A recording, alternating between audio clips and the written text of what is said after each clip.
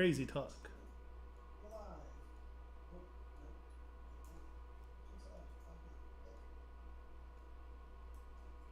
Ooh, ooh, ooh. There we go. Are we live? Awesome. Still waiting for you on the YouTube. And Facebook. I can't. OBS has completely taken over this screen over here. I have. Jesus. Oh my God. It's always something, isn't it? Hello, kind and gentle folk. How are we doing today?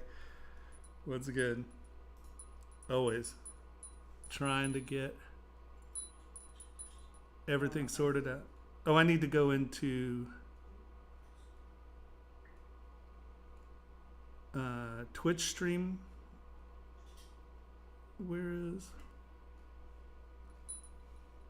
Twitch streaming?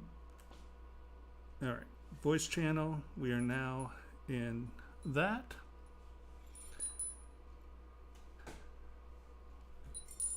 Hi. We got good bandwidth this week. I don't think we're going to have any problems with that. Have to, but see, I got this weirdness going on here. Hold on. You can hide. Chat's all weird because I can't get OBS to go down. All right, well, we'll just.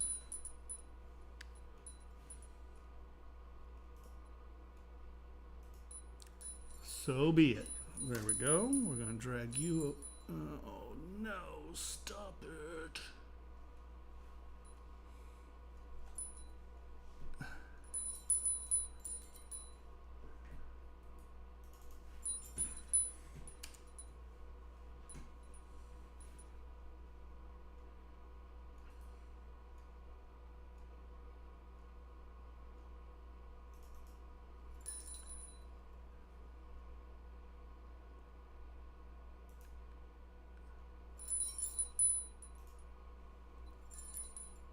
How do you get a program to minimize?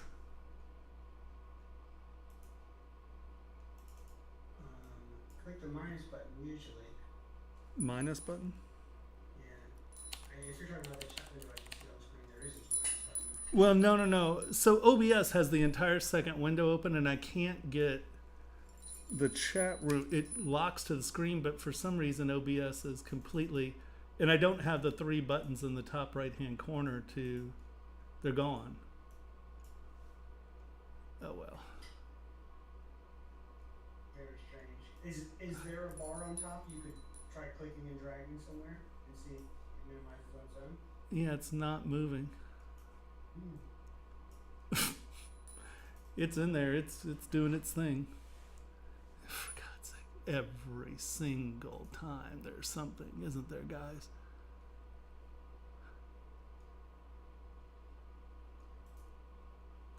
Nope, that's not what we're trying to do.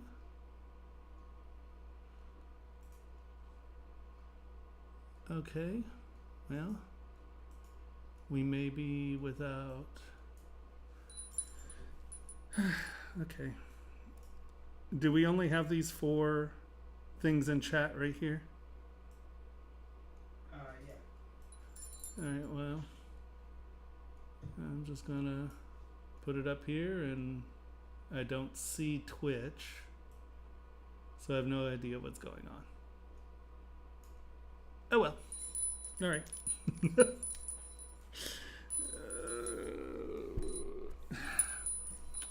See, I'm a sculptor. This does us no good, does it? It seems alright to me. Facebook is not live. It still says going live soon. So RestreamBot failed Facebook. But I don't think there's anything we can do about it. Okay, so now we're airing out here.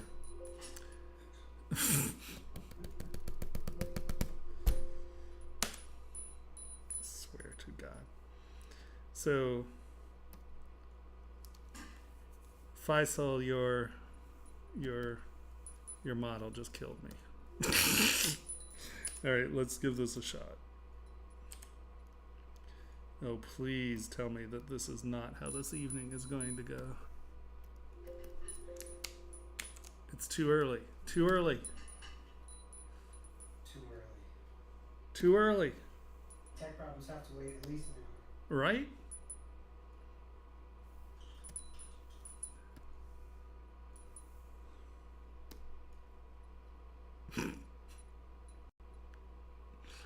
Ooh, the joy.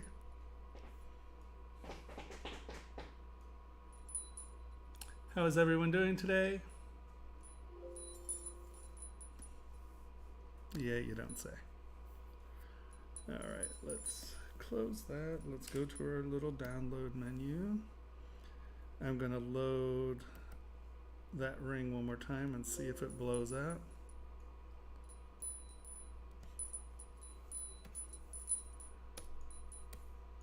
Okay. So we got a ring. That's good.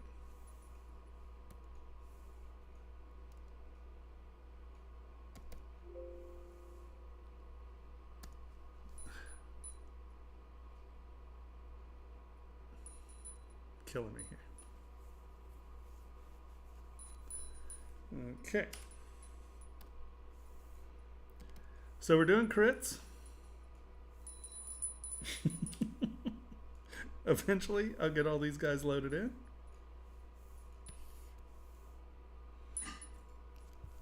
Anyone doing anything exciting this week?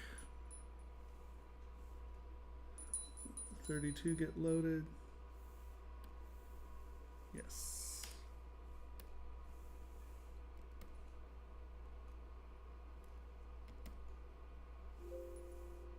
Uh-oh, here we go. At least it let it happen.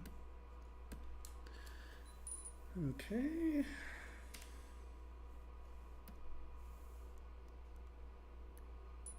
It seems that you have trouble opening the ZTLs that I convert from ZBRs. Why is that? I don't know. Just happened a bunch last week too that we would have a ZPR, I converted it to ZTL, and it wouldn't make it open. That's bizarre. You're converting it in ZBrush, aren't you? No, Voodoo Magic. Yeah, it's in ZBrush. Well, I don't know. Sometimes you have other things. No, I just open it and click Save As.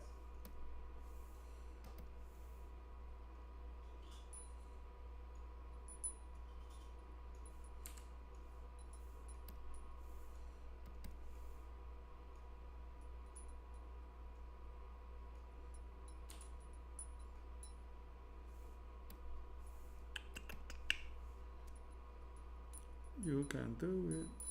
Are those the same?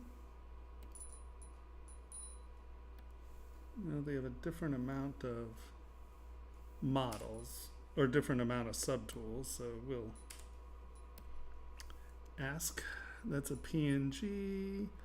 I assume that's an STL. Were there some STLs? Okay, yeah. Yeah, okay. Two will be hit. All right.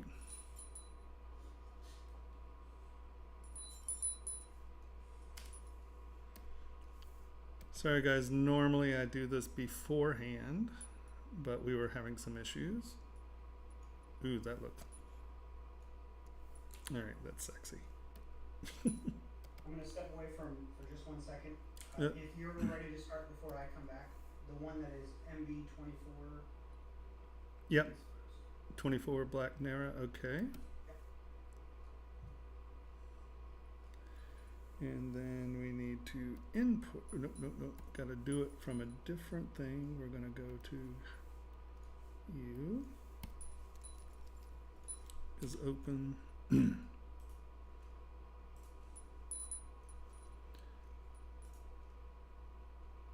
Import, oh. Have to go to,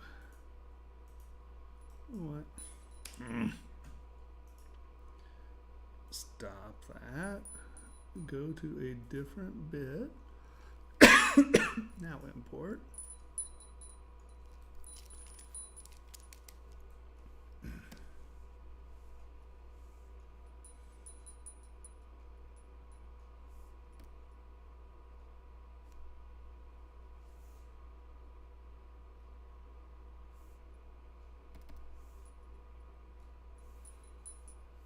Where'd everything go?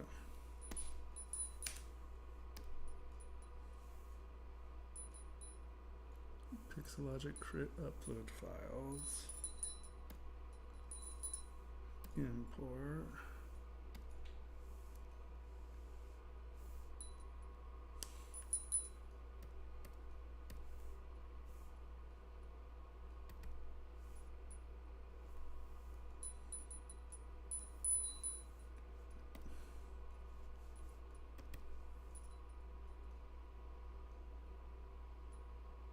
Why did that not come in?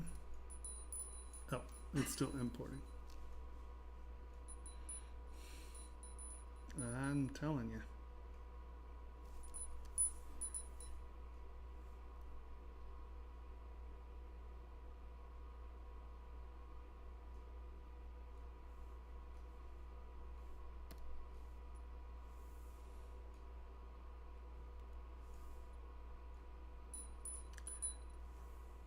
Okay.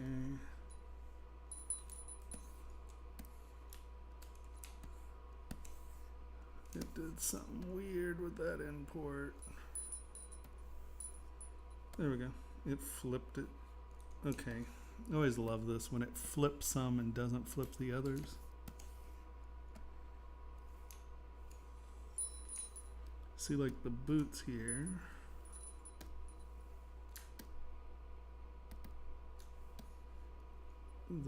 Nope, stop it. There we go. Flip those, and that might be our solution. Is that everybody?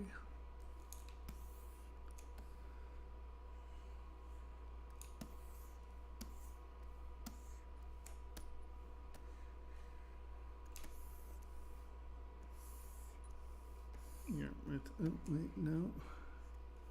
We still have something here that is half flipped, half not.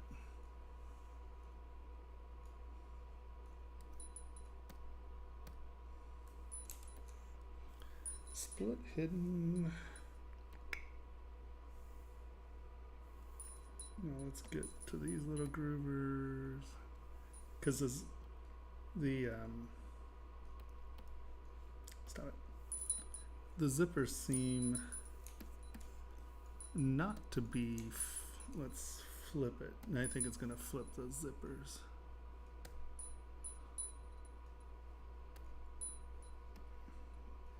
Yeah. Auto group.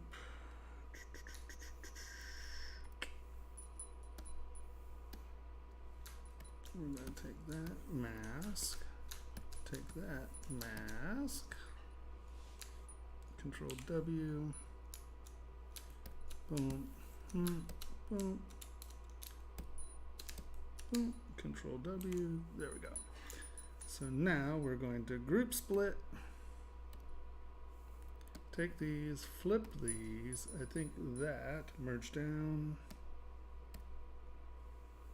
I think that's going to solve our problem here. And whatever you created this in, it had some weird normals, and that forced it to flip normals when it brought it in. Let's just make sure everybody is. Oh yeah, some of these are single-sided. Was this in Marvelous or something like that? It appears we're missing buttons. Some stuff didn't come in. Looks like we're missing some buttons there, but that's okay. All right. Ta-da! Now we're ready to look at it. I think this one came with a reference image. Yeah, this was. I think the reference image was from last week, if I remember correctly.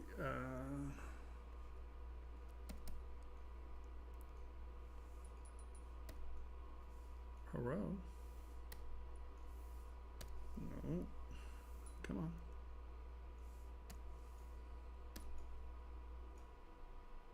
Yeah. So that is the reference image. And then this is our model. Okay. We're good. Whew. Let's start at the top here.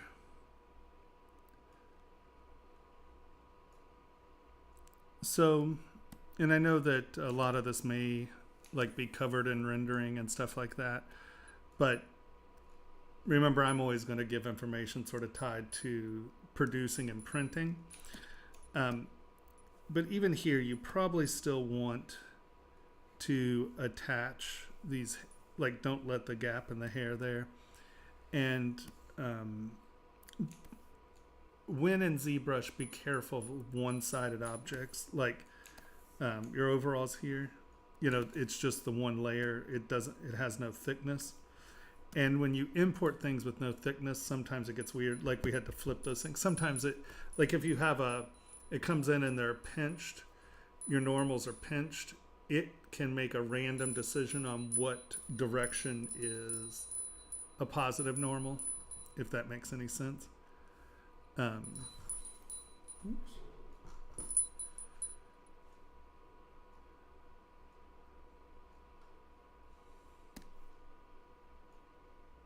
All right, so let's see what we have here. And the only other thing I'd say to be careful of is having things cross over each other, and see how these are actually going through one another. Pick and make one of them go on top of the other one.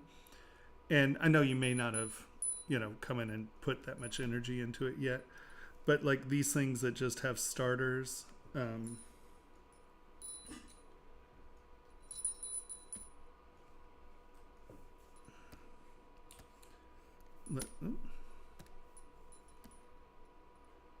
move topological. Are you using anything special for navigation right now? We just got a question in the chat wondering if you're using a 3D mouse. Oh yeah. Space Mouse Enterprise. I was going to mention that. Yeah, we got the Space Mouse Enterprise today. And so, yes, we are using it.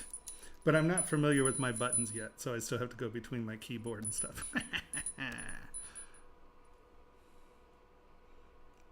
But it is funny that the Space Mouse still, when you have local, it's rotating off that pivot point? Or is this just in an odd place as far as the center of the world goes? Your armpits are actually higher. Right, this is actually going up and under the breast, so this is actually kind of up in here.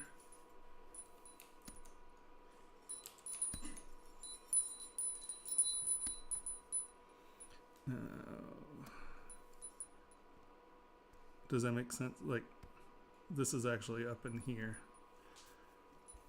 The armpit isn't that deep. If you see what I mean. This is very large. Wait, do we have our, at the start,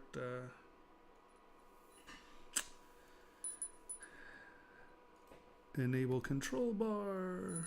Control bar is enabled. So that off, turn that on. If you look at the distance here, compared to the distance here, the distance of the armpit is really the thickness of the delt. So that's just a little high or a little low for the torso. It all kind of comes up under the deltoid. It doesn't resolve where that intersection is. Right. It's got to cut back and up. And then the arm looks good.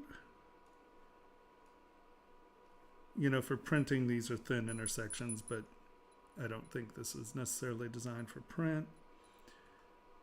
your fabric your folds and stuff look good. They're just very low res to be able to retain any kind of real resolution. But if it's a game asset or something like that, I don't really know about those, so the resolution may be perfectly fine for that, once you've painted it or whatever. I know the boots are pillowy, but they look really puffy. But that's, could be the style of the boot.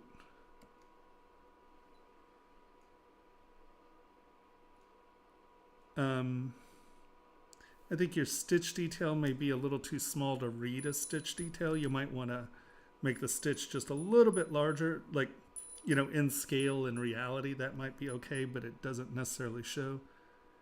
Your wrinkled up fabric looks good. This stuff looks good. These pinches and stuff read well.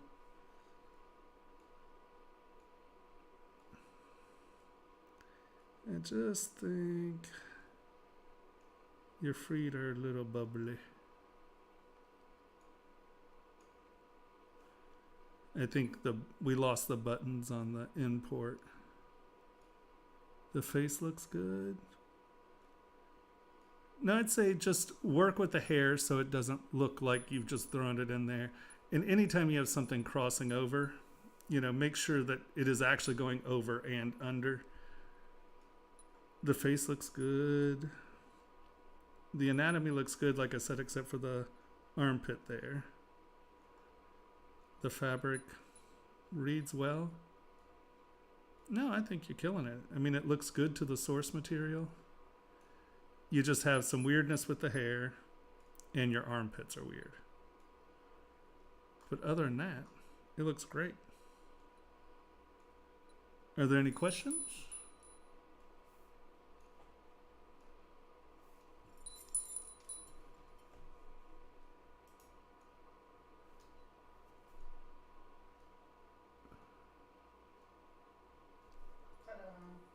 It's weird. My messages are not updating. Until you click OBS. Yeah.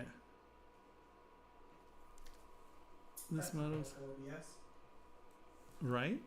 OBS is being a pain in the butt tonight. But at least I shouldn't say that, because then it might actually become a pain in the butt. Right. Don't tell it. Maybe we'll switch Streamlabs OBS. Shh, don't say things like that in front of it. Say it out loud, though. I know.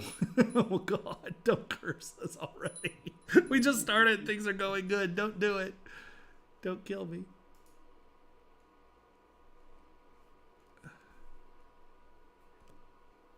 Odrina, what's $3? MicroPython? I don't even know what that is. It's a little snake? Yeah, it's a little snake. It's a little snake. All right. Okay. No, it looks great. I just think that, yeah. Like I said, your feet are a little odd. They're a little round. But, that could be the boot style. And then the armpit. If you look here, that's a little bit more where your armpit would be. Are we ready for next? We sure are. Next up, Profil Singh. Oh my God. Oh yeah, Buddha. Is that? I have all these by first name. Yeah. I have no idea what any of them are. Is that Profil Sin? Yes. Happy Man. Ibasu. Yes. It's an Ibasu, which is a sort of a blend between Japanese mythology and Buddhist mythology when they came together. He's a happy dude. Often you'll see him with fish, like a fishing line. But he's a deity of fortune, thus the gold piece, and the gold piece hanging off the stick that is a bag of stuff. Hey, looks great. Hey, in OBS, what's your desktop audio set to? That slider. Is it low? Yeah, I'm being told they can only hear me through your speakers. Oh, you know what? I have. Hold on. I'm listening to you through the TV. Maybe this has something to do with something. OBS. Audio input. Desktop audio. Hold on. Now chat's in the way. OBS. You're being a pain in my butt today. Say something. Something. I'm not getting any desktop audio. Hold on, let me... Check. Chicken nuggets. Check. Alright, so that's plenty loud. Let me put my headphone in. Sorry, I forgot. And let's see if this does anything for desktop audio.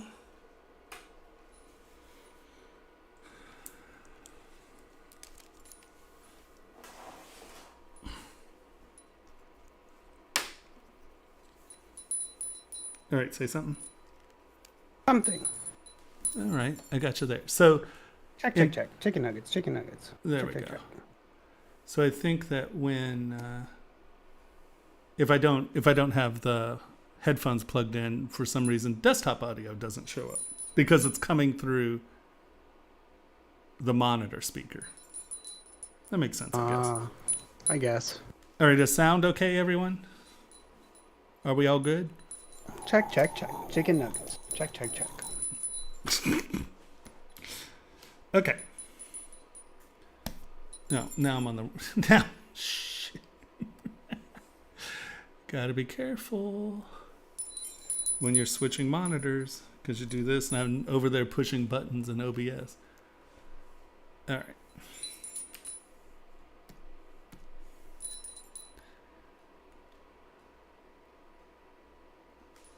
Well, my earrings chime. Sorry. They're loud. All right. So, as far as the block up base model, you're killing it. I assume that you're going to go in and try to do more detail. It looks like it's something you might try to print. At this point, I would say you need to divide it and get more geometry into it, because then you can actually work on it, And it just comes down to things like when you don't have enough resolution, your seams, your intersections get soft. And I think that is one of the issues we have going on here. I'm using twist. Come here.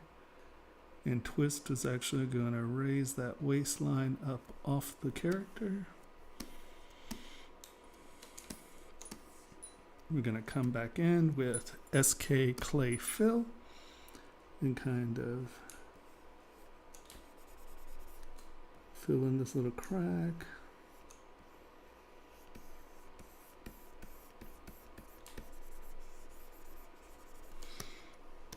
And I'm not being super careful, so you're going to see a little surface lumping there. I'm just going to knock that back. We can lower our resolution. Smooth those little lumps out. Of course, I don't have Smooth Stronger selected yet. And you can see even just that one thing, right? By giving that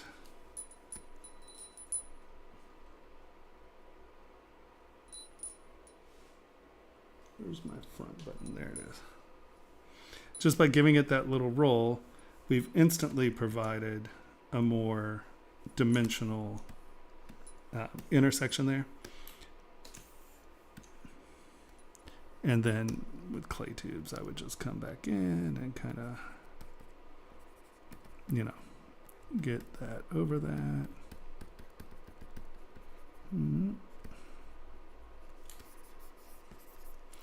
And then your knots, a bow is really something going behind and in front.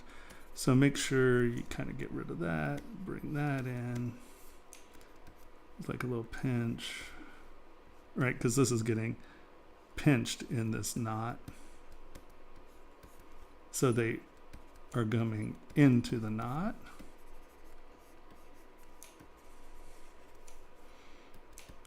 Right, into the knot.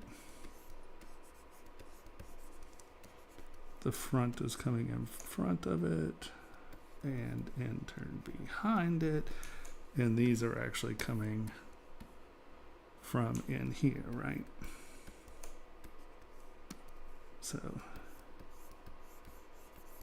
you'd probably have one of these crossing in front of the other,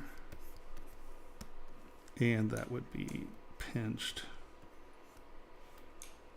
So be doing something similar to that up there.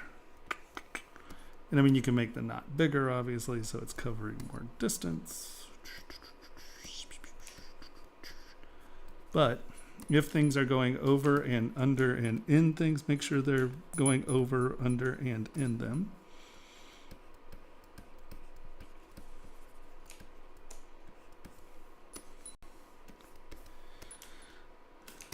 Right.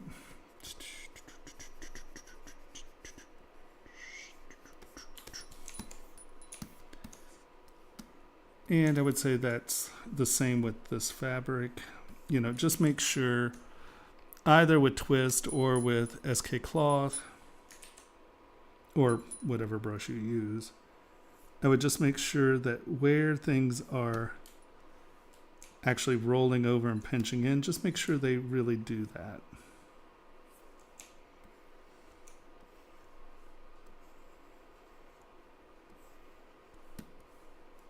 If that makes any sense, because even just that little bit of pinching is really telling a much more convincing story of fabric going under. And when I say don't draw on your surfaces, this is one of the few circumstances you can, and that is because we are trying to separate the fingers. Don't let them get webby. Separate them. That helps a lot. And then, you know, here's another place where SK cloth could be helpful, because this Ibisu is really lumpy, or whatever. I can't remember what the Buddha is called. There's a name for it. I can't remember. I'm just going to leave it at that. We're going to go SK cloth. Where, yeah. Did I change it to this chisel brush by some freaking nature? I think I did. No, there it is. I'm just going to change the directionality because I want it to be going, since I want to draw down because I have more control over my brush going up and down, just right. It's a lesser gesture. And so I'm changing my my gravity to be pointing this way, because as I come in and put these creases in here, I want the fat to be rolling in that direction. So instead of have it going down, or actually SK cloth goes up, but I'm changing my directionality and I'm pulling it out towards me a little, so it's not going straight down, but it's coming out at an angle towards me. Boom. And you can see by just doing that little bit of gravity, you know, you can put some fairly convincing fat wrinkles in. Come back in with SK clay fill, and you can fill them up behind it. And it'll give you a little bit more here. Let me undo that, and I'll just do it with a bigger brush so you can kind of see what's going on.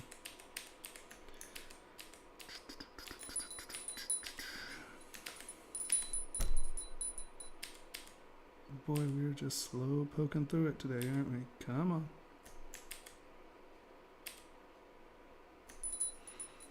on. SK cloth. Got it out. I'm going to make my brush a little bigger so you can see what I'm talking about. Right, do you see how you're getting Now this is melodramatic, right? But I just wanted you to see how, right, and see how the gravity makes it appear as if the meat is rolling over. You can just, now that we've changed directions, you can do that as well. And you can see that you get some fairly cool, sort of realistic fat rolls. These are too big. I'm not saying change it to this. I just want you to see how the gravity and the SK cloth can help on that. This intersection with the breasts that are rolling over and onto the belly. That is a fat roll. So don't be worried about putting it in there. Obviously, I think here's where SK twist can come in handy again. Let's get those get the earlobes up. SK clay fill. And now you have separation off the surface. Right, it's just because when you were sculpting that low poly, you didn't have the resolution to get these things to separate. And that little bit of separation is important. Twist. Wrong direction.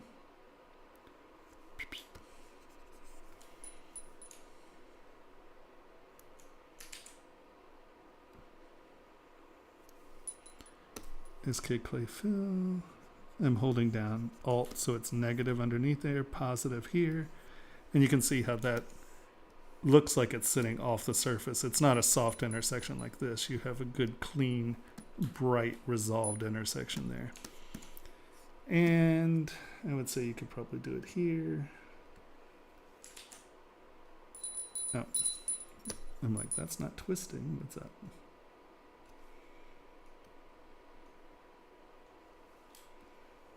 Smooth clay fill behind it, and you can see you can get nice, clean, sharp intersections without taking dam standard or slash or cracks or whatever you use and cutting it in.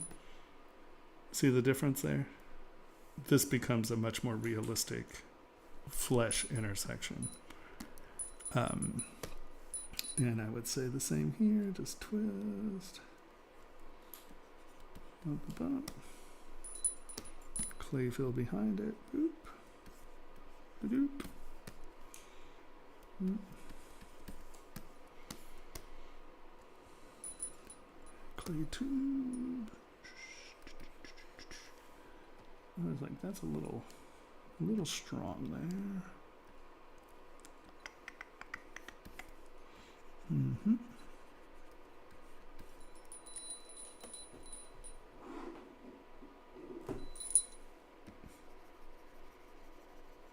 Henry, did we post something on Instagram recently? Yeah, we posted a lot of things on Instagram recently. Oh, just looking down, it says my thing keeps flashing over there, and it says 100 notifications on Instagram. I'm like, what? Yeah, it's probably going berserk. I posted like 5 Okay. posts today. I'm like, Jesus.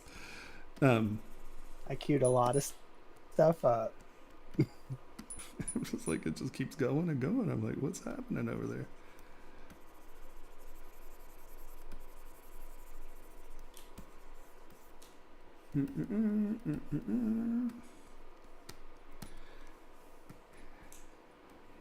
Eyes.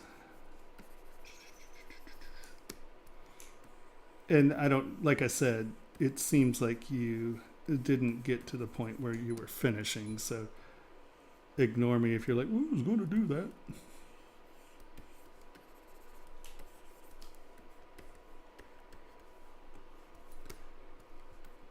Yeah, just make sure to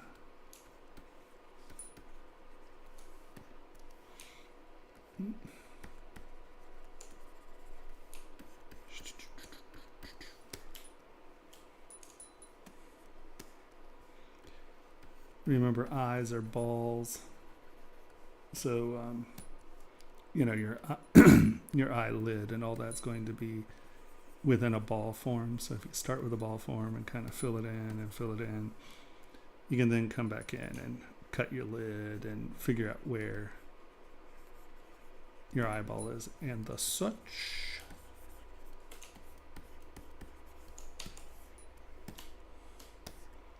And if he's that fat in the face, he's going to have pudginess in here. This isn't just going to turn into a flat eye, right? You're going to have some weight in your eye sockets as well, which lead to the big wrinkles, which show his jolliness, right? Our happy wrinkles come to the eyes, so.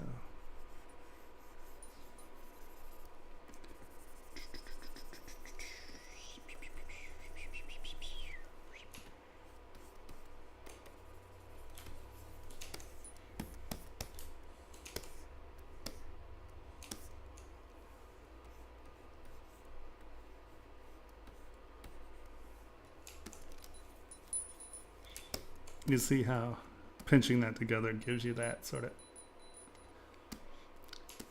joyful eye squishy thing happening there. Come on. He looks super joyful and eye squishy, doesn't he? Oh, yeah. Happy Buddha.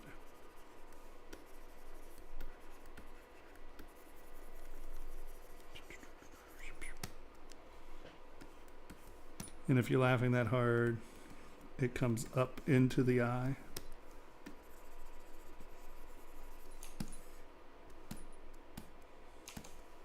Yeah. Upper lip.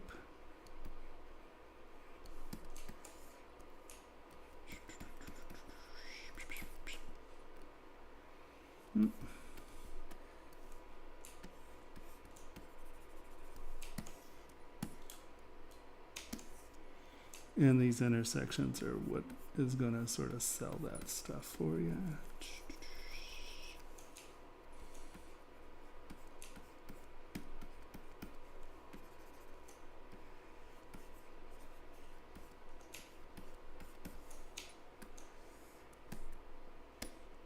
And I think that just sharpening up your stuff, right? Because once again, you were doing low poly. At the belly of some of these drapes, just give it a little lip because it is actually rolling a little. It's not all just flat. Right, it's not just a smooth, you know, it's not just doing that where there are no curves. They actually get folds over the weight, right? So just down in some of these that are the bigger ones, just give it a little bit more clip where you actually see, like, that one looks like it could be folding because see how there's a lot of weight in this one. So beef that one curve up. See, that's fine. That doesn't need a full fold. But this one looks like, you know, there's enough there that it's actually folding. So just to give the eye variety as well, it's good to have a few things that are different. Right, you can see how that gives you a nice feeling of fabric folding. This is definitely going over, right? So make sure that it goes over, over, over.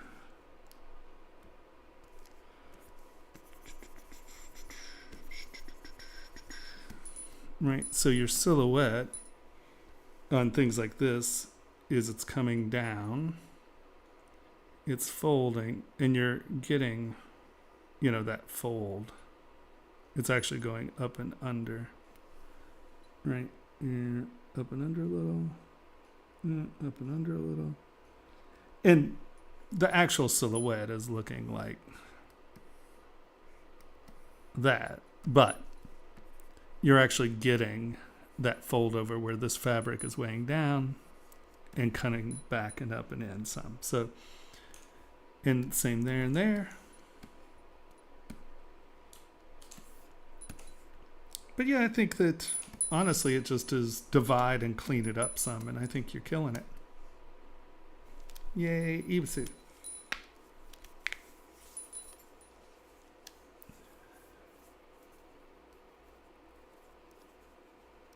All right.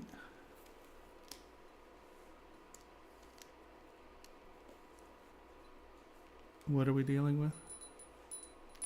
Are these questions or y'all just chatting? They want me to control your OBS so I can have a boop counter on stream. A boot counter? Boop. Oh, boop. Uh-oh. You controlling my OBS We have could one be trouble. question. Yes. Right. We have one question. What would you use for hyper-realistic hair? I don't really do hyper-realistic hair. I mean, so are you talking about for gaming, like a gaming asset, or are you talking about for printing? Because hyper-realistic hair doesn't really work super well with printing because it's so hairy. You know, you have to stylize hair or it prints like poo. So if it's for gaming assets, the hair tools are pretty darn nice. I saw a rendering the other day that someone did with the hair tools of a dog, and it was gorgeous. I was like, holy Hannah. So I know the hair tools. They said for render. Yeah, I think the hair tools in ZBrush work pretty well. I don't use them, right? I don't, because I'm always going to Dynamesh them together and then come back in and sculpt over it and make it a sculpting issue, not a rendering issue. But I've seen some beautiful renders of hair with the hair tools in ZBrush. But I'm not a renderer. You know, I mean, everything I do is coming out of the machine. My rendering is legendarily not great. We wouldn't know because you just take a picture of it with you take a picture of your screen with your phone. So how would we know what your renders really look like? That's really true, actually.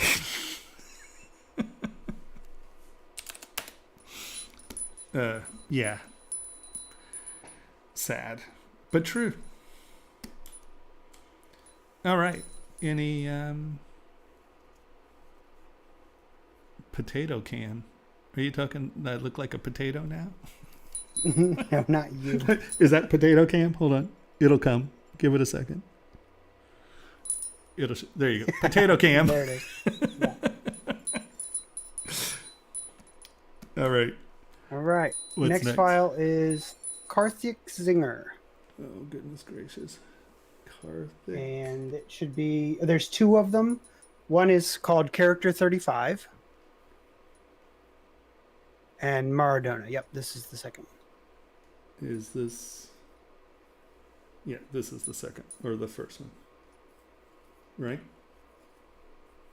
Yep. Okay.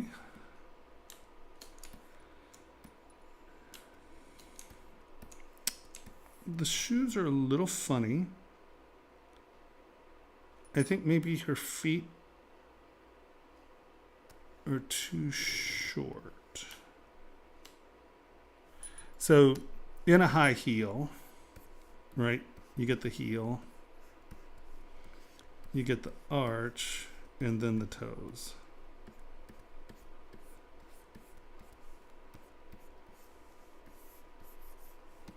Arch, toes. So I think you just kind of cut her toes off. That's why normally on high heel shoes you get the cap of the shoe and then the heel of the shoe, and that's what really holds the shoe on in a high heel. And then this is just what's attaching it here. So I think you and obviously that's a little melodramatic, but I think you cut her toes off by just making a straight line. Because, hold on, let's turn everyone off. Let's look at her feet real quick.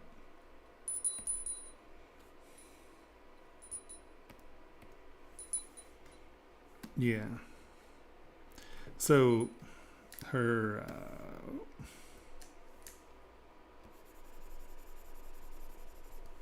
let's do the lasso.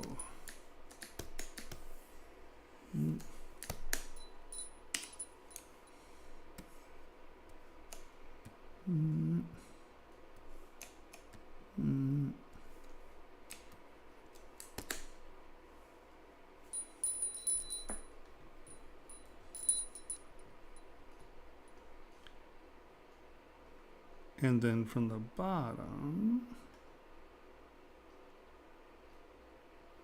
you know, your feet aren't just tubes. You're going to get a little bit more of this going on. Toe.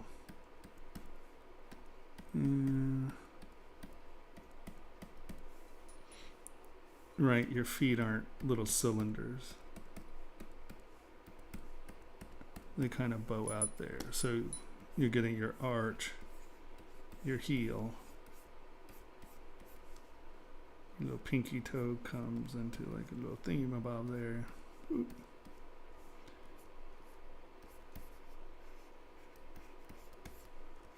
So your feet are never just little, well, unless they went through foot binding, of course.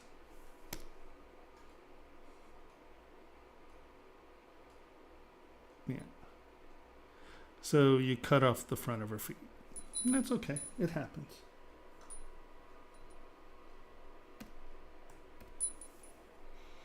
Now clothes-wise, see, these are good seams. They're nice. Were these done all as separate pieces? It looks that way. Let's.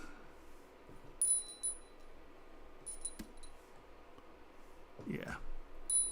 So by creating them in separate pieces, did this come from Marvelous or something like that, where it's producing it in pattern parts? Is this person here, Henry? I have not seen evidence to support that they are here. But you can see here, kind and gentle folk, that by building these in separate parts, see how you're getting this fold seam and it looks good, and you can see that those are stitched together, where if you just come in and you just cut a line and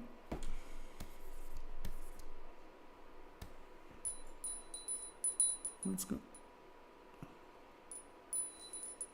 Why is that being weird? Okay. Being weird. We're not even going to deal with it. But you can see this is a prime example of what I mean by not just cutting in surfaces. Now, you can do this without making them separate surfaces, but this is a really, really good example of what happens. So as you can see here, this is coming up, and this surface is a different angle, and it rolls over, right? Because that's why we get this bright edge here. And then this is facing a different direction. So you're getting, this is dark, and this is a little brighter, even though they're roughly the same, right? You know, this is the same plane, it's just out here. And the thickness of this is making this a slightly more reflective area. And you can see this is tonally darker than this.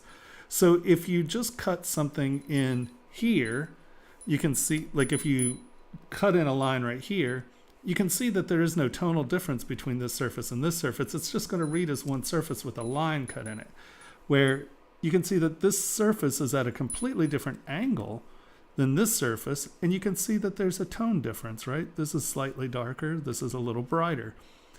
And as we move it around, that may change from brighter to darker or whatever, but you can see that they're not the same reflective surface, and that's what that is what makes things look like they're different surfaces. Now, these are different surfaces, but you can see that it's a really big difference than just cutting a line in something. So the fabric looks good. Once again, if you're rendering, that doesn't matter. If you're going to print this airspace back here could cause you grief. Same with the belt buckles, but once again, if you're only printing one, if you're going to mold it, it's a different issue. But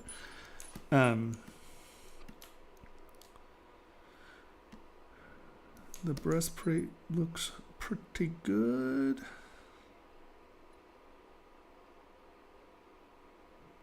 The fabric on the gloves look okay. But here you can see that they took a little bit of time to try to get it to where like things are trying to go over and under. I say trying because you can see right here, right, these are intersecting. You can see that it's real. It's You know, just coming in.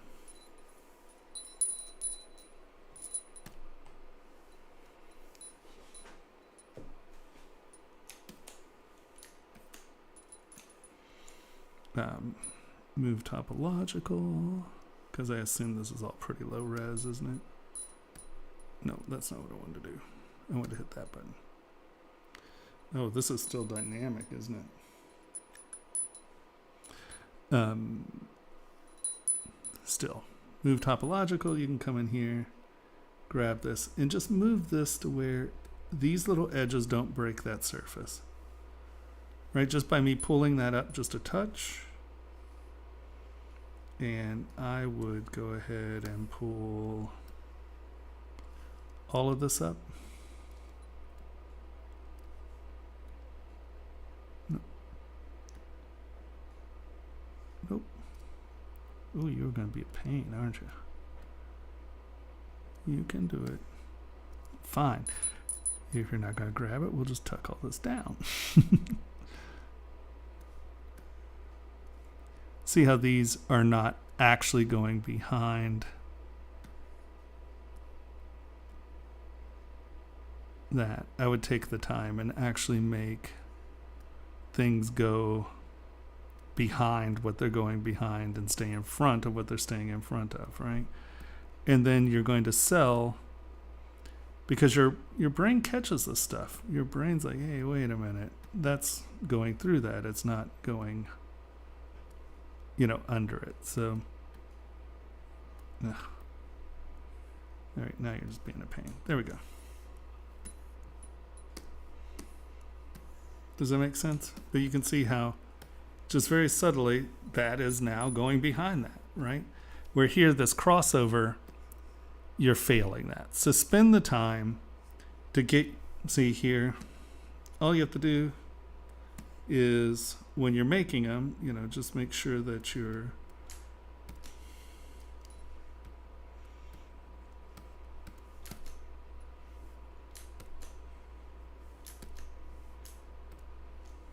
really, come on, you, there we go. Just make sure these are on top, so you have a clean intersection there. Come back here, boom.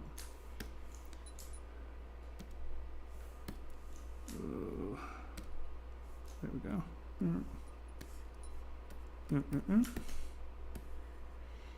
And then when you come back here, that looks like that's going under, that looks like that's going under, and that's a very important thing to do when you're doing anything. Fabric, things that are flaying around, hair.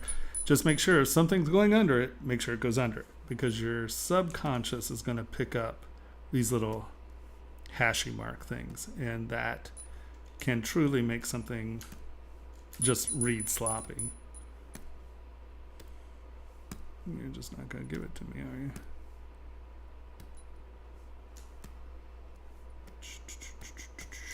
I don't think that's the one,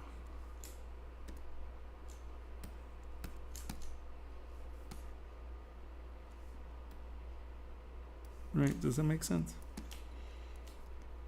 I think it really makes things clear, and then that way you don't wind up with this weird kind of geometric crossover stuff.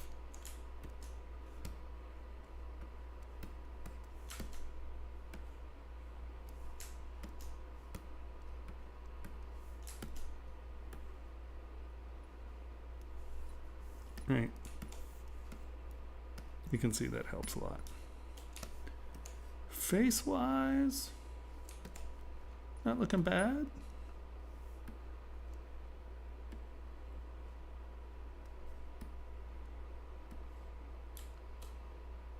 Yeah. Ears look good.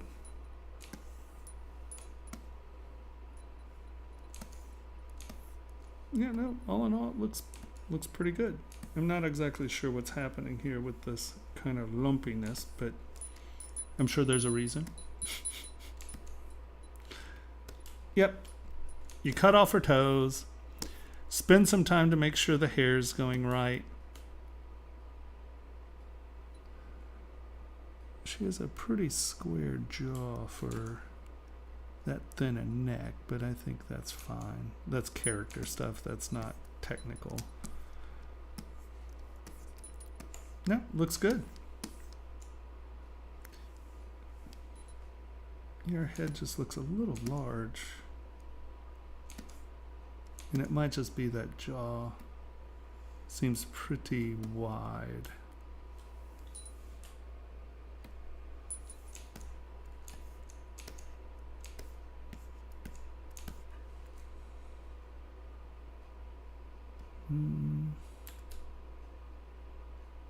It might just be my eye.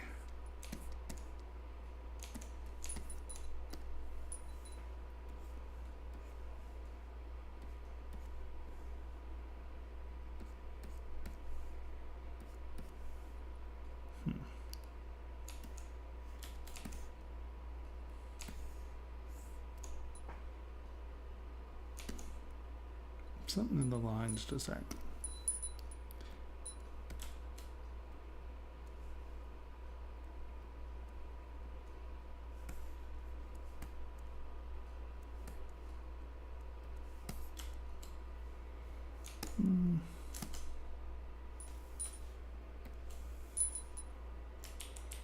Yeah, I didn't do it.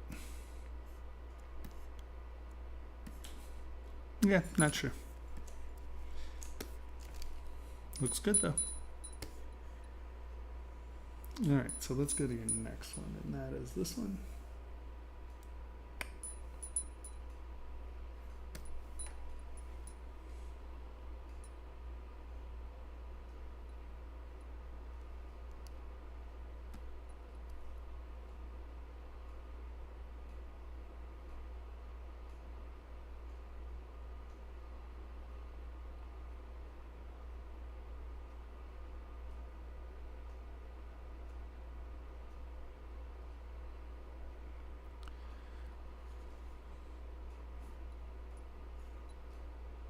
I like the hair stylization here. I would say, once again, if you're going to print this, you're probably going to want to crisp up this edge a little. Maybe, I mean, it's a fairly soft sculpt, so that might. I just think you're probably going to want, especially if you're printing, right? You're probably going to want, and I know that this is not symmetrical, is it? Is it? It might very well be, actually.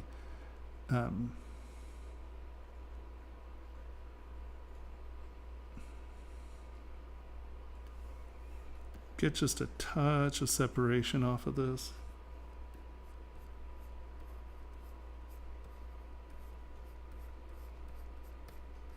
It's going to give you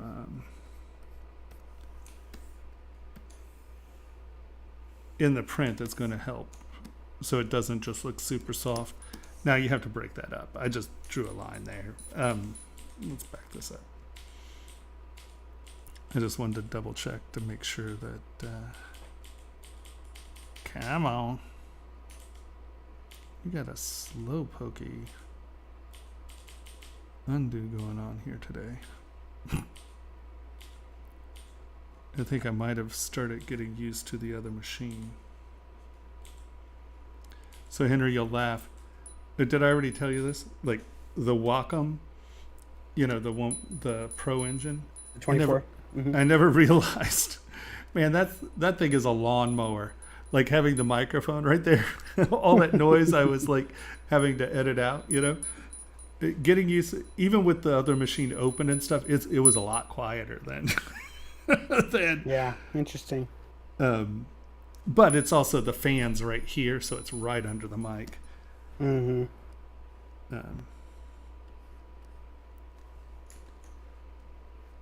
You know, you may want to come in and I'm doing that the wrong direction.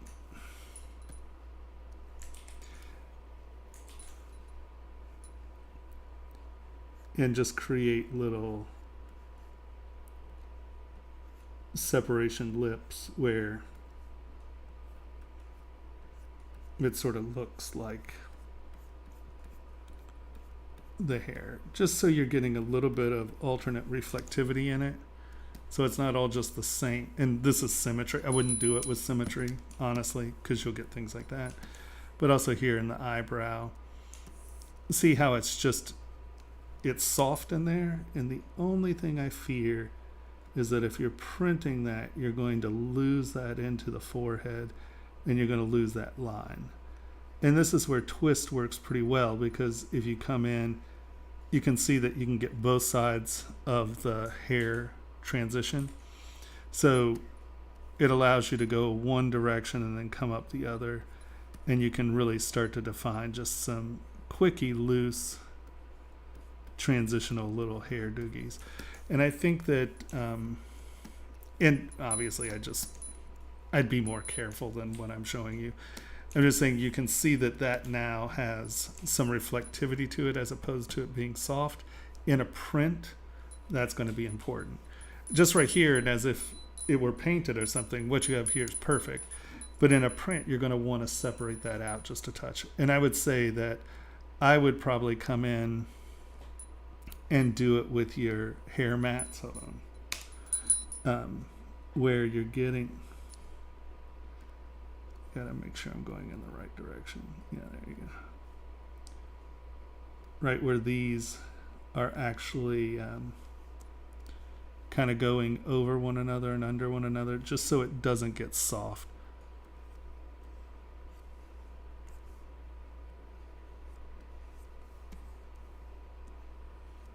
You know, just have them.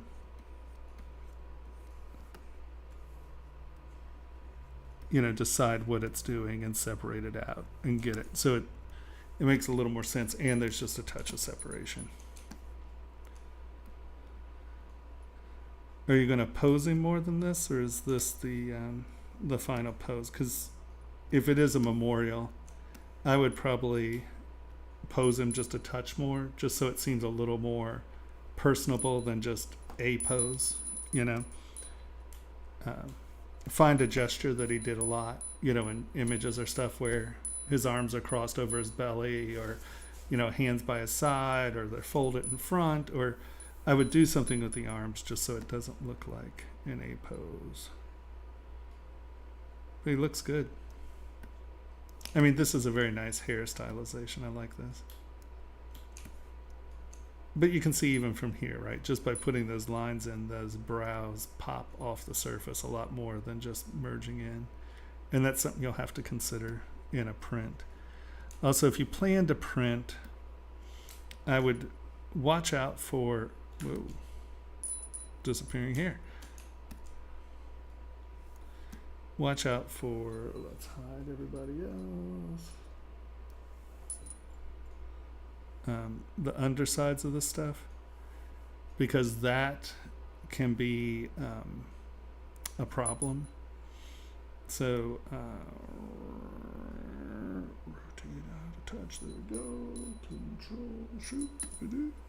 Oh, I have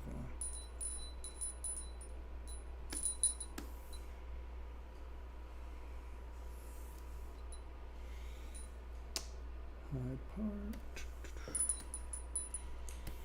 I'll come in behind here. I can't use that. I need, and just in the center here, away from that edge, because you want to sell the idea that that's still a, you know, a floating collar. Flip.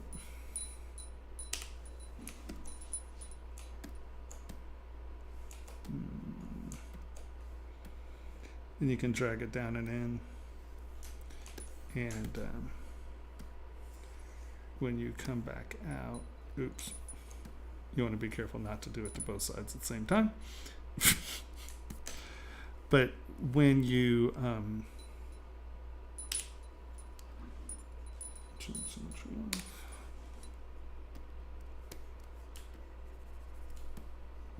when you're trying to do collars and stuff, things that are folded over, you don't want that trapping, because that's just something that's going to click and fall apart, and it becomes a real point of fragility, where if you just come in, do your collar. Here, let's kick this up a little. And you can just scoop it out just a touch, so it's not a huge overlap, right? So you don't have that huge undercut. As long as you have that bright edge in that transition, you can cut that back just a little in there, and it's going to read fine from out here, right? So as you're looking at it, you're not noticing that it's not necessarily floating, right? As long as you just give it that little lip, and that allows you to have something that's not going to break off or crush or chunk easily. All right, and that.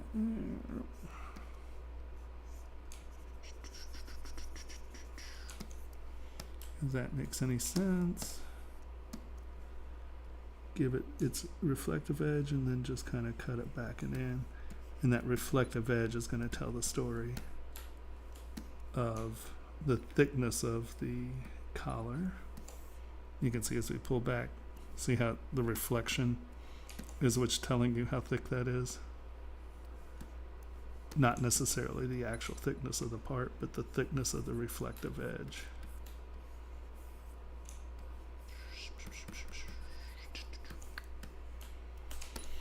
Right. And so that's not going to break off or become funny later. Here again, I would probably, and I know why you did it, I would probably have this logo very crisp someplace else. And what I mean by that is, like on a different subtool, import the logo as a 3D object, put it into the surface here, and then once you decimate this, you can come back in with Sculptris Pro and project it at a high res. I'll show you what I mean. Here, let's.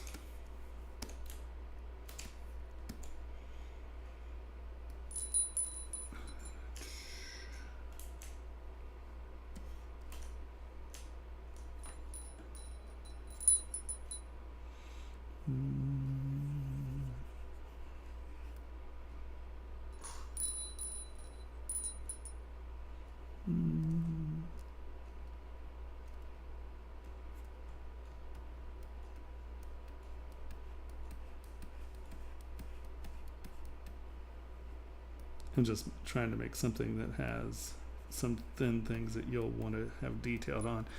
And so now you're going to extract it. I'm just going to do a quick extraction. I'm not going to worry about it too much. Boop, there we go. Accept. And now let's just do something real quick with this. All right, so this is your high detailed. I'm going to put just, we're going to divide this first.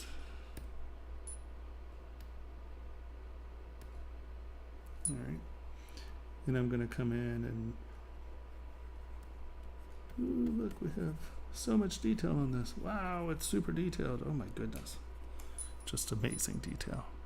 I know it's shocking how awesome this detail is. And I'm going to put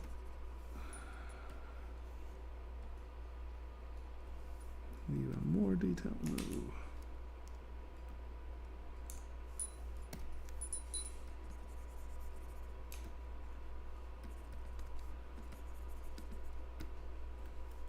And right, this is just detail that is not going to show up in a model with this resolution.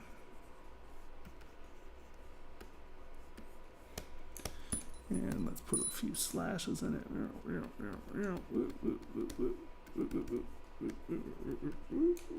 Detail. Now let's turn our chest on. Let's lower this down to where it's the thickness. Right? You only want it to read like a patch, right? So you're doing that. And so now let's come to here. Turn transparency on. And I'm going to, we have to unmask that. I'm just going to use the project tool.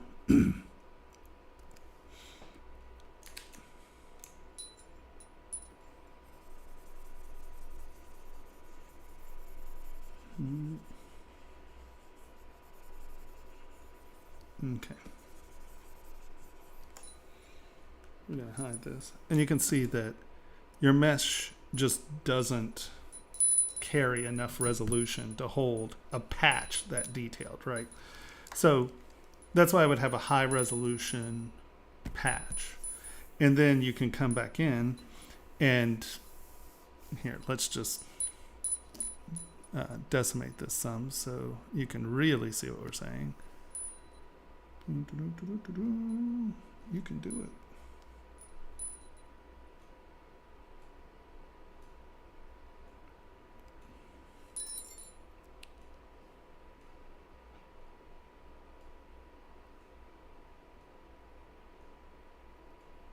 Yeah, I don't, you know what? I have no idea about the pre-made clothes and DAS. I'm trying Is to there get, an alternative to Marvelous Designer? not that I know. There are a couple pattern making softwares, but I don't think they save as STLs. As far as the true fashion software, I think Marvelous is one of the few that will export as an STL.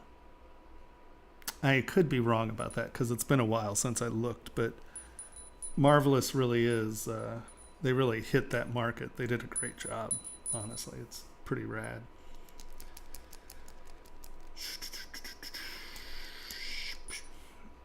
All right, are we decimated? We are decimated. So I took this jersey down to 150,000 as opposed to the couple million. So as you can see here, we don't have enough geometry to pull this off. So what do? It's decimated. You're fine. We're going to come back here to our high resolution patch, right? And I am going to mark this as my history state. So hold down Control and tap it, history. We're going to come back here. I'm going to turn on my history brush, but I'm also going to turn on Sculptris Pro and my history brush. And I'm going to make my brush smaller. And we'll go over it with, come on. Why is my draw size so huge? Oh, that's the wrong draw size, first of all. There we go. I mean, what is going on here? Okay. And so now I'm going to come over this, and you can see that it's instantly adding more geometry to it. Now, here's the thing. If you'll notice, this is going back. We have something on, oh, there's an extra layer in there on the model. This has, see how it has this geometry back here. So it's projecting to that. So let us do this.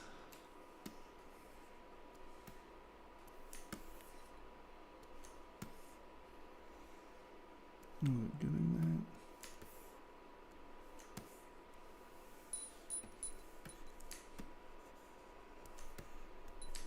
I need to get rid of that little lip.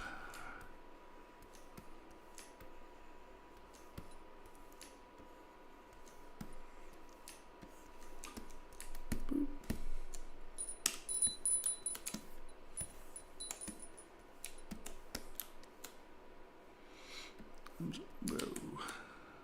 I'm just going to pull that down. That should get rid of that.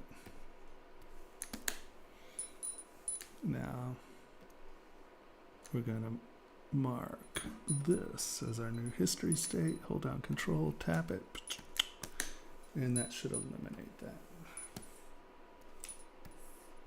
History brush. Interesting. So what you probably need to do is also make, so before you do that, make a, here, let's duplicate this, merge down. All right. So now you have a flat surface. It's going to ignore that backside, or at least it should. Let's see if it does it now. Sculptris Pro. Oh, Nope, because once we merge that down, that has to have the new history state.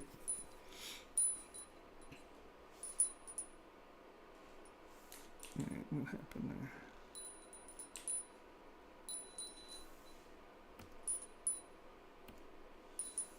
there? Oh, I merged it down to the thing that had 150,000 polys. Oh, is it the name of a con? Okay, hold on. You have to do it the other way because this merged into the 150,000. What you need to do is mask this off. Create a layer so you have a flat back on it. You can't just have the floater because it has information down in there that it's going to try to get to. Oh, that's really annoying. Here, let's do this. Oop.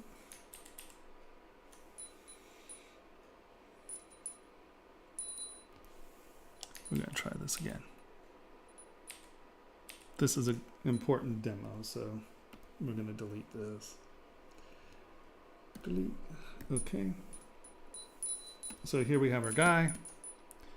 Here is our masked area. We are going to extract it. We are going to accept it. We are now going to come right here. We're going to unmask that. We're going to hide that. And we're just going to do a little masking here. Do not double. Make it a negative thickness. Negative 0.2. Enter. And now extract. And so the negative number is going to go from the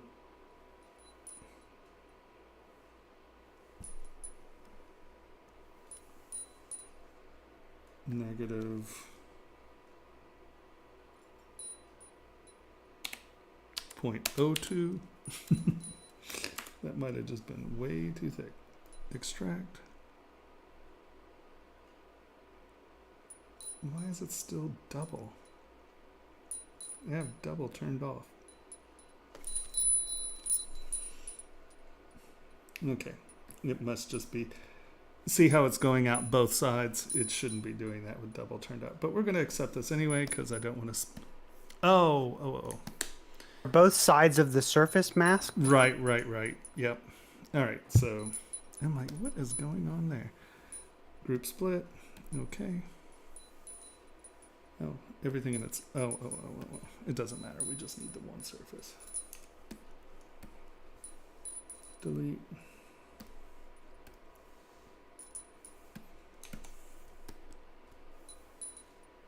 Delete. That's really annoying. Delete.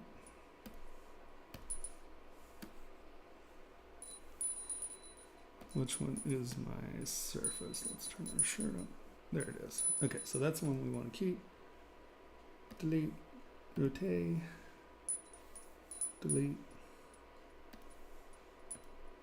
All right, so we have that, and we have our surface. We now come back to you,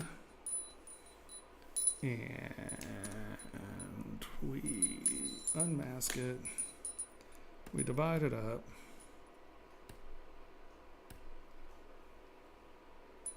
We do high res stuff on it.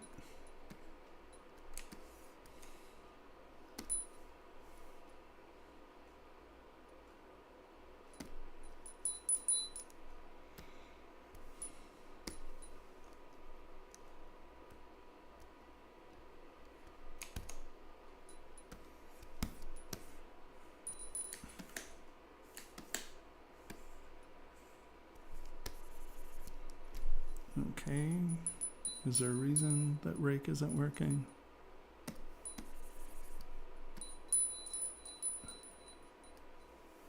No, turn Sculptures Pro off. Okay.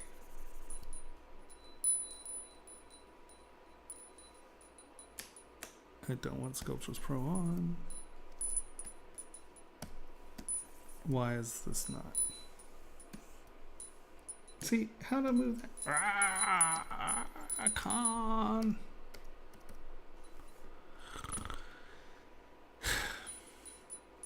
Is something masked and I can't see it?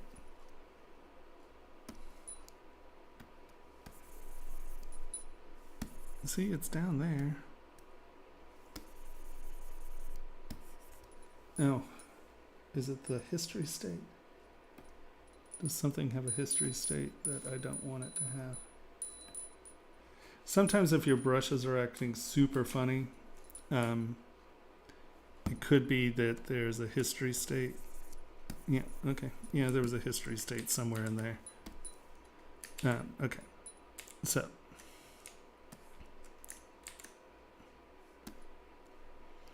Gonna come in here and use really tiny brush. Way too small for the mesh we have over there, right?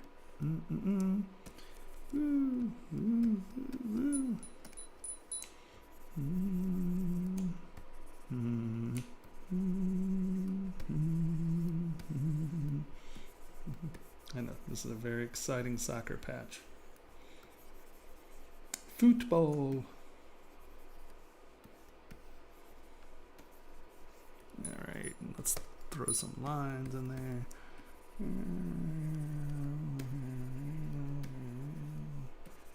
Because these are sharp, you can see them. Alright, I'm going to take this, we're going to merge down. We're going to take this, we're going to merge down. Wait, what just happened there? Oh, I merged his earrings. Split masked. We're going to go to this. We're going to merge down. Wow, for a simple demo, this has turned into a cluster, hasn't it? Okay. We're there. We need to come in here. Auto group.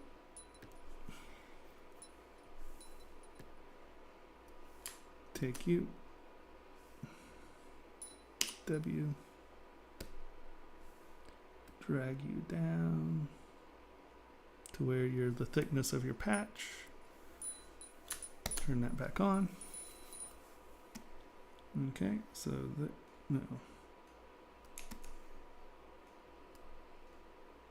What is that?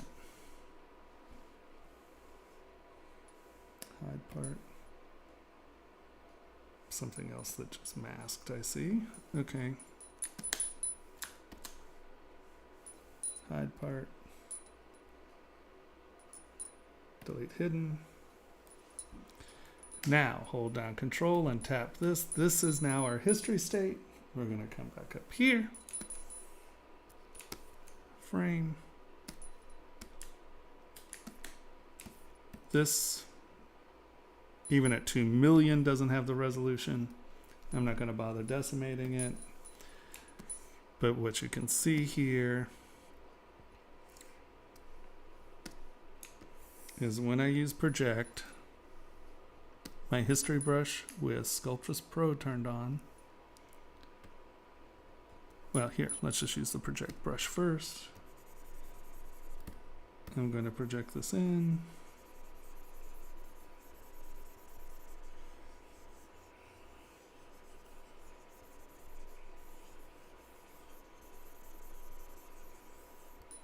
And as you can see, we don't have the resolution for it. We can turn this off. It doesn't matter because it's a history state. We're going to come to our history brush. We're going to turn Sculptress Pro on. Is our history brush on? History brush, Sculptress Pro. And I'm going to make my brush smaller. And as you can see, as I'm brushing on,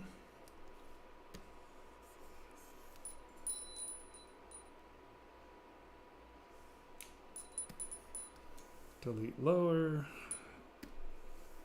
because Sculptress Pro won't work on something that doesn't have, that has multiple subdivisions on history, Sculptress Pro.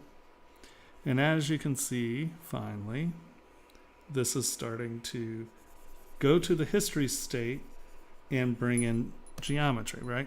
See how it's adding more geometry? Now the issue is we're going to hide this real quick. Now I'm going to make my brush smaller, and you can see I can just come in and just go over the areas that need the geometry. Because see, these edges don't really need that tight of geometry. We can just come in with the edges and give them enough geometry to get the edges sharp.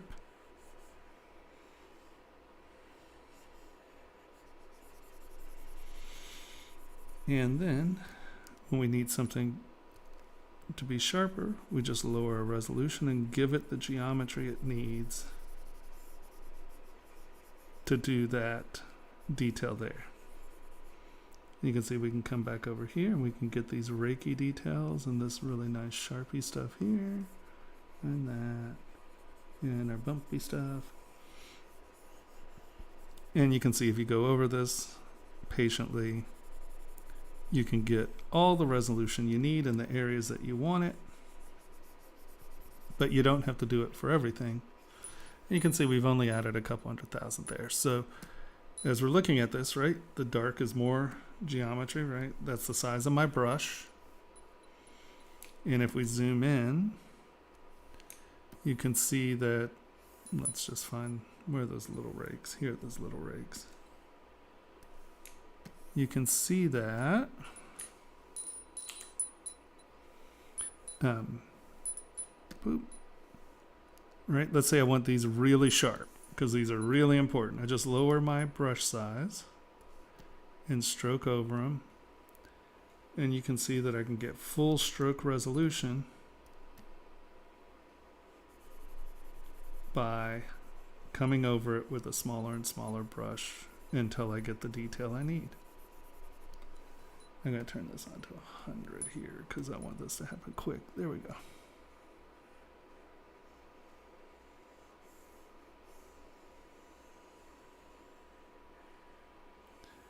So whenever you're going to do an applique or something like that on something that is going to be printed, this is a super important process.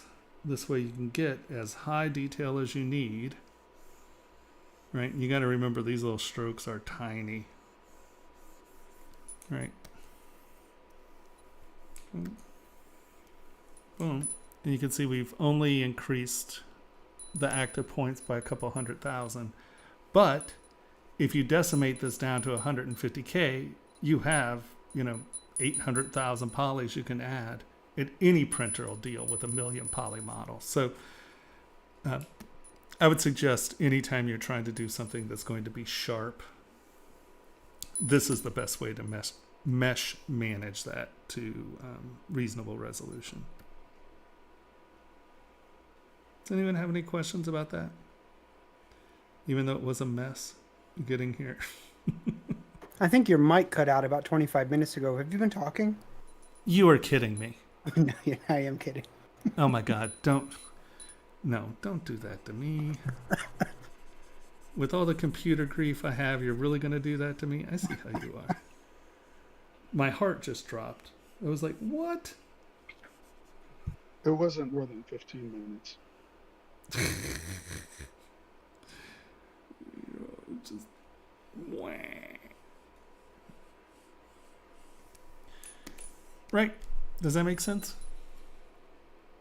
Everyone? Yep. Anyone? No one? All right. I can't hear you. You're like, you can hear me. You just responded to me. Like, oh. Yes. Make sure that you're not masking both sides when you accept, because you get very confusing results. All right. But other than that, he looks awesome. But I would definitely pose the arms. Because rough memorial.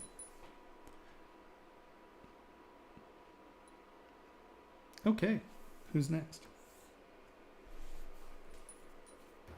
That was 2 models from Karthik. Next up, Romario.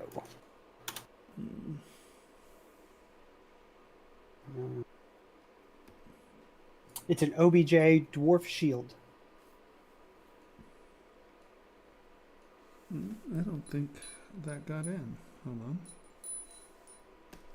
I don't see a shield up there. So import. Did I not download it? You should have. It's a dwarf and a shield.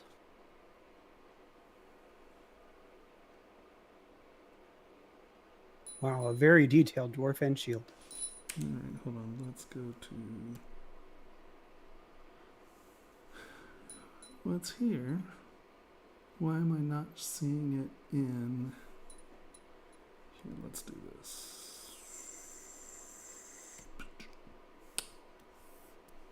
Let's just drag it to desktop and see if that helps.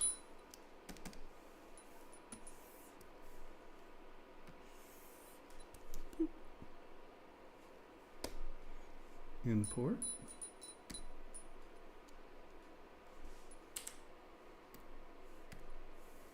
Desktop. Yeah. Isn't that weird? Why would it not show up in... Oh, here's our guy again. Right on.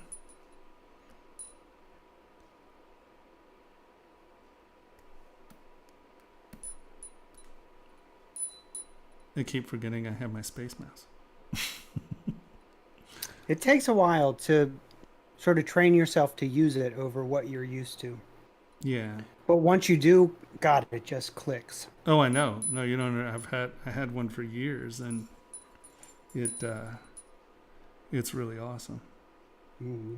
It's also a little far out of the way right now. You know, it's a little off to the side at the moment, so Yeah, got to work on your ergonomics. I do.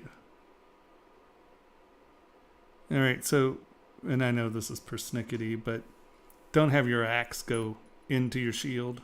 Spend the time and make sure that it's sitting on it, not in it. That goes back with the hair stuff and things like that. Stuff like that makes me nuts. Okay, that didn't make me nuts. Something else made me nuts. My mom, maybe. I don't know. Something did. And as far as your chainmail, I don't know how you applied it, but see how it stretches down here?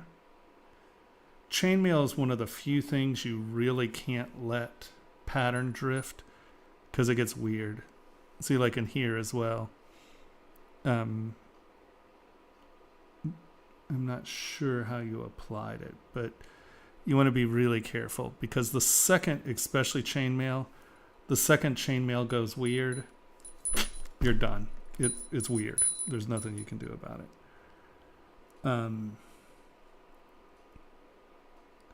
These patterns are super tight. They look good. This stuff looks good. I see you did these in separate parts, and then you're trying to get the fabric to work. That's tricky, like this trying to cross over. Sometimes you might want to wait until the end after you've like turned it into one model. Once again, I'm thinking printing. You may never do that, so you may just want to join these two subtools, and then you can Sculptress Pro that into one, or Dynamesh it into one and get it. Uh-oh. My throat's already dry. Yeah, just be careful about pattern distortion, because you obviously inflated this and it filled your holes, and your buckle is a little twisted. Right, so if you have these hard surface models, you want to make sure that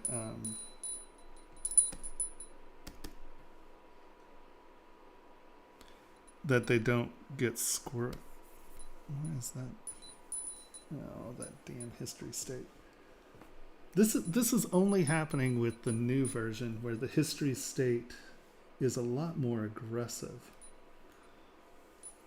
about the tools that it affects. So make sure you turn your history states off, because sometimes it does weird things. I'm going to assume that's what it was. Let's get back in here. And we'll, yeah, see, it will allow me to move it now. All right. Move topological, not elastic. Is this all one? Why is this acting as one mesh? Because it is one mesh. This has been blended together. Interesting. Okay. That's fine. We'll just straighten it up a little here. You know, make sure that your hard surfacing doesn't get wonky. At least try to keep them in the correct shape, right? You know, if it's a rectangle buckle, try to keep it rectangle, because when these things start to bend, that becomes the big tell-all that,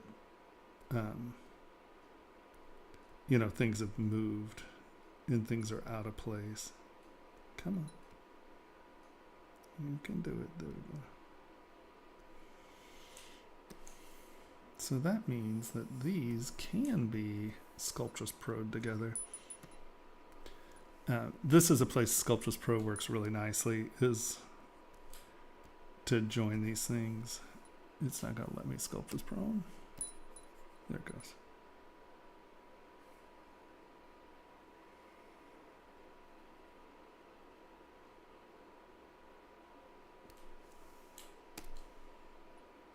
Turn off.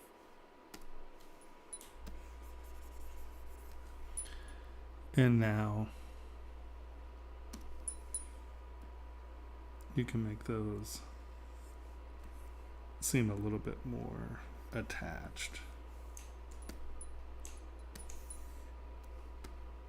That's a little weird, but you can get the idea. All right, so don't let your hard surfaces cross surfaces, right? This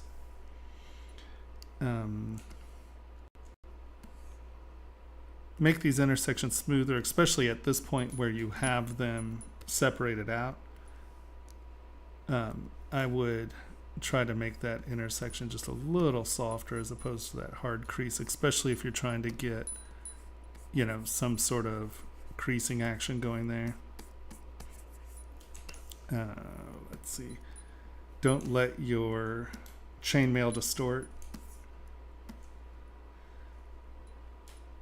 Your shoulder pads look great. It's all in character. The hide looks, or the fur looks really nice as well. Here is where, once again, with twist, you can come in and just find where these are overlapping, right?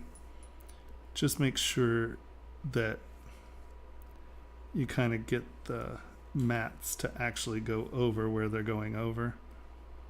You don't want to, and you can do this with Sculptress Pro as well if you're losing your resolution. But just even that little tiny bit of return makes these hair mats make a little bit more sense.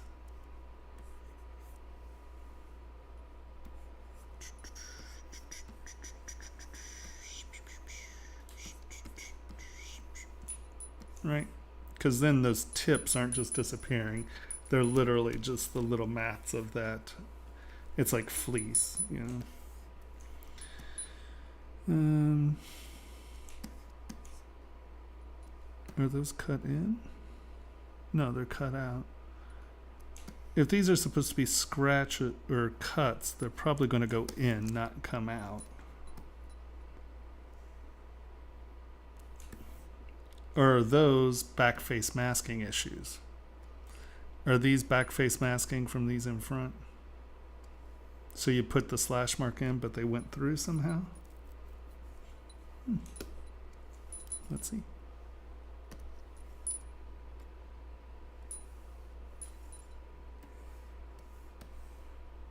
Well, that was a long, no, that's different geometry, isn't it? Those were coming through. That's actually separate geometry when you joined them together. See how they have distinctive edges? I don't know how you did that. I don't know. But it seems like they're matching up with these out here.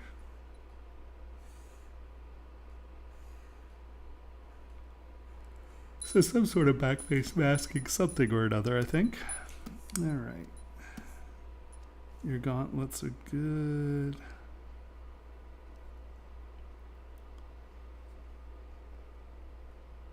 Your hands are a little funky. I don't know. Is this a gauntlet? Is it leather with studs? Is this studded leather? That kind of looks like it as opposed to a full-blown gauntlet. Your hand's still a little odd, like your thumb here. You know, make sure your hand's huge compared to your arm, and that might be fine.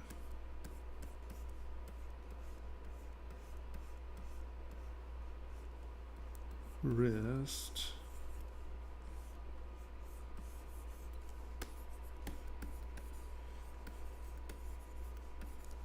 Well, it's a dwarf, so I mean, that could be, once again, that's character stuff, so,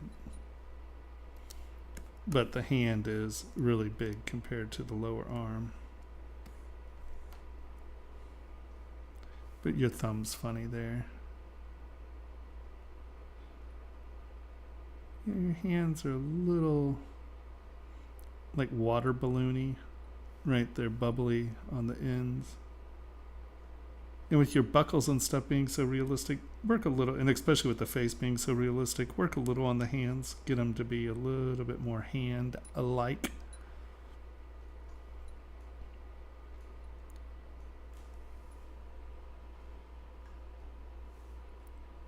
Your hair looks good. Once again, I think using twist to get a... Sorry, yawning. Too early to yawn. But... Hi. Here, hello? Hi, I'm Romario. Hi. Is this your part? Yep. Was that a yelp?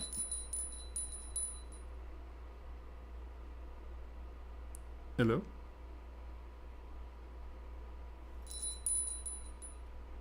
Henry, can you hear that? Yes, it's my word. Oh, okay. So have you been hearing what I'm saying, or did you just get here? I think it's some kind of delay.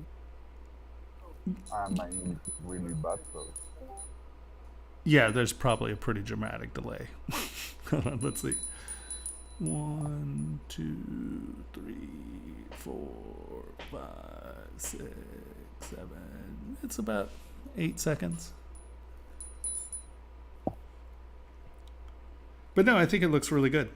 I think, you know, like I said, the hand's a little large. But once again, that's character stuff in the sense of, oh, it's a dwarf, he has big hands. Fine, I get it. That's not an issue. But, you know, you have so much nice detail in here, and your hands are just kind of balloony. I would say take a little time and get the hands a little bit more correct. Because the face, the hair, it all looks good.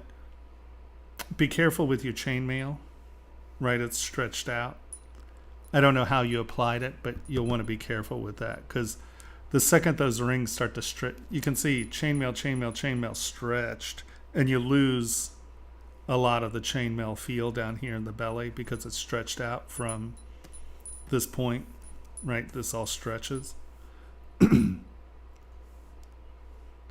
And you lose your chainmail stuff in here.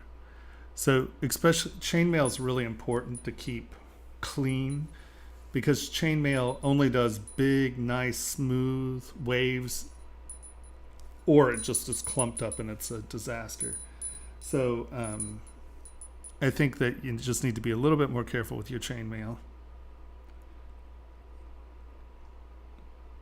They did it with micropoly. Ah, that explains it. Yeah, so when you're using micropoly, you want to make sure that you keep the rectangles really clear. I did, in the beta testing, I did a catfish. It was a woman with a fishtail. But she, what I did is I masked it off. Right, I took the torso and masked it off. I Z-remeshed it, and I went through and tried to make sure that all of my mesh was almost perfect squares, right? Because you can see how quickly it distorts on you. So taking that extra time and trying to, here, we're just going to take this little area right here, extract.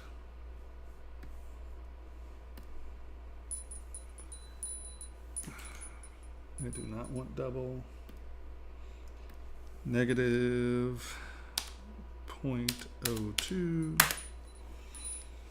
And let's extract, accept. So now this is, let's turn everybody on. So first thing I would do is Z-remesh this. This has creased edges if I'm not mistaken. Yes. So keep creases. Detect edge, keep creases. Z-remesh. So as you can see, we now have, even down in here, we have pretty good squares, right? So I'm going to take this again. Actually, we're going to take this, get rid of all this, delete hidden. And we are going to go, what are we at? 2000. Let us go,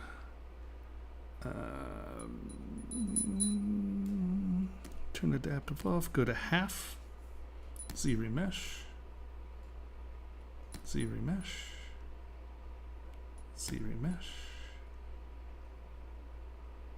and I think we can probably do it one more time here. All right, so now you can see right here, I would just come in Z-modeler, delete this, stitch, boop, boop, and then go to move, and just get these as square as you can get them, right? And really spend the time and try to get it. And then we're going to come over here, geometry, dynamic subdivision, turn dynamic on, smooth the zero, turn micro poly on. And I'm just, do we have a chainmail in here?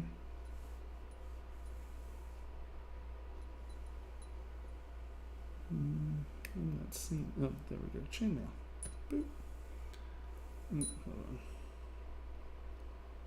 Rotate, rotate, align, there we go.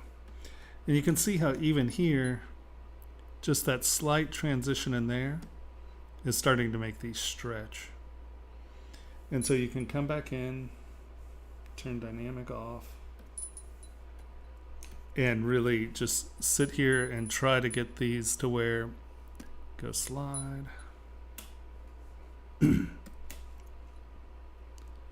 Edge loop complete, and where you're stretching, I'm going to insert. Boop. And now go back to slide. Not split, slide.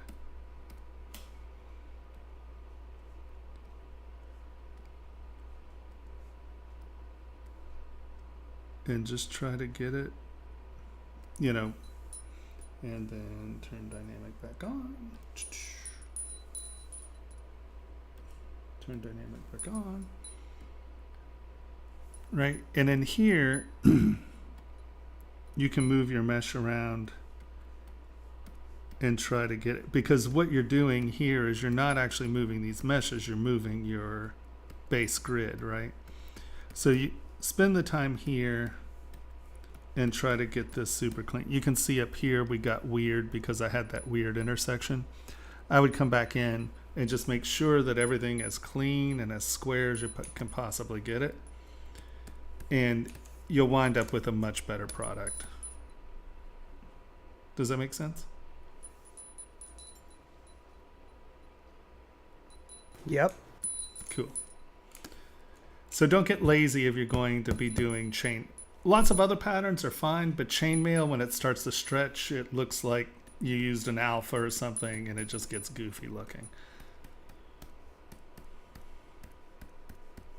Right, you want to try to make it as nice, and you can see it's even growing just a touch here, but you can see that these S patterns are still there, so it still reads as chainmail. So that's something to consider. We're just going to delete that. Boop.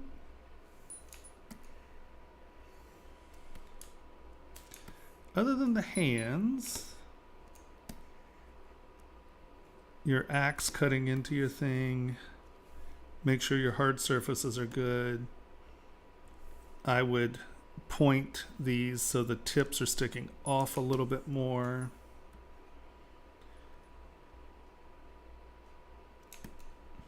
All in all, it looks great. Do you have any questions? Oh.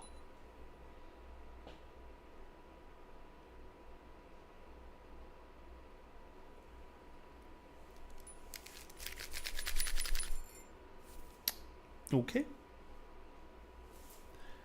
So Henry, That's me. That's my name. who's next? Just. Just? Just. Just. Hello, Just. They have two models, one of which is the Priestess, which we saw last week. Yeah. And then Underwater Nomads is the other one. All right. So let me see if I can. That is not a Just, I don't think. Oh, that is a Just. So if that's a Just, that's probably the other Just. No? Oh, the owl. There's the owl. Ooh. That's wacky. I like that. All right, so let's turn all that off and let's actually look at what's going on here. Okay.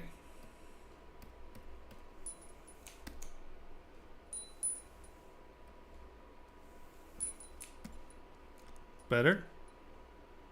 Without a doubt, better.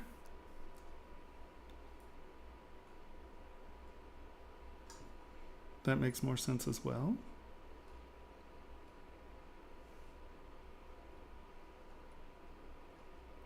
It would still, I'd say you're still a little loose. And even just bringing clay tubes in, just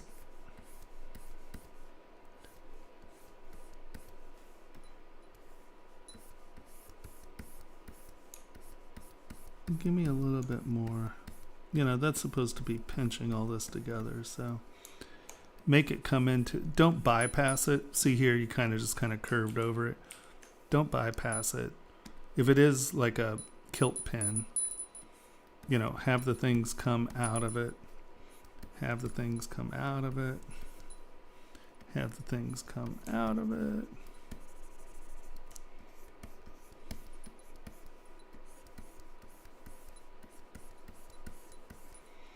And since they're pinching, you know, have things go over and under.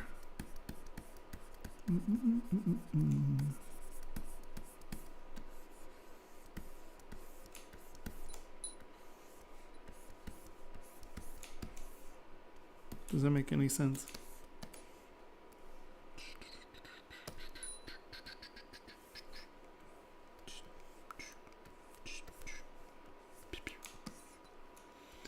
And sort of the same thing as we were talking about the Buddha earlier. You know, when you have these things that are actually fabric folds, have them go over and under, and you're going to have more believable fabric intersections here, right? Because now that looks like that's coming out from under that. See, it looks like that's pinching into that. I'm obviously not being super careful there. Once again, you're going to have bump, bump, well, you know, the fabric isn't going to just be straight across. It's pinching up under that arm. This is going this way. This is going that way. These are coming from that direction. So just be clear, right? Clarity is a big deal because everything else on the model is so nice and sharp and clear.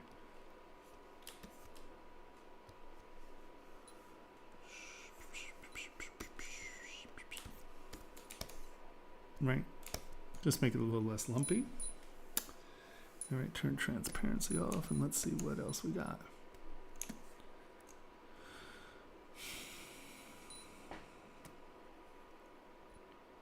Oh, good. Nice. Yeah, I would say just sharpen the fabric up and you're killing it. It looks good. Now, she does have a hood and her hair is coming through her hood. You might want to just ditch the back of the hair if that's going to be a hood. And I understand you might have it with the hood and without the hood. But if you're going to do it, definitely have a hair with the hood, and then that way you can turn the other hair off and it'll go with the hood, and that way you don't ever wind up with this sort of thing at the back.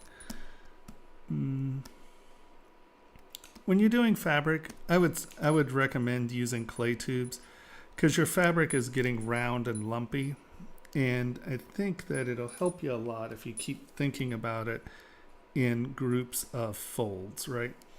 So, and the nice thing about clay tubes is it's giving you an edge, right? So we're coming from here. Hold on, I need to go to 0.08. Make my brush a little bigger here. And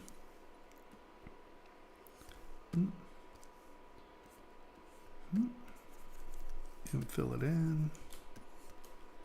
You can see that I'm working in these nice flat shapes, and I just fill in above, and that gives me directionality of the fold. That's cutting under. Fill that in, come back over. Fill it in, come back over. But you can see how these are flat layers as opposed to using something that's a half round. And when you're doing all this stuff with half rounds, the tendency is to get bubbly. And fabric really isn't bubbly. It lays, you know, you get a lot of, you know, you can get the crumple, but even in the crumple, you can see that here, you know, these are pretty sharp and they're folding on things. It's not just half rounds, right? It's flats in planes that are cutting up and under. So I think that instead of using a standard or a half round, see how that's bubbly? If you use clay tubes, you have the edges. And you can see, right, it's starting right there. So this is going to be filled in behind this. Going to come around. It's going to kind of drop off there. We're going to get one of those Y intersections where the fabric breaks, right? Yeah. And usually the fabric breaks in V's down and in, right? So on that back side, this is going to be a scoop because the fabric tension is breaking. This is going to come out of that scoop.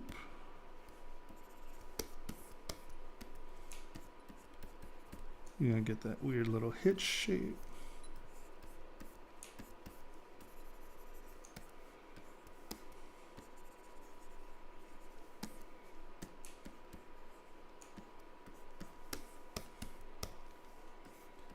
Right, and then this will probably come from there and spread open.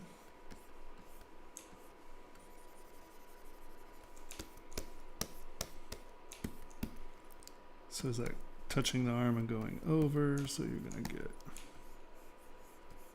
So fabric, you know, breaks in Y's, basically. And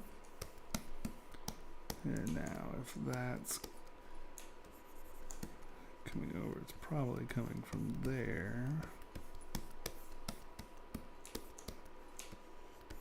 And you can see you can sculpt in and get your fabric folds to kind of make sense quicker if you're using clay tubes or something that has a edge to delineate as opposed to something half round.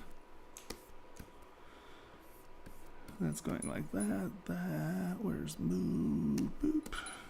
You know, you're probably going to get a kind of curve on that.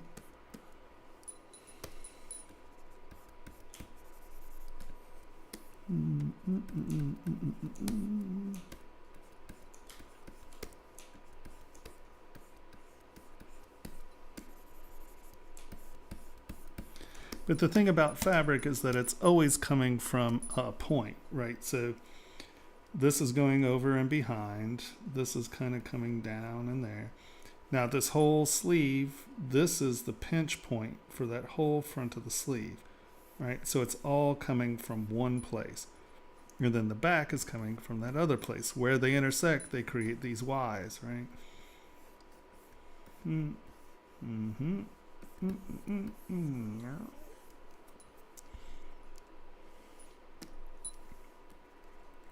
It spreads out,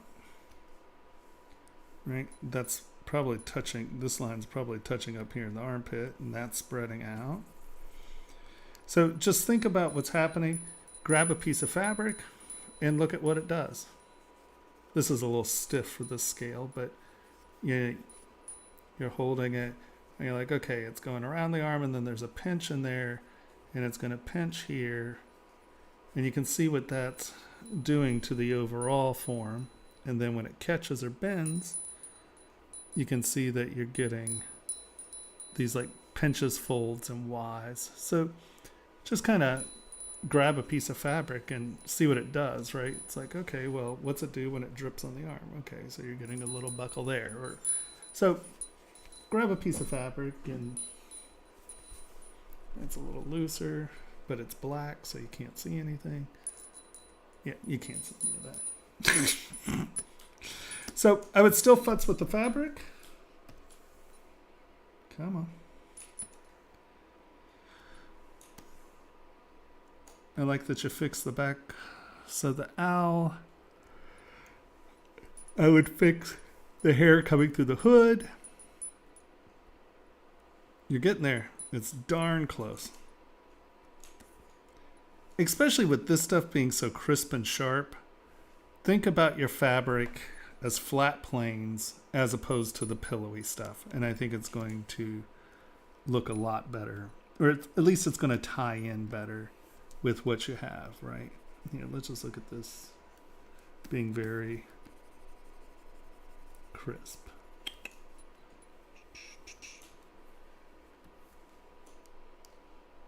Right, the other thing is these seem just out of scale. They just seem really big.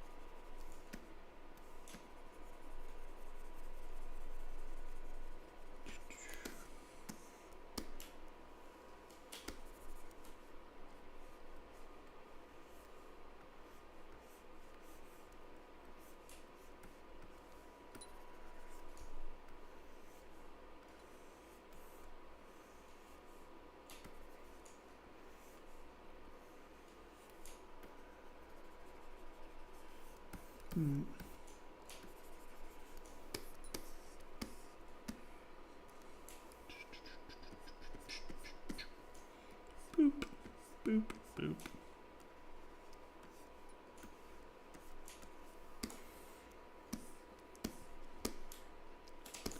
I think if you can lose some of the pillowy stuff and think about them as flat planes initially, and you can soften them up, but that's going to allow you to kind of track what the fabric's doing a little bit better. if that makes any sense. But you see you're getting those breaks and folds. I would play with some fabric. Take your phone, take some pictures, just get like a sheet or a towel or something and lay it over a chair and kind of get it to where you want it, sort of as the arm is functioning, and just look at what happens when that fabric drops. And I think that'll help you a lot, because everything else is, you're like right there.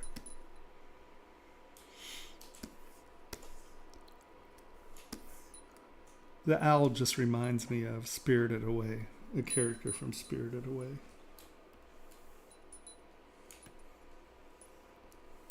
But you can see how the color can really hide a lot of what's going on. So definitely work without color. Looks great though. And so now the other one were there any questions? Is he here? I don't think so. Okay. Yeah, which one is this? So this is the other one.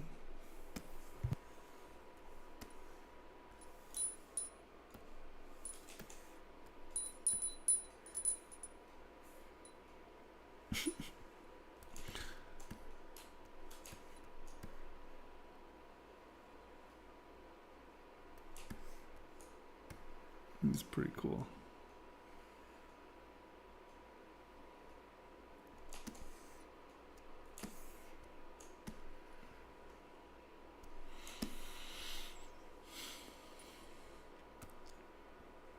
I mean, if this is for a rendering, this is fine. If it's for a print, or if you plan to print it, you definitely want to give, the sort of, oops. Come on, get over here. That's a fangy. Right, you definitely want to give an edge. But for the render, I don't know that that's necessary. Right, because you don't want things just poking out of surfaces for print. So let's turn that back on.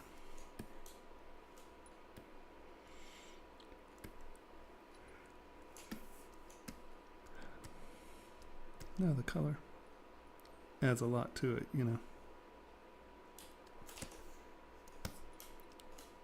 He's still sort of in a T pose. At some point, I would definitely give him some, motion. But you're still being symmetrical, and so I understand why he's not in a pose. But definitely get some curve to him. Get a nice contrapposto, sort of motion going, and that'd be nice. And so that's going to get you to try to figure out, if... Come on, everybody. Duplicate.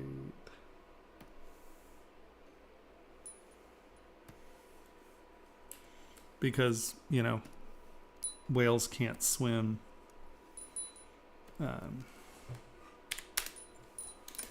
straight.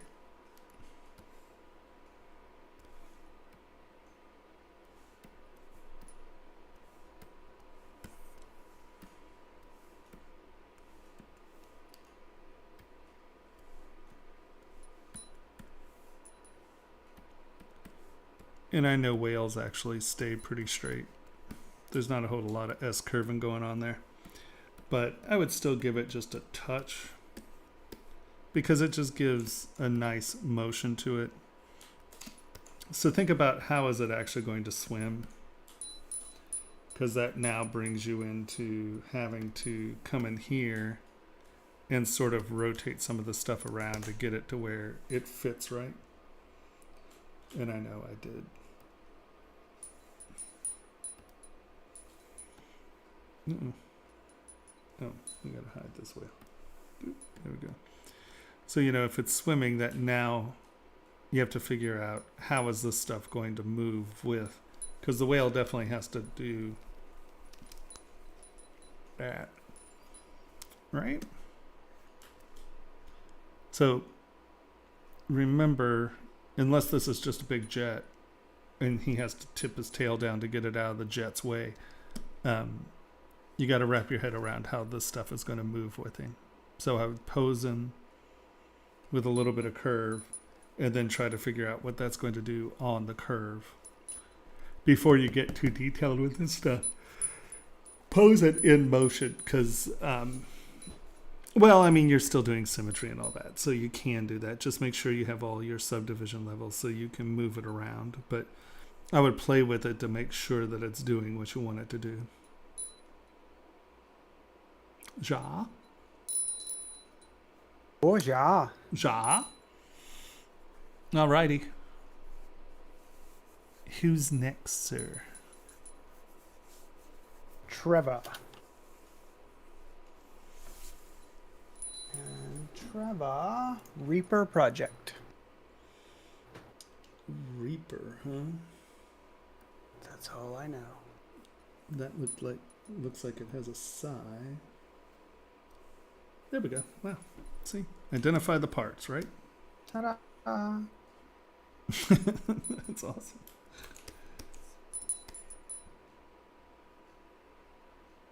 I like that. Is his head a sigh? It's pretty rad.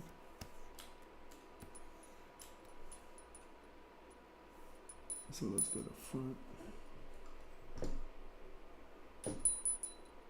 Nope, that is front. I think this is one of the ones that I converted to ZTL from ZPR, and in the ZPR there was a reference image as a floor plane. Oh. Which you can't see now. Oh, that's okay. I assume it looked something like this. We aren't missing any big It parts. did indeed. Okay. So once again, just be really careful about things coming out from other layers if they're not actually coming out of those other layers. Is it this? Come on, give it to me.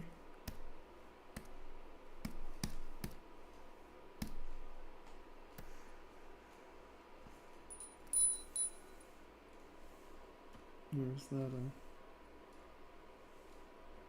Why are you not showing me that? See, that looks like a...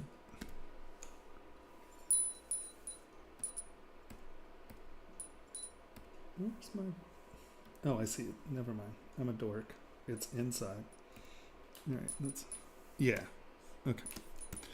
So... Just make sure that... All right, there we go. Just make sure when you're doing this stuff, and you do have... Why didn't that come back on? All right, there we go.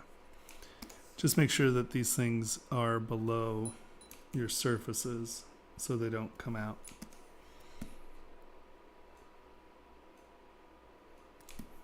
Here again, I'm not sure exactly what's going on. This is where having thickness to your surfaces can help when you start sculpting. And this could still be block up, so ignore me if you're like, well, I haven't added thickness to it.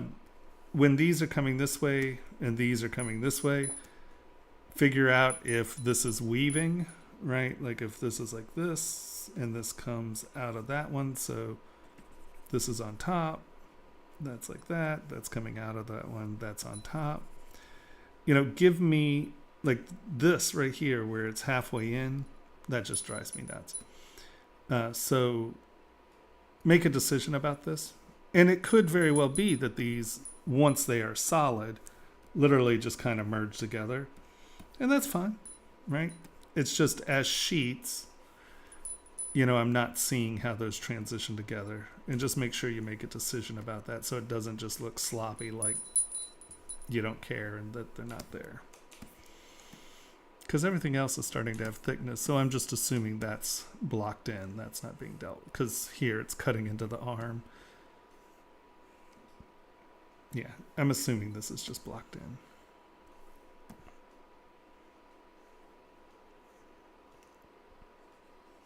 because you've started to thicken this stuff up in here. I would say, because once again, I don't know exactly how this is resolving. If these are, like if this is just supposed to go back into blackness, I would, and once again, I'm always thinking about printing. So if you're like, well, the rendering, it'll never show, great. But I would definitely think about getting these. I hate when that happens. Come on. There we go. Getting these to come up and merge with the surface so you don't see that wonky ending to those. Or if they're supposed to be like a rib cage and you're supposed to see it, then resolve it. But I don't like things that look like they're unfinished. Right. So just something to wrap your head around. And then that again comes into this stuff. Is probably on top of that. Don't let them.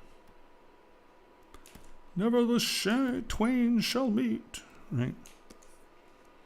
And once those get thickness, that can be played with a little, I guess. I mean, this stuff all looks nice.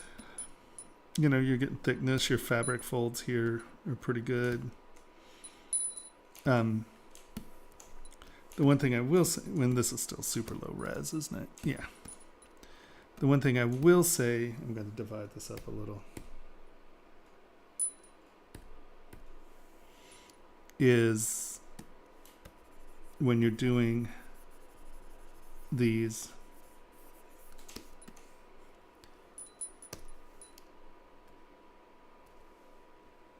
make sure that these are really nice, clean shapes.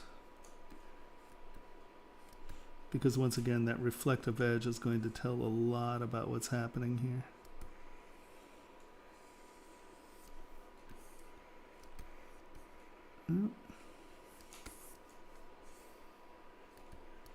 And if you're not letting that weird little buckle happen, you know, make sure these are nice, clean forms, because it'll just read so much better.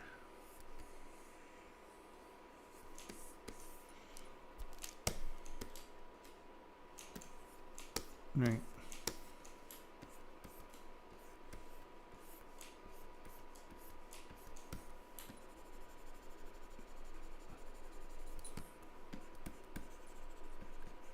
Give it to me.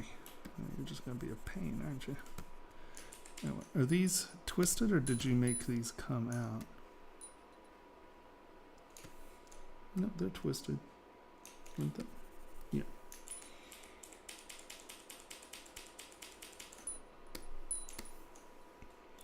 Yeah, so just make sure this is a nice, clean, reflective edge, because it'll read from afar far better than if it's just pinching.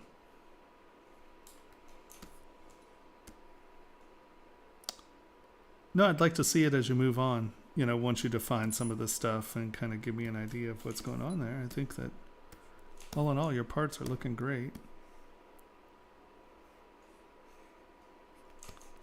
I assume this is fabric draping out of that scoop, maybe.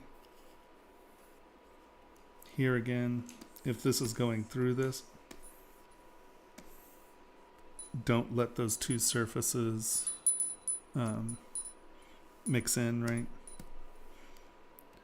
And I can see that, you know, you just have very little geometry there. Just come in,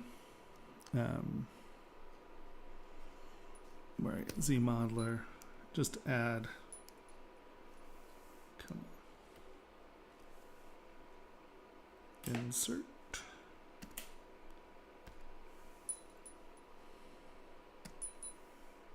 Add something there, so when you come in here, nope, move. These are go. Whoa. this is on top of this, if that makes sense, right? I don't know what I did there. We got some weird geometry in there, sorry. Forget these weird little triangular points. Don't know why they're there. Right, but don't have it, see how this is just cutting through? Have it coming out and sitting on that surface.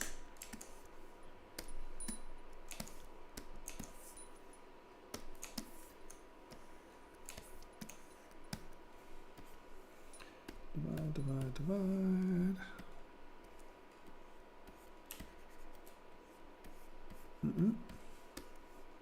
Don't let it cut through the surface. Have it come over.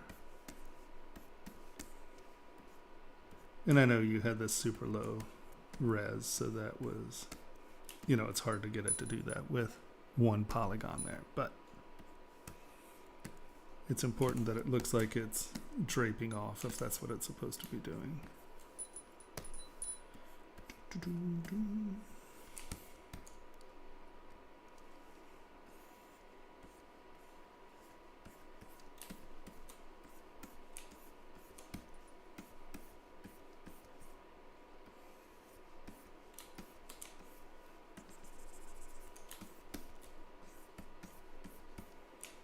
Let's keep tension in it, just like we were talking earlier with the other fabric. It doesn't lumpy, you know, it should have nice, clean, sort of flat planes that you can then soften out, but it's not, especially when it's hanging, you know, there's tension there. So just make sure to think about what's actually happening with that. I'm assuming this is fabric. You're like, nope, that's meat. Think, okay.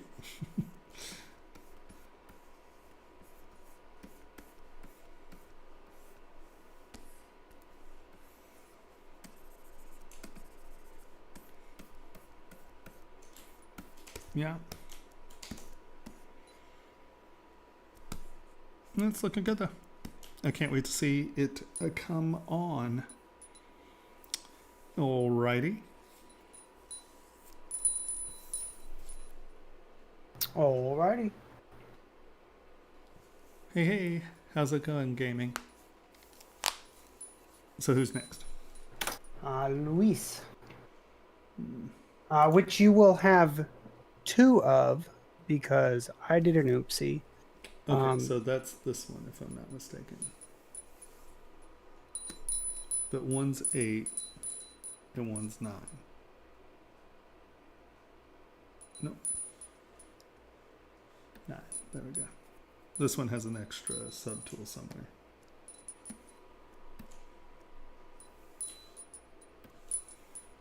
Yeah. And I don't know which is which. I think they're pretty close. They are in chat and can tell us if it looks like you're looking at the wrong one.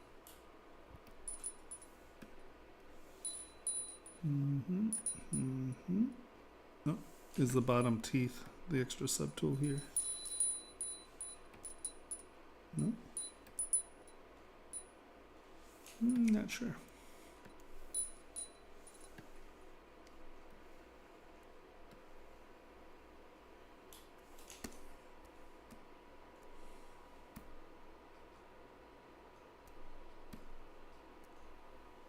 Is there a difference between the two?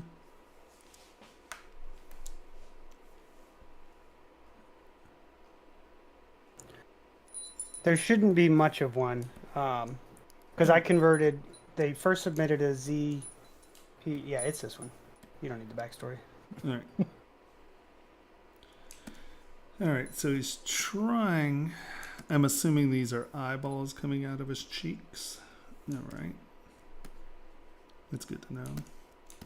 I like the stylized hair. It looks great. And I, you know, with the rendering, I can see where the texture in the back actually works.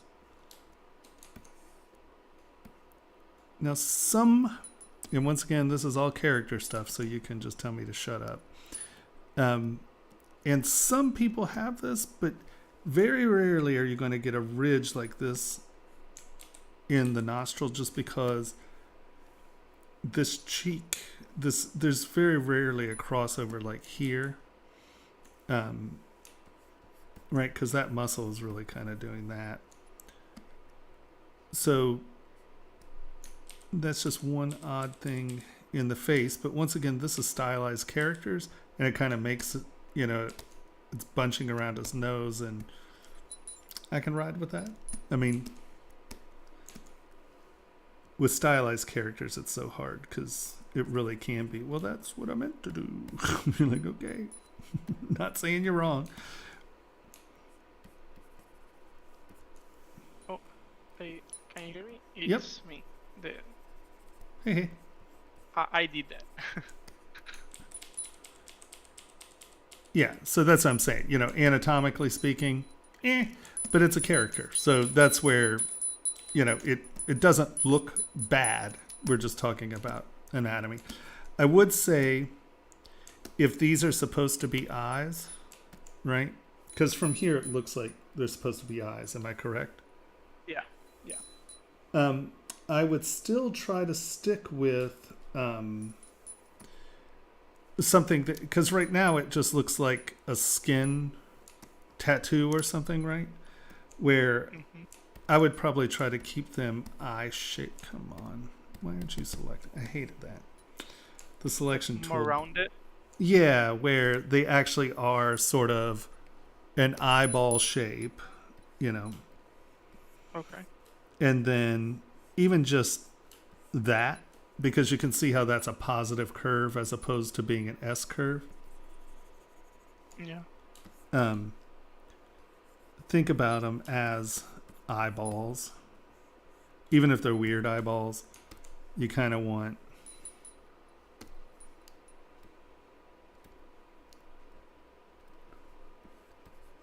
So, one thing that I didn't know how to do was can I send you the reference where I Sure. got this from? Yes, please do. You can look at it. Okay. Like I said, there are those few people that have that thing going on there.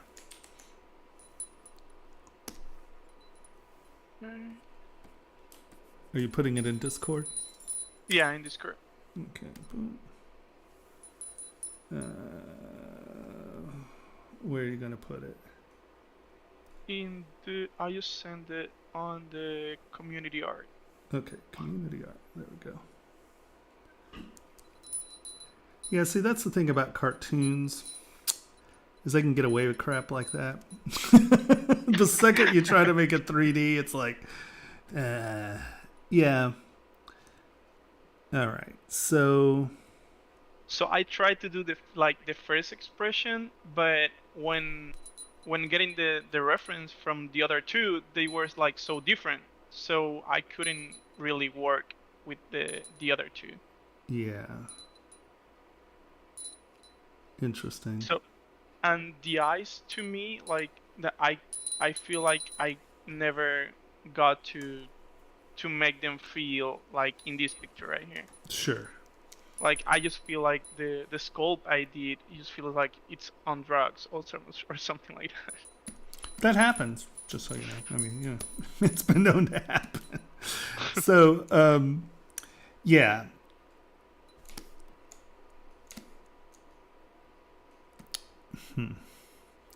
So I would probably here, these are little eyes. Let's hide those for a second, because in the reference, they really are just a surface detail. They're not.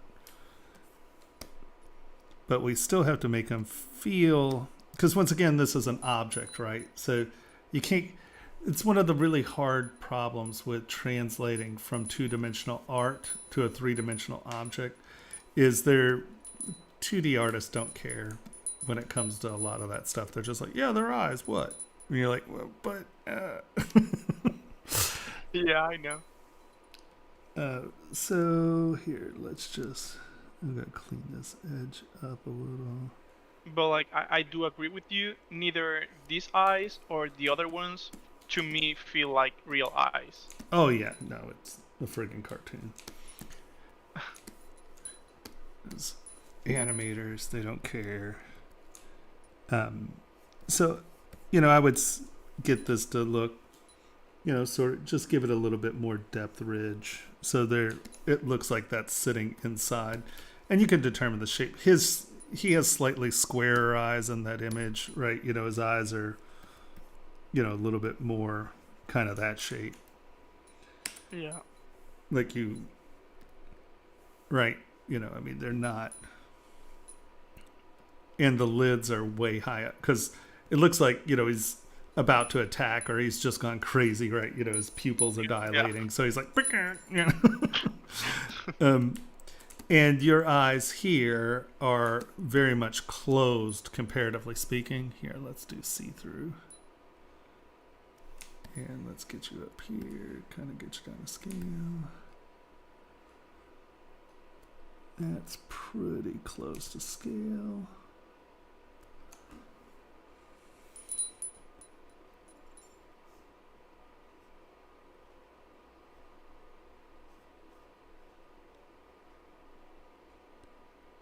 So you can see his eyes are a lot more open. Your top lid's pretty good. It's this bottom lid that's the issue. Let's grab move.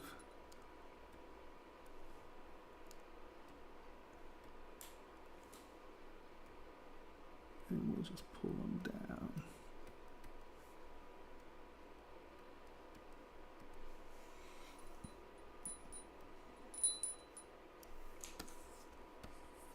All right, so let's push these back in a little.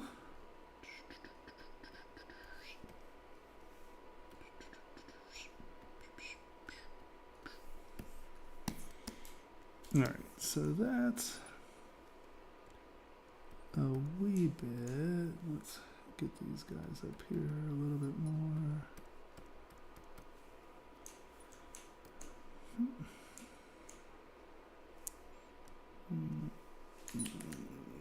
W, let's just stretch these out, make them a little flatter.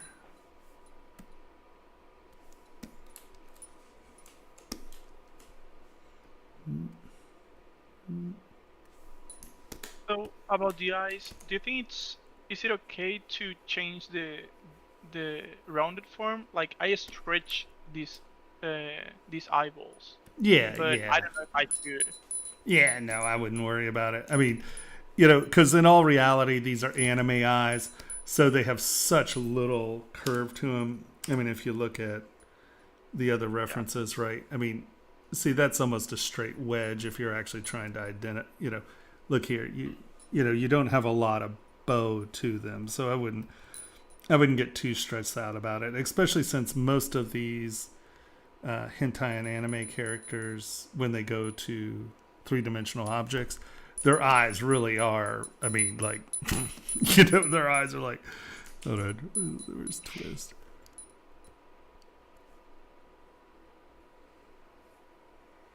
And they're flat. I mean, there's like such a little curve to them when you get into the collectors or into the toys, so I wouldn't stress too much about it.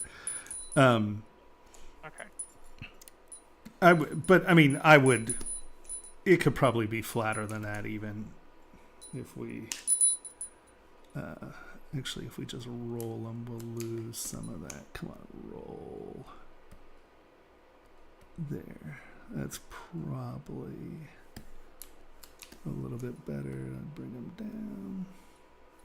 And you can see I've stretched those even more than you did. Turn transparency off. And, nope, wrong guy. I'm trying to do it here. Let's knock that back, bring that up.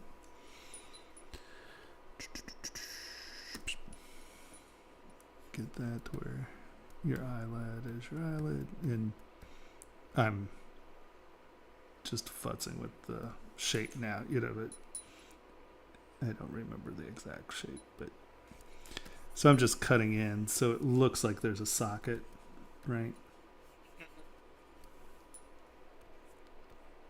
Mm-hmm. And when you have your eyeballs as a separate thing, you can just use a cutting tool, right? All I'm doing is that, and I'm just pushing that lip back behind the eyeball.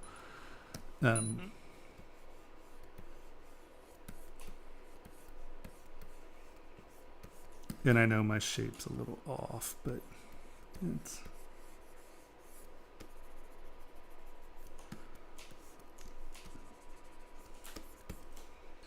And where's your paint? Let's turn paint on again real quick. No. Oh, it's up there. Okay. So our eyeball's up here. And instead of doing it as a separate object, I would, because it's staying so close to the skin, and it really isn't getting a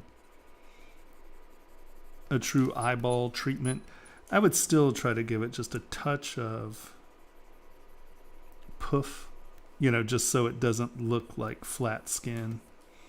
Okay. So, but you wouldn't make a separated object.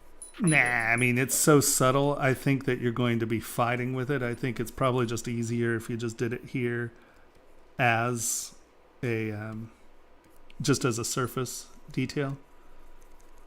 Because see how I can really tune it to the layer the surface is here as opposed to trying to fight with a separate article. Since this is so close to the skin and it really is more, you know, you're really not getting an eyeball. This just allows you to keep sort of a, you know, we can come in here and give it sort of a ball feel and still keep it within the context of, you know, the body here. And then got it.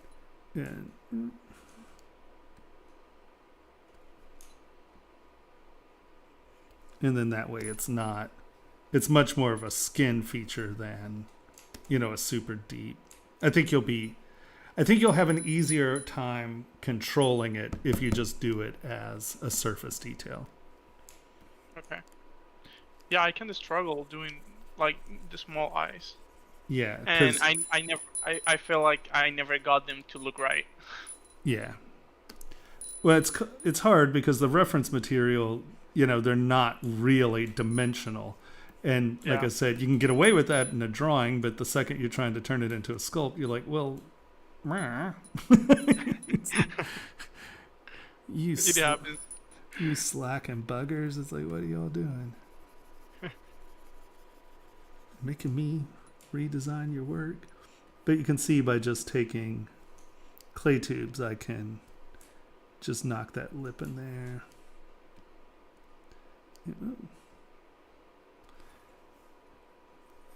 I hate when my dynamic scale gets so big. It's just like, you know, you can actually get quite detailed if you need it to. You know, you can give it a little fold and give it a little shape. And I don't really remember where that's sitting, but I'm just gonna. I think it's not quite that round. It's a little bit more triangular, isn't it? Yeah, it's like a little more like a semicircle stretch. I would say it like that. Yeah, where'd my little guy go? Okay, I'm also completely in the wrong place, but whatever. Okay, there we go. All right, so here we'll. That's funny. Why do I have this? Why am I putting it up there? Oh. Okay, never mind. I'm like, why am I getting, what am I doing over here? I don't know, obviously.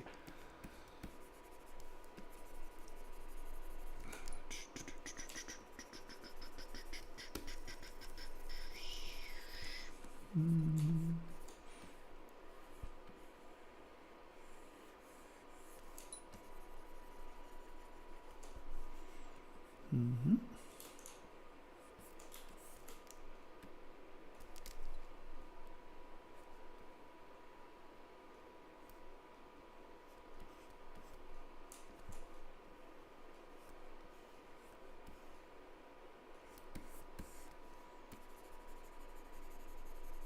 See, so you can still give it sort of some of the features of an eye, right? Where it has a little bit of the vocabulary of an eye. And then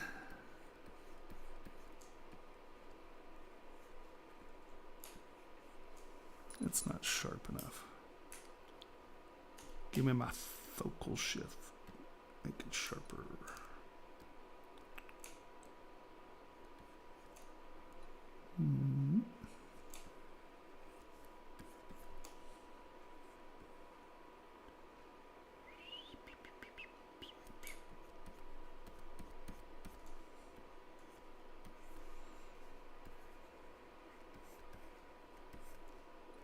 I think I'm still the wrong shape, but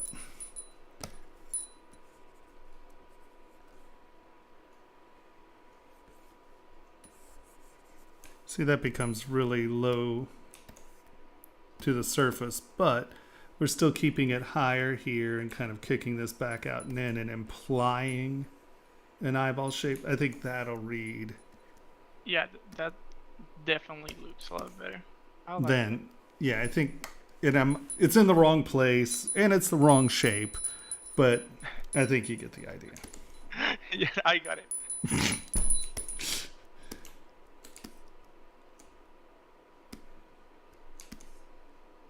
So, Yeah.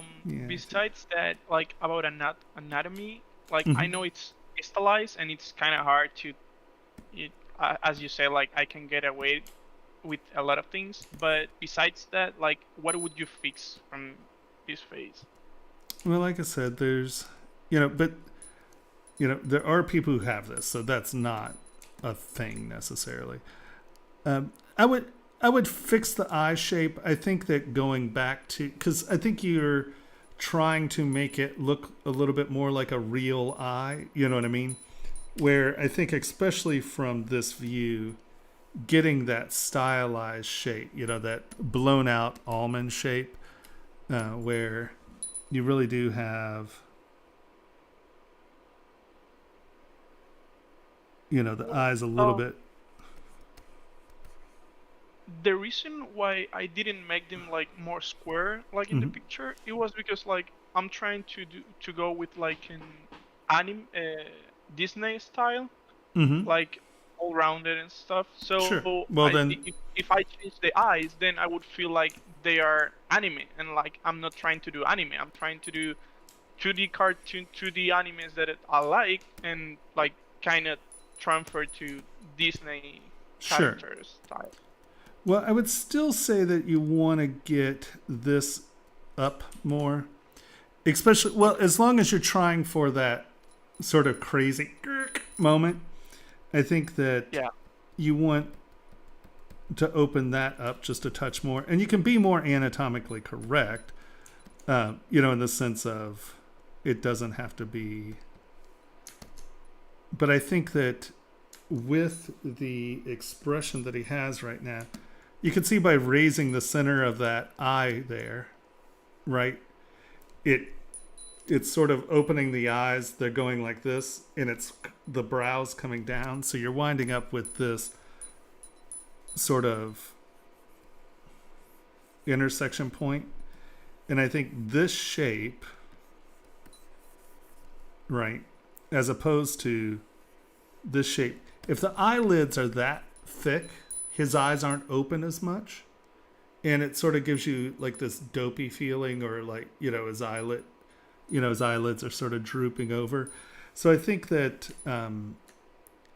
his eyelids are too thick and too uniform.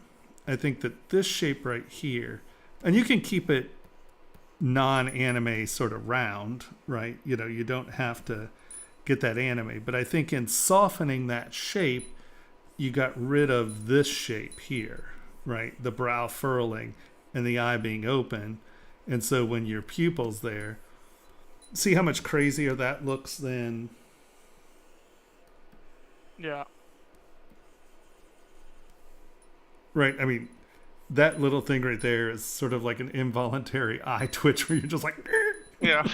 So I think that this shape right here is what's really informing that. I just lost it. This little form in here. I think that angular keeping this stuff angular on the inside is making it aggressive, where your eyelids were, it's really sort of tranquil, right? You know, the eye isn't in an extreme open moment, I guess. Does that make sense? Okay. Yeah. Yeah, no, I can see I it. mean, do you see? Yeah. Yeah, so- no, I see the difference. Yeah, so I think, you know, getting your eyelid thinner here, so it's not just this nice even lid, because that's implying that's just the normal state, right? It's sort of this nice flow where these triangles are really what's selling that aggression, as opposed to just. Okay. Got it. And, you know, the lips and stuff look good. I mean, because they're all stretched out and, you know, I mean, it's like, he's losing his shit. So, yeah, I get that. And it is an anime thing or a cartoony thing, but do remember that this fills, right? It's not a T here. So I would put the Adam's apple a little bit out here and have it go back and in. Right? Okay. Just so it's not just plopped down on the head, because all that's coming down the back of the throat, right? And so there's that little angle there. So here, let's move.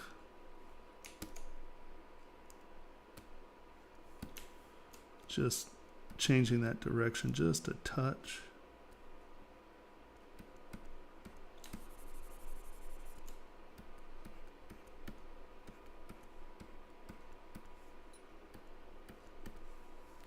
Right, and then these are actually coming this way.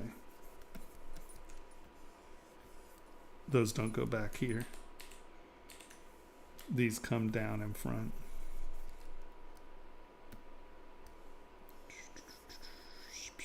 And that's what's forming this shape. So, I know I gave you this weird little lip right here, but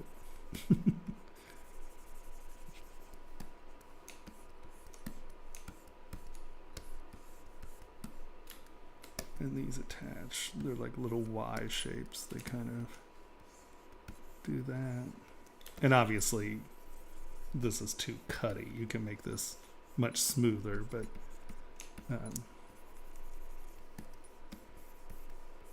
that's more like that, and then this comes out from behind that. And like I said, I would lose that definition. I'll just kind of, you can smooth all that out, so it's not actually definition, but at least that muscle's now kind of going in the right direction. Yeah. See, that's a substantial Yeah, I guess difference. those muscles were one of the reasons that he looked like he was going forward, like he was just stretching his neck to the front, Mm-hmm. and he looked kind of weird doing that, because that, like, it didn't look like aggression. Yeah, It just looked like, I don't know. yeah. If you actually, I wish I had it. I don't have it here. But the well, we have faces in it, I think. Where is it? The Anatomy for Sculptors. They have a head and face version of it. What did I do with it? Yeah, well, it's A hidden version. I have the anatomy for Do you have the head version? They Oh. have hold on. No, I just have one version that has them all. They have the head and face version. Hold on. Right? Facial expressions. And this really, it's great because it gives you all the neck tensions and how Oh. these are forming. And super, super, super helpful when you're doing expression stuff. And even when you're doing animation or cartoons, you know, it really shows you how the muscle stuff works. Yeah, see here. This is what I'm talking about. Getting these V's. Yeah. Where if you can see the whole eyelid, this isn't furling down. Right? See how you can see the whole eyelid? Once these furl down, you can't see the whole eyelid. You can see the whole eyelid. You can barely see any of the eyelid.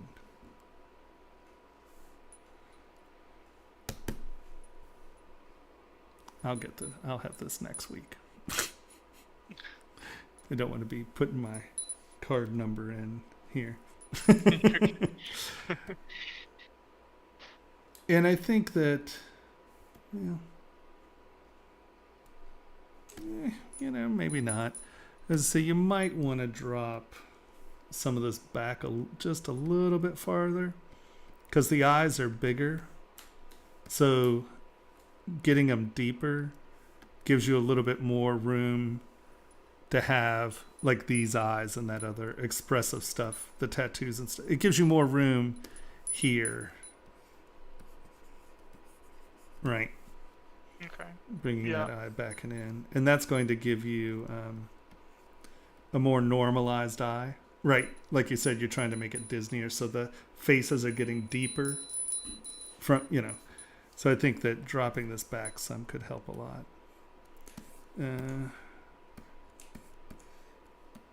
So I don't know if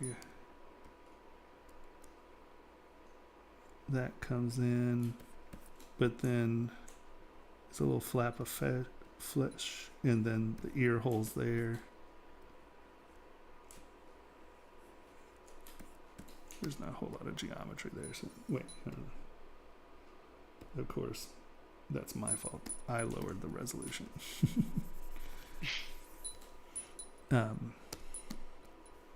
Right, this is a cone or a scoop.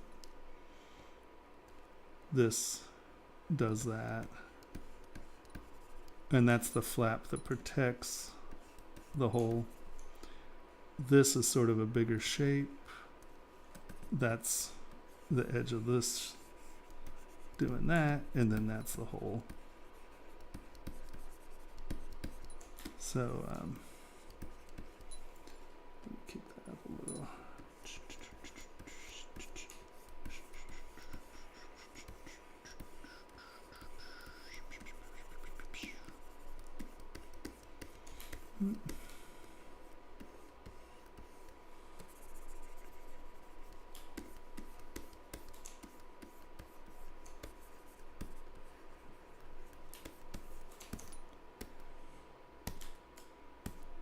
So it's not, I did it to both sides. I meant to do that to one side so we can look at the different sides.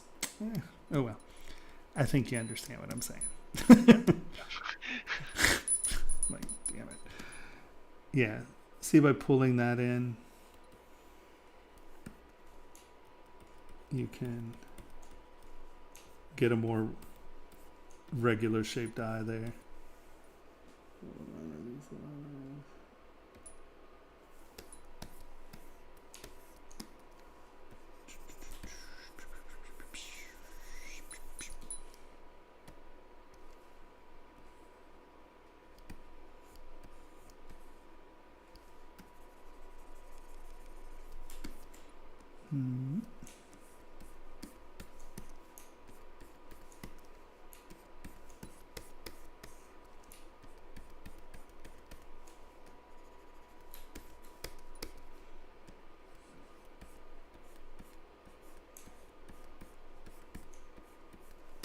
And see, implying the brow or the lid coming over. I can never remember what this little booger is called right here. This little guy.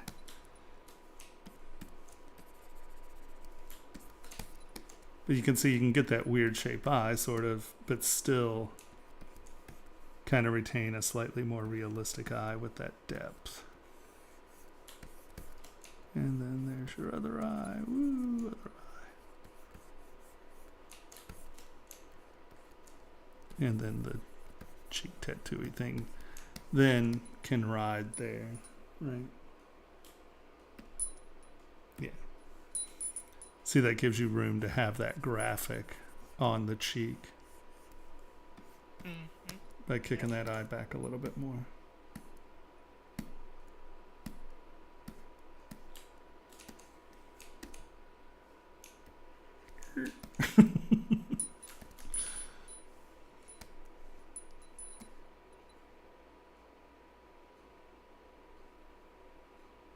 Might pull those eyes back in just a touch.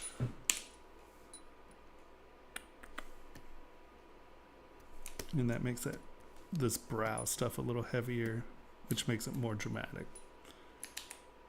Yeah. Otherwise, it looks great. Yeah, I just think you have to futz with the eyes a little. If you think about this stuff as just sculpting it on instead of trying to do it as separate things, it'll contour to the face a little bit better. You know, and I think it'll just be a little bit more naturalistic, because then you don't have to try to get this separate form to try to work. I think just sculpting it on it is probably going to be a little bit better for you. Yep.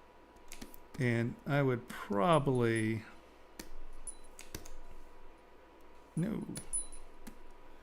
get a little bit more of a scoop in here.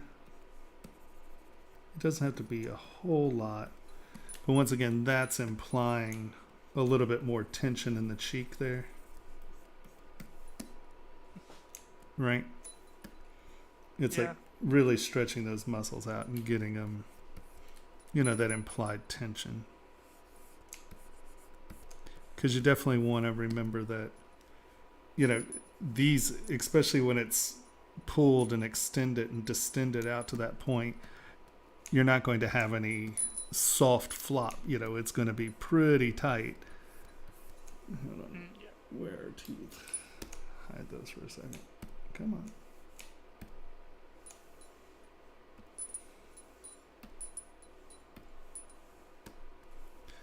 Right, you're not going to get much softness in here. This is going to be a pretty straight, tight lip.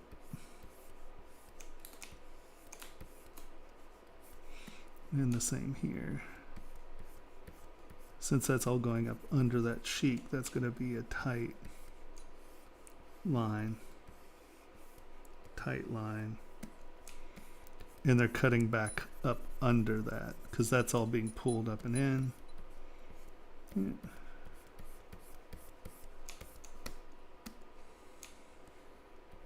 And obviously I've changed the shape around a little bit. It's probably not where you want it, but just making sure that these two lines have tension in them.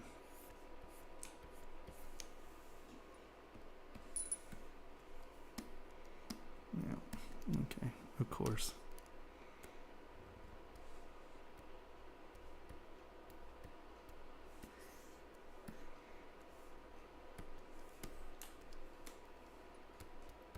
If that makes any sense.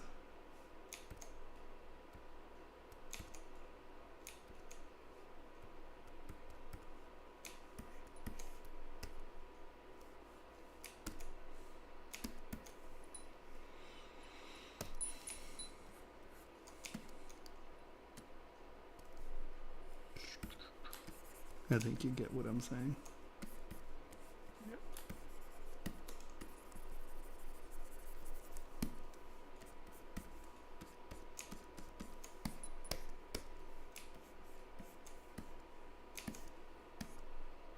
Yeah, no, I think that I mangled your face, sorry.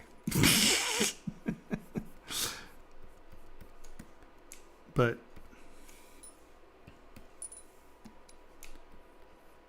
just make sure that it doesn't look that this edge right here doesn't waver, right? Because that's there. These should be pretty darn tight from here to here, right? Yeah. They shouldn't do this. They should have a pretty good straight edge.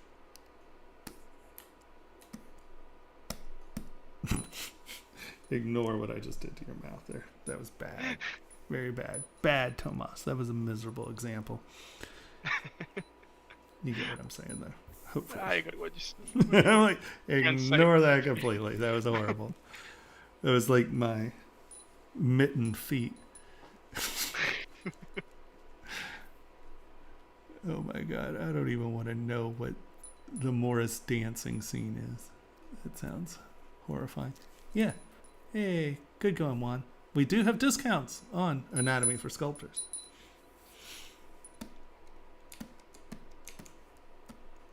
Yeah, I think just going back to your not miserable sculpt compared to mine, just straightening that out so there's tension there. I think that's all I was trying to get across. That little that little bit right there. That's all I was talking about.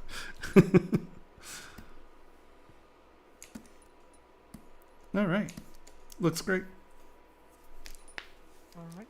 2 thumbs up. Do you have any other questions? Thank you, Tommy. No, not Okay. really. Cool. That was what I wanted to know. Awesome. Thank you a lot. Yeah, no problem. Appreciate it. Anytime. I'd like to see it as it moves on. Okay. Please bring it Thank you. back. I will. All right. Bye. Have a good day. Thank you. You too. Bye bye. All right. Oh, no. No. I'm not doing river dancing. I would fall over and break myself. All right. So who's next? Up next, we have Isaac Johnston Isaac. with Here we Hell go. Knight. Oh, now he's cursed me. I'm going to have a hell night. Wow, you go, Daddy-O. Look at you.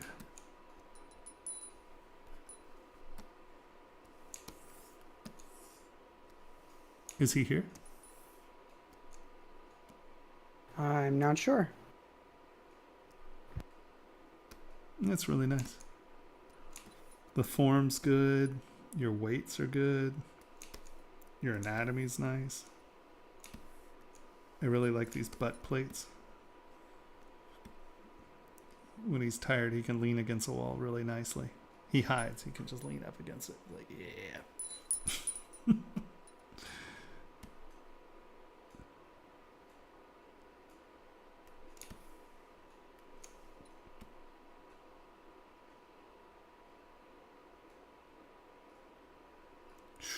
Inner thigh protuberances. That's got to be rough.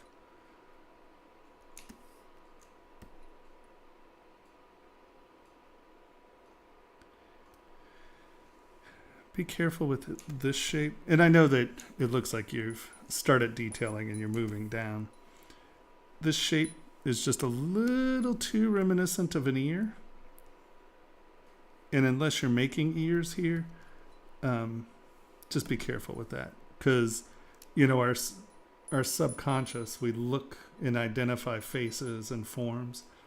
And people are going to ask why you have your gina hips.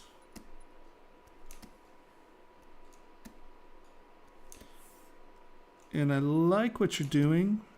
When you start getting into, and once again, this is about printing, not rendering. So if this is a render model, ignore everything I say to you about this. But be careful when you start doing skin texture. And I would argue even in rendering and stuff is, and you started to do it here and it looks nice. Just make sure that you come through and you just give a place for the eye to rest. And I'm just taking SK Trim Polish and just knocking some of it back and just giving it a few little flat spots and just breaking that pattern up just a touch is going to let your eye rest. And so it's not right. You know, it looks like this might have rubbed off a little, or, you know, it's just not perfect. And that's the problem with noise and texturing and stuff, is that it's very easy to go overboard and make it all homogeneous, because the thing is, if it's all the same shape and it's all the same size, your brain's going to just ignore it. It's going to go, oh, white noise, and just move on. So I would say, like, on the high point, you know, kind of knock some of the texture down. Now, if it's rendering and they want every pore and every here, and fine, ignore me. And I would say that you're probably not worrying about it at this point, but I would say definitely, you know, at some point make sure your teeth separate, if that makes sense, so it's not all just the same. But for the tenor of the sculpt, it looks fine right now. Good changing the size of your detail, that's good. See here, you got these little nodules sticking out. I would say that especially once you do start putting surface detail on it like this, and then you shift and you have like this nodule, take SK trim or something. Don't just let it be soft. Give it, especially when you have something that is as detailed as the skin, you know, do give it something going on there, because you can see just by adding a few facets and going over the surface and getting a few little sharp stuff, it looks a little bit more like a nodule than just an over softened area.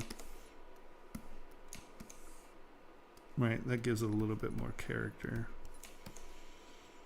But I can see you've been hopping around, so it's not.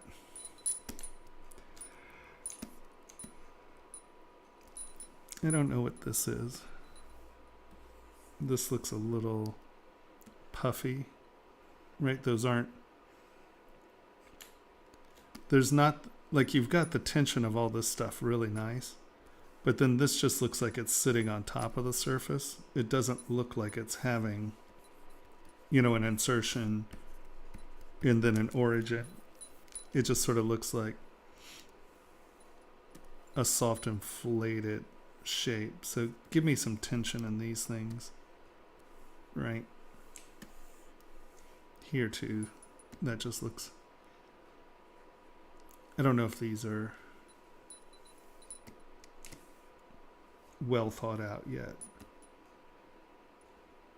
because your other stuff is super nice. I mean, like, you're doing it good. So I don't know your process, so this could still, you know, have sculpture and things going on. You know, it might actually be part of a collar or something. So I would say just figure that out, obviously. Here, I'm going to just do one side so you can sort of see the difference.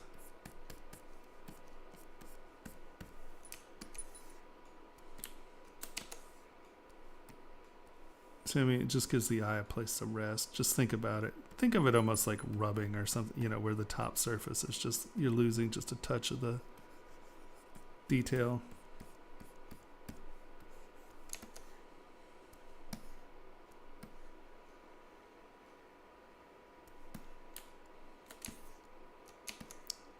Even with the butt plates, he probably has glutes.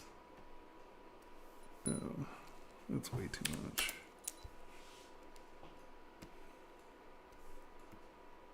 Don't lose your silhouette. See just how pulling that out a touch gives you a slightly better silhouette, because you got to remember these muscles, once again, they have tension, right? So they're coming up and doing that. So don't completely lose that shape. I mean, if it were a pure creature, you know, and it's alternative anatomy, sure, but he's pretty realistic in the sense of the muscle groups. So don't just give him a flat butt, especially since you have all this blown out muscle up here. You know, you figure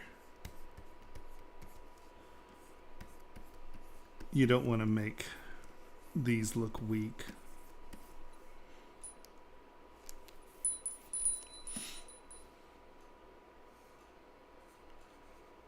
Well, if it were going into a tail or something, maybe, but yeah. I'd pull that buttock out a little. And obviously you just haven't gotten down there. It looks great. I like him.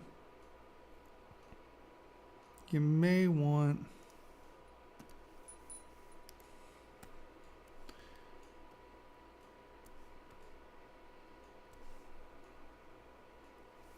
So right now it's still, it's close. It's close.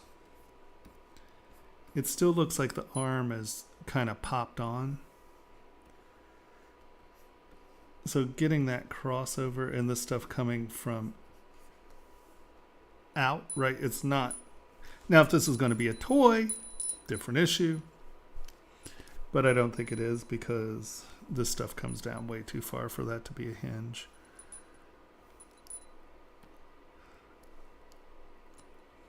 You can just remember, if you're pulling this arm out,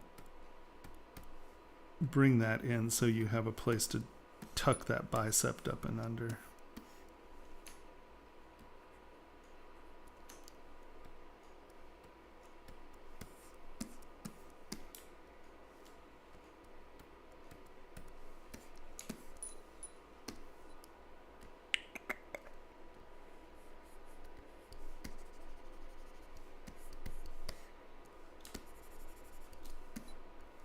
Slide, grab that and poke that up in there.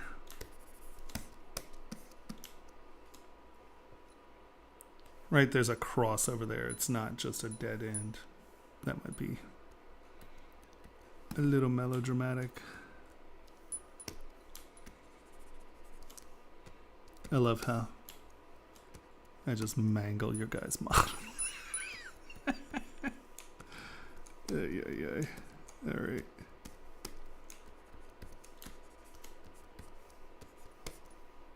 Right, just make that intersection where there are the crossovers. I think that'll help. Right, because this goes back up into the lats, which is behind the bicep. So I would say just make that crossover a little bit more, because that joint's up in here.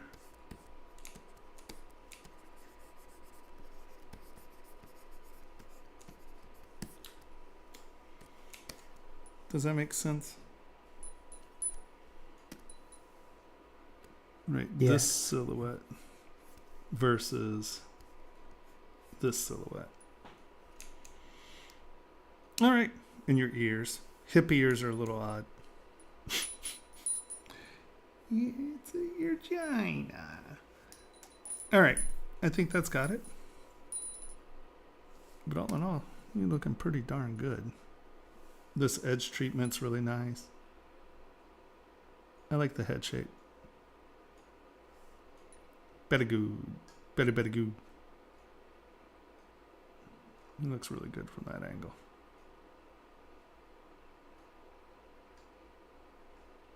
He's like, damn it. All right. Up next, Yeah. Nina. There seem to be 8 cats. Oh, Nina. It's Octocat. Yeah.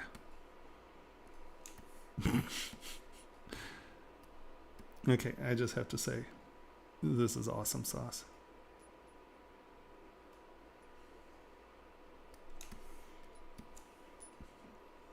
Nina saw my catfish.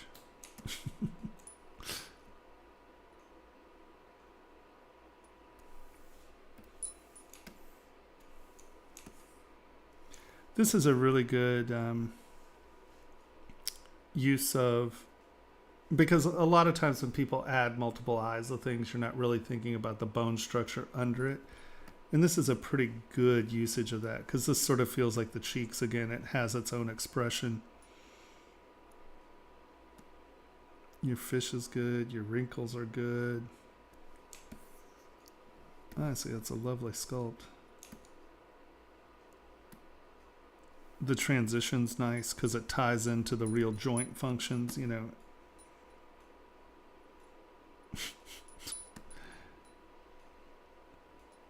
I want to print one of these for my desk. It's good.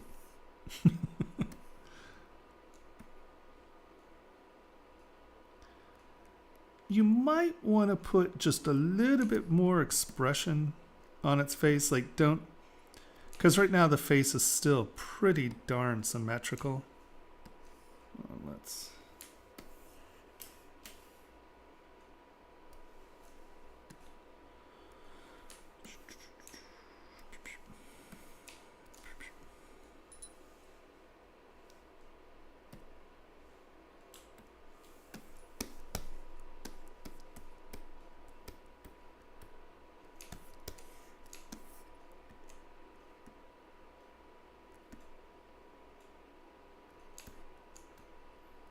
right?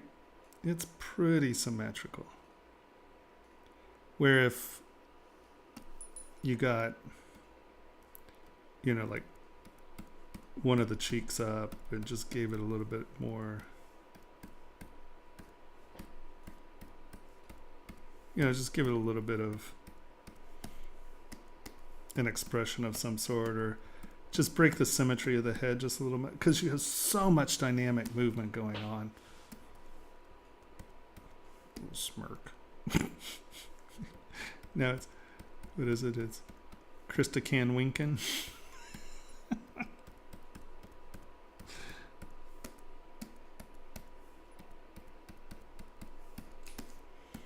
But that would break the symmetry some, and I think that'll help you.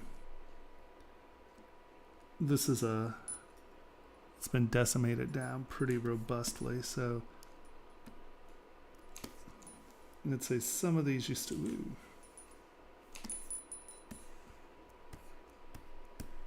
Yeah, no, it looks pretty darn good actually.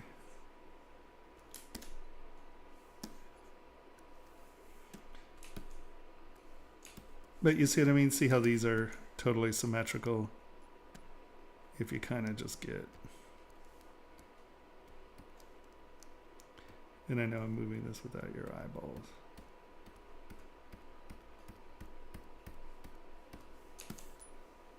Just even breaking it up a touch. I think that would help that a lot, because you have so much motion and everything's pretty dynamic and awesome.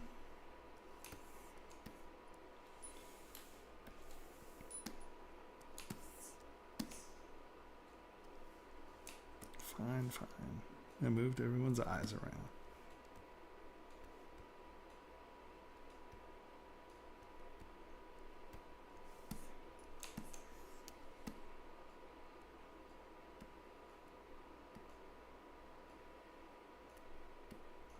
Let's see if you look at it from this angle, let's say.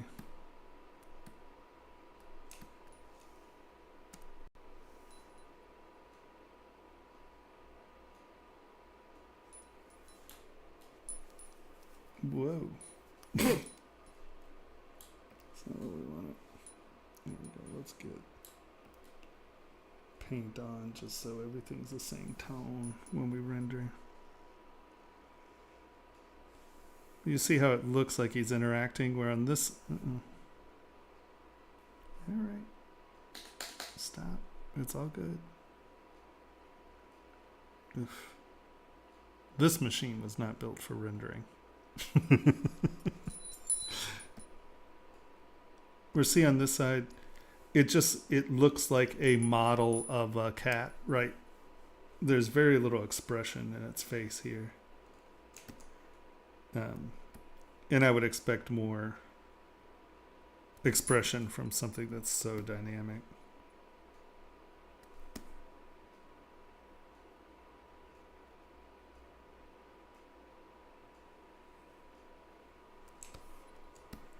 Where do you get the other 3 arms? That's the real question.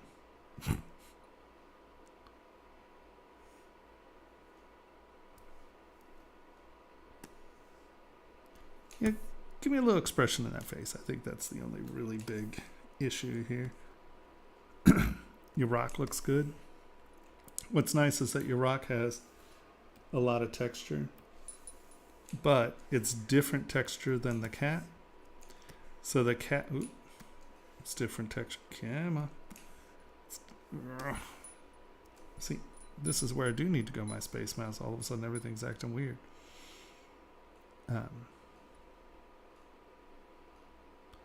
But it's different texture from the cat, so the cat actually stands out against it.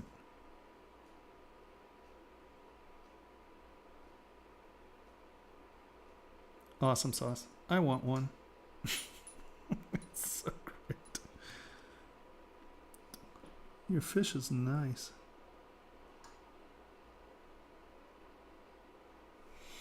You're a very good observer. Like just how the fins interact. The fish alone's beautiful. Good going. It's a gorgeous sculpt. Looks great.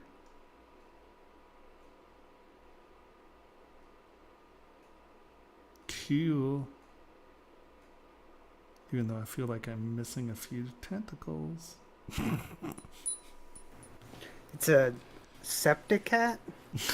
It just went septic? That's horrible.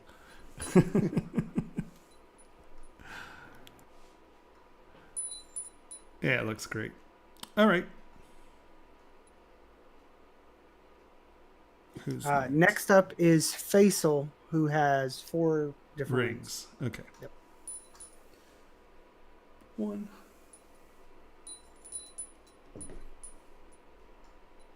All right. What do we got here? Let's go. Boop.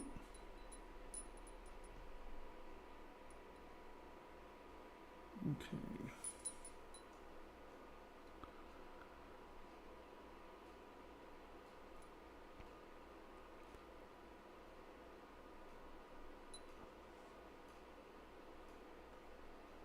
Everything looks like it'll show up. There's nothing that's so small that I'd say, oh, you might want to watch out for that.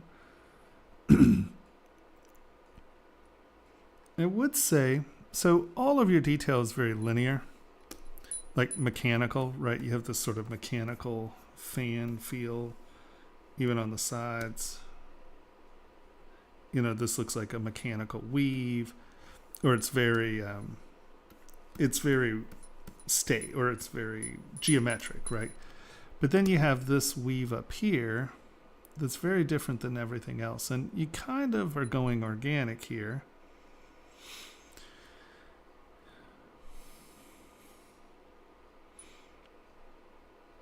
And you've made it smaller. This just seems like an incongruous texture. I would either make it more different, where it's more organic, and definitely clearer, because everything else is so clear. I just think that this is going to get muddy.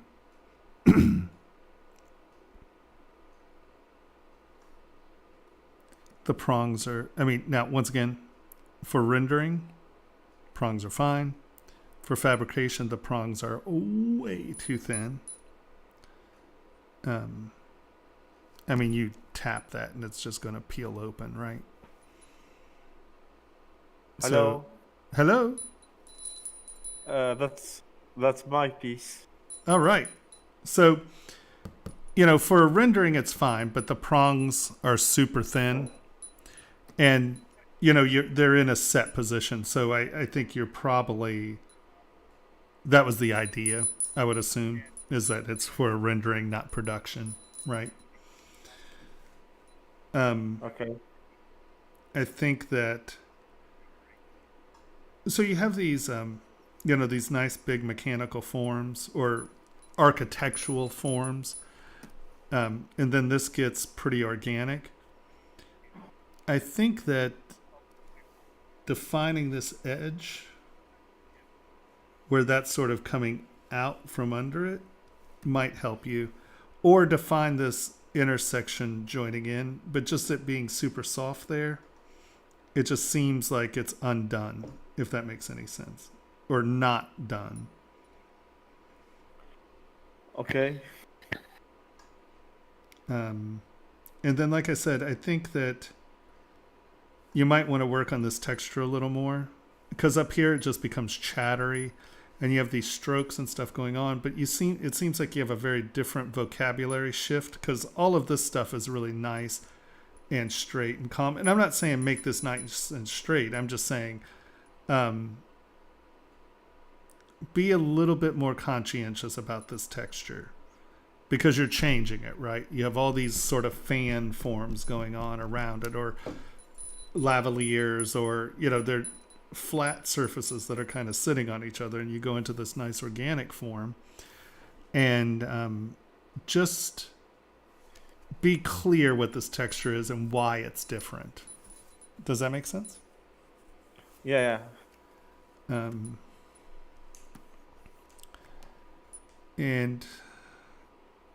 what's it? You probably need a little bit more meat in the seat there. Maybe not. Like, you're probably going to want to add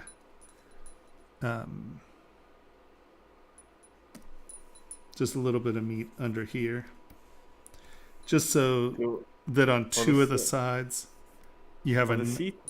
yeah, just a little bit, because it looks like it's going to get pretty thin out here, right? Because because they're actually going to drive that down to where this edge, you're not going to have this lip here. This is going to sit fairly tight with that seat probably. And so that means that's going to get a little thin in there. But it can work. I just would, just for safety's sake, where no one can see it down here, right? Fill this in. Yeah, okay. Just so you're getting a little extra meat up under there. So, you could set it on those two halves, but that way you just have a nice thick portion in here where you're not going to, that way if it gets thin out there, it's not going to wobble around and you're never going to see it, right? So giving it a little extra meat in here isn't going to hurt anyone.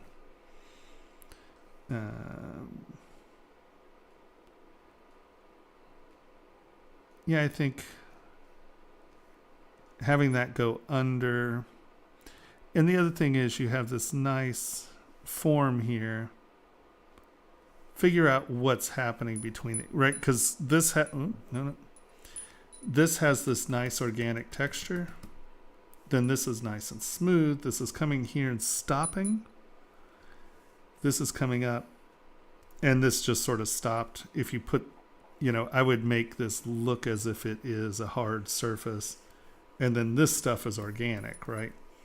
So figure out what's happening here in the sense of, like, if this is stopping, why is it stopping there? Is it coming under? How is it interacting with the surface? Are these kind of curving back on each other? This intersection just seems a little weak to me as far as what's happening, So think about why this changes, why this style changes. This goes from organic to more mechanical or architectural. Because that's the only place that style happens. So, is this a frame and that this is sort of biomass that's coming up and forming that underseat? You see what I'm saying? Just Yeah. Yeah. My goal was to make a ring that's both organic and Right. Yep. architectural. Yeah, sure. No, I get it. I'm just saying I want to know, just when you're thinking about it, kind of like try to figure out what the forms are.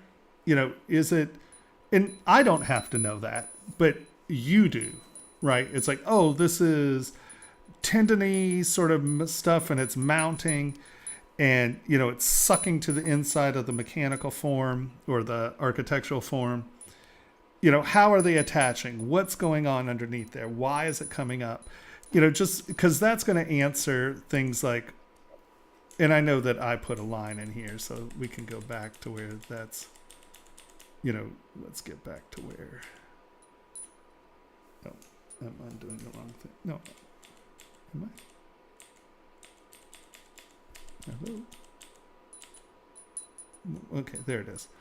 Right, because let's go this, because this is what you have, right? And you can see from here, I don't see, like, this is attaching, but it's not really attaching, right? This is a hard surface. This is a biomechanical or a biological surface, right? You want it, the mechanical and the biological. So what's happening here? So is this coming up and it's sort of attaching? Is it going under the shelf? I like the idea of that being a hard edge because that will separate, your. Okay, I see what you are saying. Yeah. And so, and once again, you cut this here. So chances are that would kind of come up unless this is something sitting there, right? There's got to be a reason for that to do that. At least in my world, there has to be a reason. Yeah. So because this just has this nice sharp stop edge, you know, is it something that's kind of doing this and now it's going under it? Is there a little cap on it? You know, what's that little lip for? Because we have this nice, like I said, you know, this hard surface thing, and then these two soft surfaces are just kind of there. I want to see the transition between hard and soft here. And if this is coming back and returning, you know, that's fine. If this is coming up and in, that's fine. I want to know why. Inquiring minds want to know. But other than that, I think that it's pretty successful. Once again, here you kind of have hard and into a soft surface. If you're going to do that transition, you know, once again, I want to see the end of the hard surface. And then this is soft surface. Why is it a soft surface? Is this surface coming up kind of in here? It's going under, you know, because you have these nice, well-framed architectural elements. And then they just kind of merge into softness. I think having a lip somewhere in here is going to help define that transition from hard to soft. Like you want me to put a pattern? Not necessarily. I just want you to think about what's happening, right? Okay. You know, because once again, you know, you have this hard thing here and this is here. Well, if this is just soft, why is the soft not here and why is this a hard edge? Right? I'm just weird about things like this. I want to good design, you know why you did it, right? Every transition, you have an idea of why it's doing that. Oh, well, that's going under that. Oh, that's going around that. Oh, that's going over it. And I just think that this intersection here and this intersection here are the weakest points of the part, because everything else is pretty clear. Everything else is pretty well defined. Right. Okay, I'll try to put some work on that. Yeah, but otherwise it looks great. And now Thanks. let's go to the next one. Excuse me.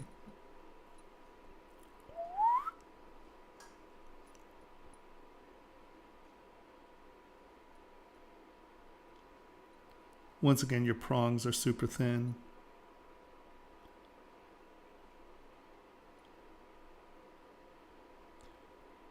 So see how you have this multi-line stuff going on down here, but it's really not happening anywhere else? All this is pretty simple, flat, and clean. I think that you could probably get away with, and you may still be working on it. You may go back and put some of this detail into it, but I think that you could get away with. I didn't put too much detail on this ring because I really don't know how to start to put the detail. Right. Okay. So once again, I would find so the question is, you know, when you did this, let's undo this. Is this the detail? Do you like this detail? So you have this nice, soft, sort of half roundy stuff, right? This is almost like tubes and nothing else is tubes. So let's say you like that tube stuff. So I would come in and find places where you could give it that secondary edge, right? So let's say here you could kind of come in. Oh, yeah, let's turn on Sculptures Pro. Right, you could come in here and kind of give it this. And you can see, so now that's starting to match this. So you found a place that you like the detail. And now you come in and you try to figure out how are you going to do that. So you like that kind of double line, half bubble stuff. So we're going to come in and do that. And I think it had one more row. Right, so I'm just saying, let's say you decided this is the detail you like. You want to carry that throughout the ring. So now that would be how you start to do the detail. And Okay. so when you see me like blocking stuff out, here, let's go here, W, cylinder, make a divide, W, coming in, turn on symmetry, X and Z, turn that off. Let's go to top. So you'll see when I'm sculpting top,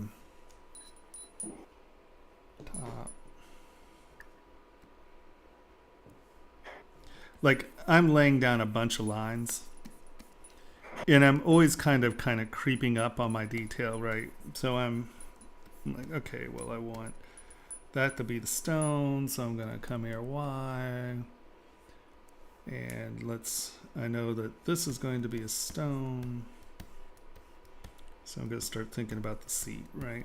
Okay, well, bezel set this. I'm not gonna use prong, so I'm gonna come in and kind of get my bezel sorted out.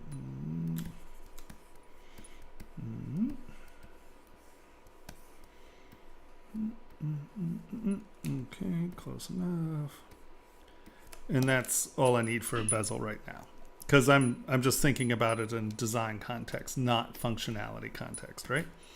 So now I'm gonna be like, okay, well, do I want little fins on it? Nah, let's do it the other direction. Let's make it a seat. So I'm gonna put these little things on it. And okay, that kind of makes sense, and I'm going to do that. So we have two arrows pointing at a fence, so I kind of like that. So now I'm going to say, okay, let's make it an arrow. And,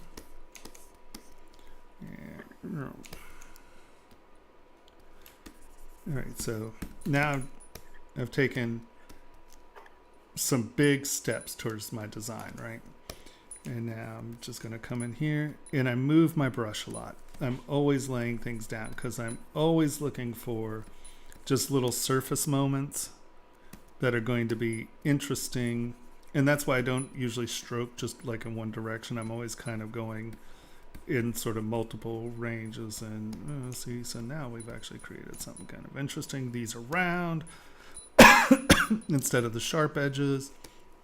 I kind of like this round form. Okay, I found that. So now let's play with what it's going to do.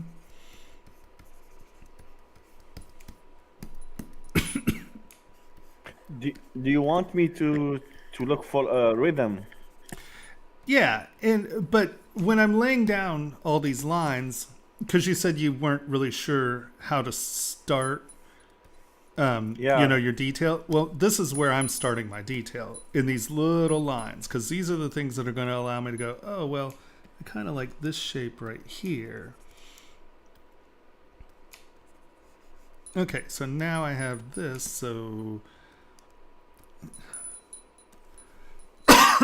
Sorry, my throat's dry tonight.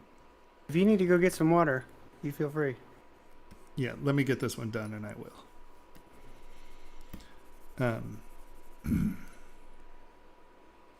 Right, and you can see just by laying things down, and now I have these surface rhythms that are really going to give me some insight about what I want my detail to be, right? And so you can see that I'm kind of deciding whether those were organic or mechanical or architectural here, and I'm just kind of creeping up on my forms.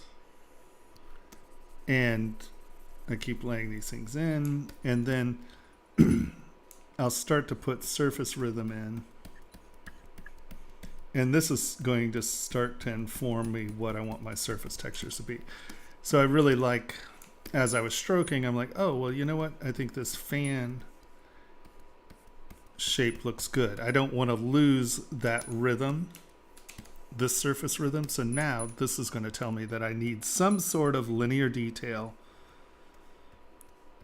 doing this if I want to keep that fan shape. Now, I wouldn't just lay those lines on there properly, but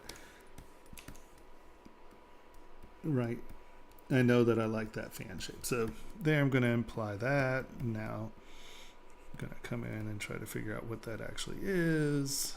This is pretty organic, so I'm going to make these little ridges. Right, and I just kind of creep up on my texture by the surface forms and rhythms and what vocabulary I'm trying to accomplish. So that's how I creep up on my surfaces, right?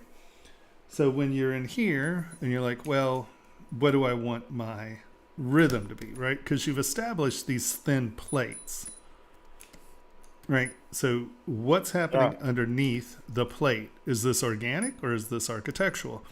If it's architectural, what are the plates for? What's happening? So we'd come in, you know, define them as plates, make sure that's going under. When you're doing plates, I would say make sure that you are getting an over and under off of these. So if it's a plate, make sure that the plate is crossing under, because it, right, if it's just this straight line, well, what's happening here? You know, what, because it's going under up here, so why isn't it coming under over here? And this is what I mean by answering your questions, right? You're like, okay, well, why is this crossing over, but it's not crossing over here? If it is, because I can see the edge, right? Where if it came all the way, oh, I still have Sculptures Pro on. Where if it came all the way down, you know, this has been decimated. You know, if it comes all the way down, then this whole thing is going under there, right? So if you have the top model is not decimated. The one, the first one. Oh, okay. There we go. Right, so you have this lip. And this is a lip, and it's going over. And this is a lip. And then it's folding over.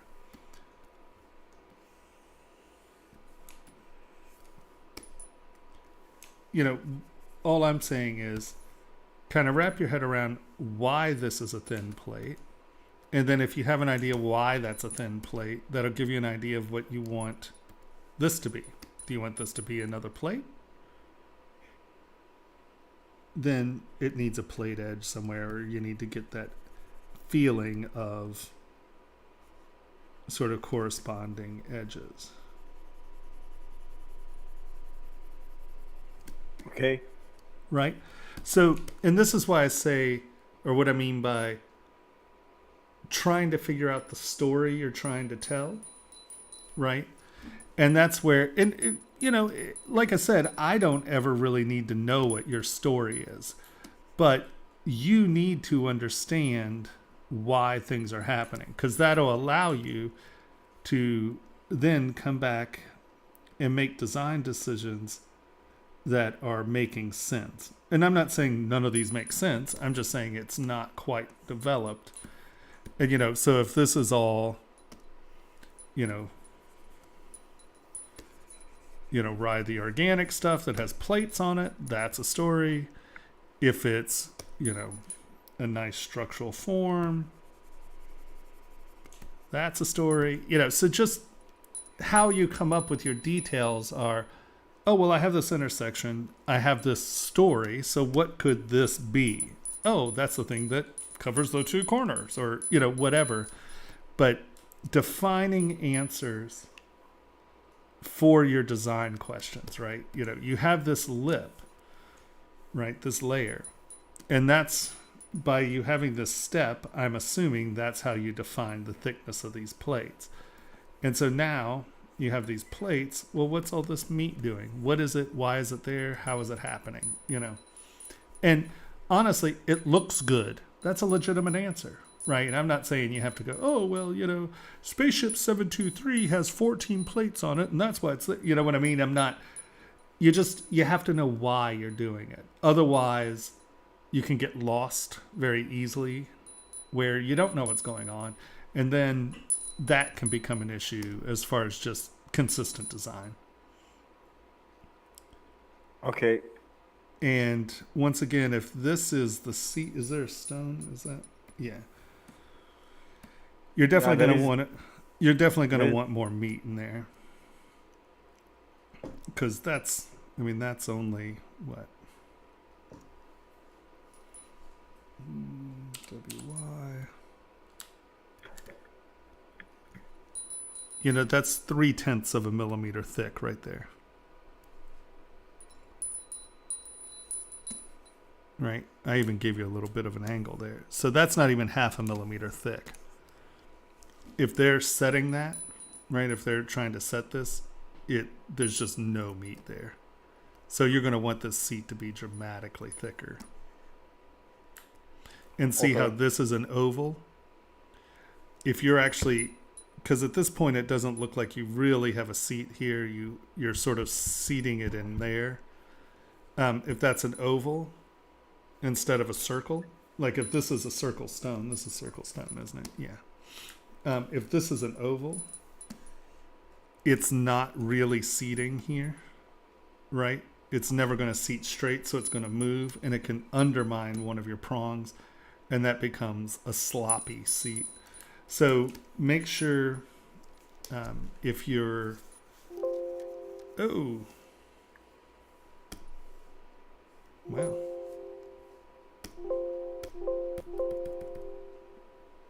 I didn't like that at all.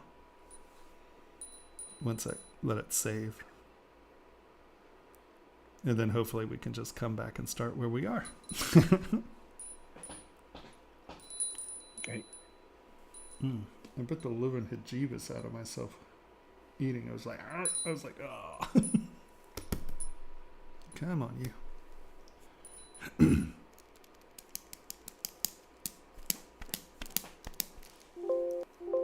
All right, yeah.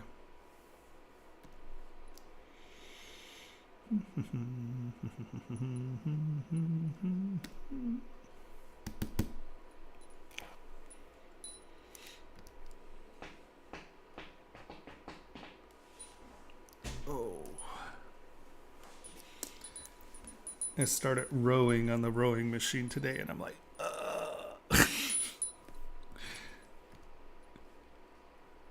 I'm a broken, fat old guy. It's horrible. All right, everybody. Okay.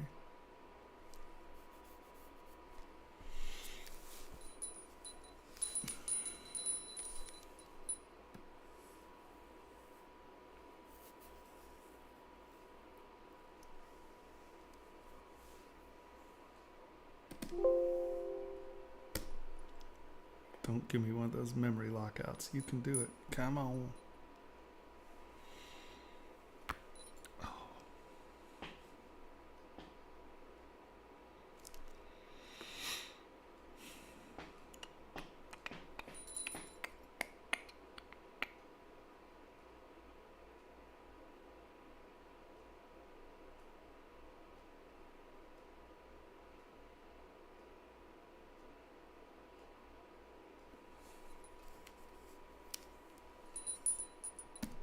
Come on. I guess this has a lot of models in it. This might be a large model. Or a large ZPR. We were 2 files away from being done with every model you had loaded. Oh, look at this. So close. Would it say we strongly recommend you do something else, retard? It's like, stop goofus. Okay. So, right, if this isn't a perfect circle where they can take a bird to seat it, this is going to rock around. It can pinch oddly. If you tap it from the top, that can be a pressure point depending on the stone. Some stones are soft. That'll be a point where it can explode. So just make sure that these are solid. The other thing you want to think about, let's go back to this subtool. Boop. Radial YR100 are out.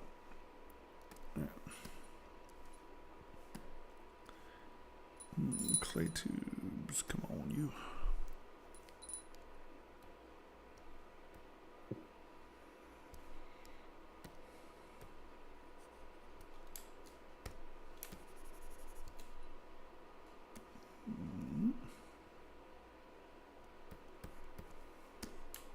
You can get to these with radial symmetry pretty easily. And just make sure you leave enough meat in here for them to cut out with a burr. And then you can see here, if you just make that round, at least on the inside, right? It can be oval on the outside. It doesn't matter what the exterior shape is. You just want a really solid area for a seat. And as you can see, I'm adding quite a bit more meat in here. I'm going to come up here and I'm going to make this sort of flat. And I'm going to show you how to make a cutter so you can see how your how it's reacting with your stone. So do this, take your stone, and what you're going to do, duplicate it. Going to come in here to W, and you're going to Dynamesh it.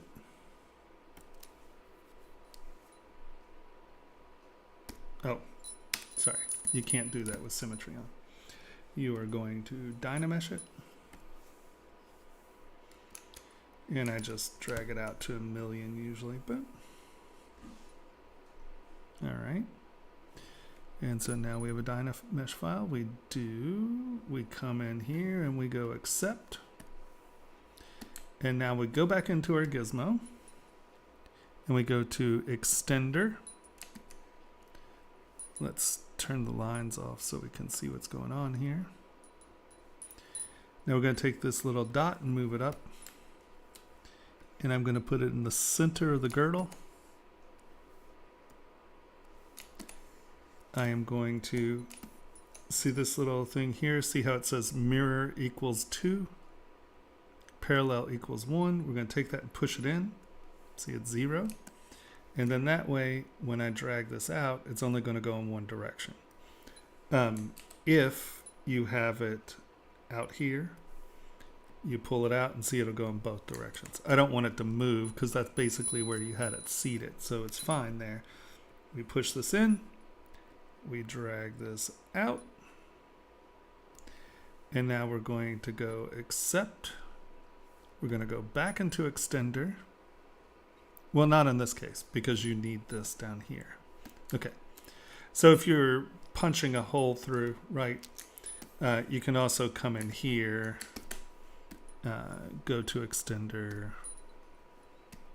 drag this down, and now that's where it's going to split, right? But since you're using the collet of this to, the cullet of this to act as a second cutting position, we're going to leave it as such. We're going to go accept, and now I'm going to come in here, and I'm going to take radial symmetry, and I'm going to smooth this out. Nah, we don't have to, but I like smoother seats just because you don't want it to have to key in, right? You want it to be pretty round. So I tend to go X, symmetry Y, 100, and trim front. And I'm just going to set it at this, the widest part of that collet. I'm going to hold down Alt and drag it down. And you can see that sort of gives me a round shape that's tied to that, the outside edge of that facet. Now I'm going to come in here. I'm going to go planar flatten line. Drag it there. Now that's going to cut on that. And that. Oop. You can't have it that big. We're just going to turn this down. Oop. Got to make sure we're doing it straight.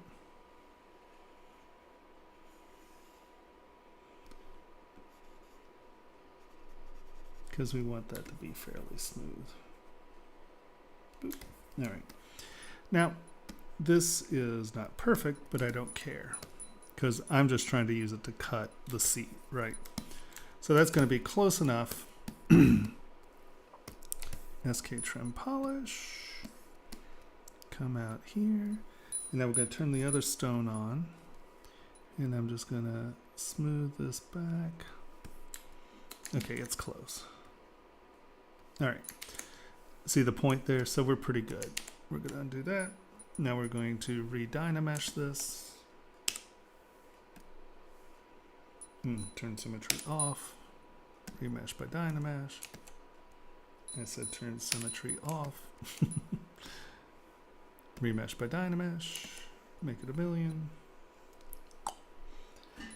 And so now you have a pretty smooth, and you can come back in with one of the smoothing tools, accept, and really clean this intersection up if you want. SK trim polish. Turn symmetry on. Radial count 100. And I'm going to make that smaller so it's not quite so aggressive. And you can see that you can go down right to the edge. There we go. Because that is the outer perimeter of that surface. We're just going to come back in here and smooth this just a touch. All right. So that is close enough to spit on. We are now going to take this, and you can see we're going to live boolean. We're going to make this a negative. We're going to make that start, and we are going to turn live boolean on. And you can see how that's sitting right there. Now this is because it's live boolean. That's going past the thing. Don't worry about it. If you booleaned it, you wouldn't get that. It's just a feature of the live boolean. Now, if you'll notice, see how there's no edge lip here? Let's go W and turn symmetry off. We're going to drag this down until there's just a little bit of a flat edge there, right? And then that way, you know that that stone is going to seat down very nicely. And you can see, look at how round that is. Compared to the oval you had, that would have prevented you from setting this stone. And then you're obviously going to have to make these thicker because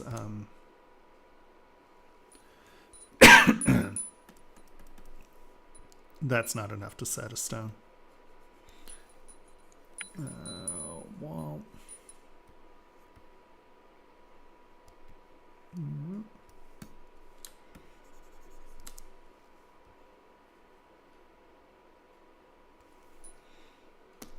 Turn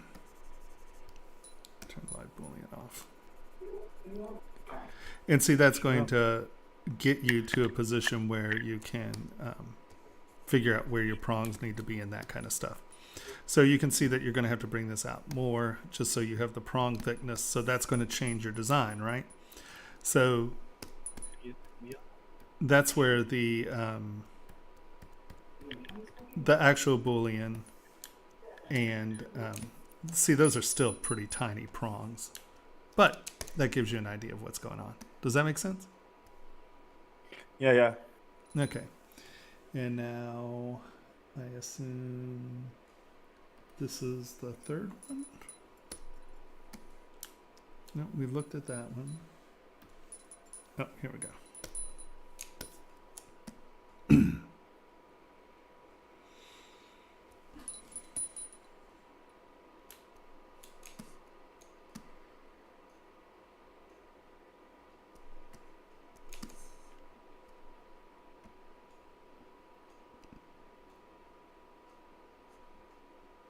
So you've started adding these plates to this. So you got your rough shape in, and then you started adding plates. And that's cool. And here again, it just comes down to, so you started changing the forms. You had a nice organic form as your base shape, I'm assuming. And then you started to come in and start defining the forms. And that is the second subtool is the mask that I use it to to do the shape. Oh, right. Yeah. Yeah, no, it looks good. I mean, and, you know, it's a good form. It's a good process. I do. I use it all the time. That's what I do. You're probably going to want to blow a hole in this,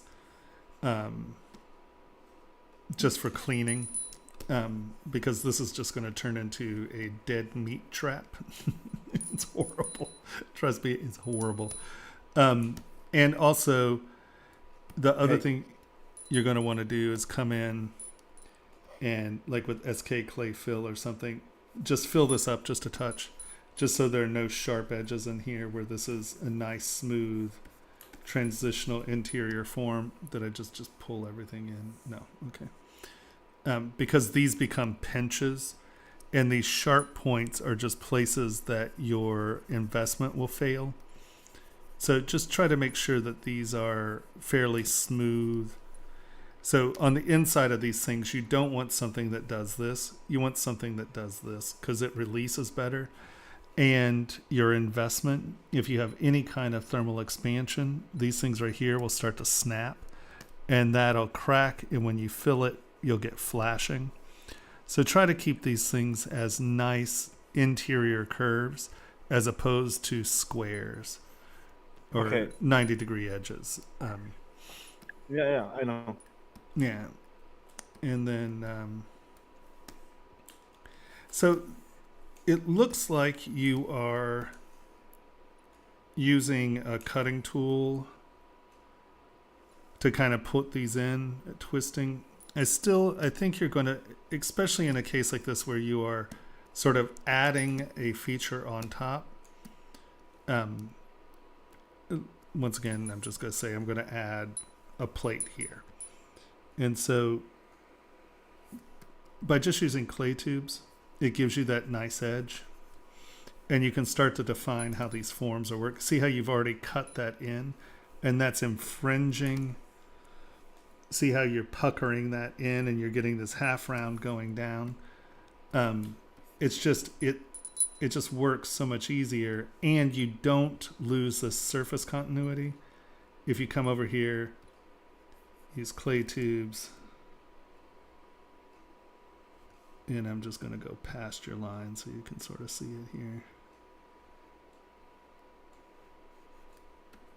And we can fill that in the back, smooth it off. Clay tubes, or SK Clay Fill. Right, and now that is definitely something sitting on top of that surface. It's not cut in, it's not infringing, right? This is something that is on top of that surface.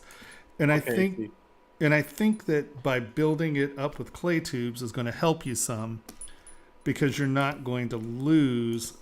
See how you lose surface continuity here by cutting it in? It's like, what is that surface doing?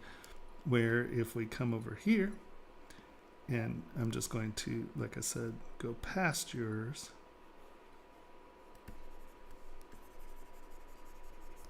Right, now that is definitely something that is sitting on top of the thing below it. Right?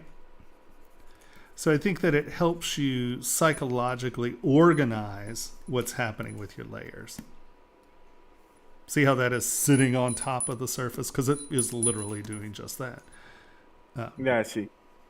You know, instead of using a cutting tool, clay tubes, if you use that outside edge as a step, you can see and Can start to Can you please give me your clay tube preface? Yeah. So if you turn lazy mouse on, right, go to point. Your lazy step is 0.003. Lazy smooth is 8.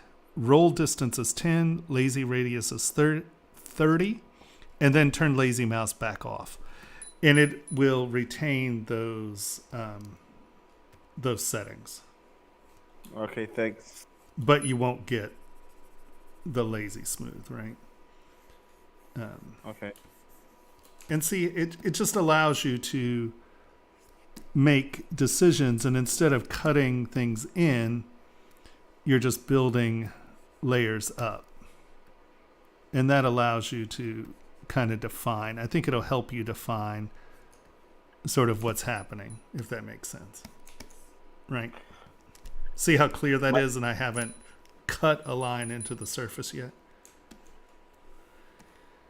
Yeah, I see. And then for bezels, you're going to need, well, I guess these could be rim set, but you're still going to need either, that's just such a minute little ridge. It's not really going to do much for you. And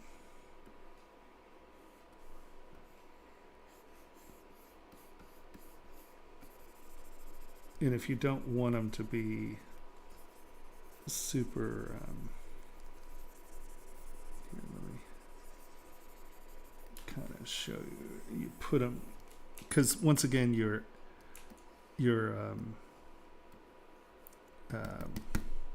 girdles are above the material, and I'm just kind of cutting these in.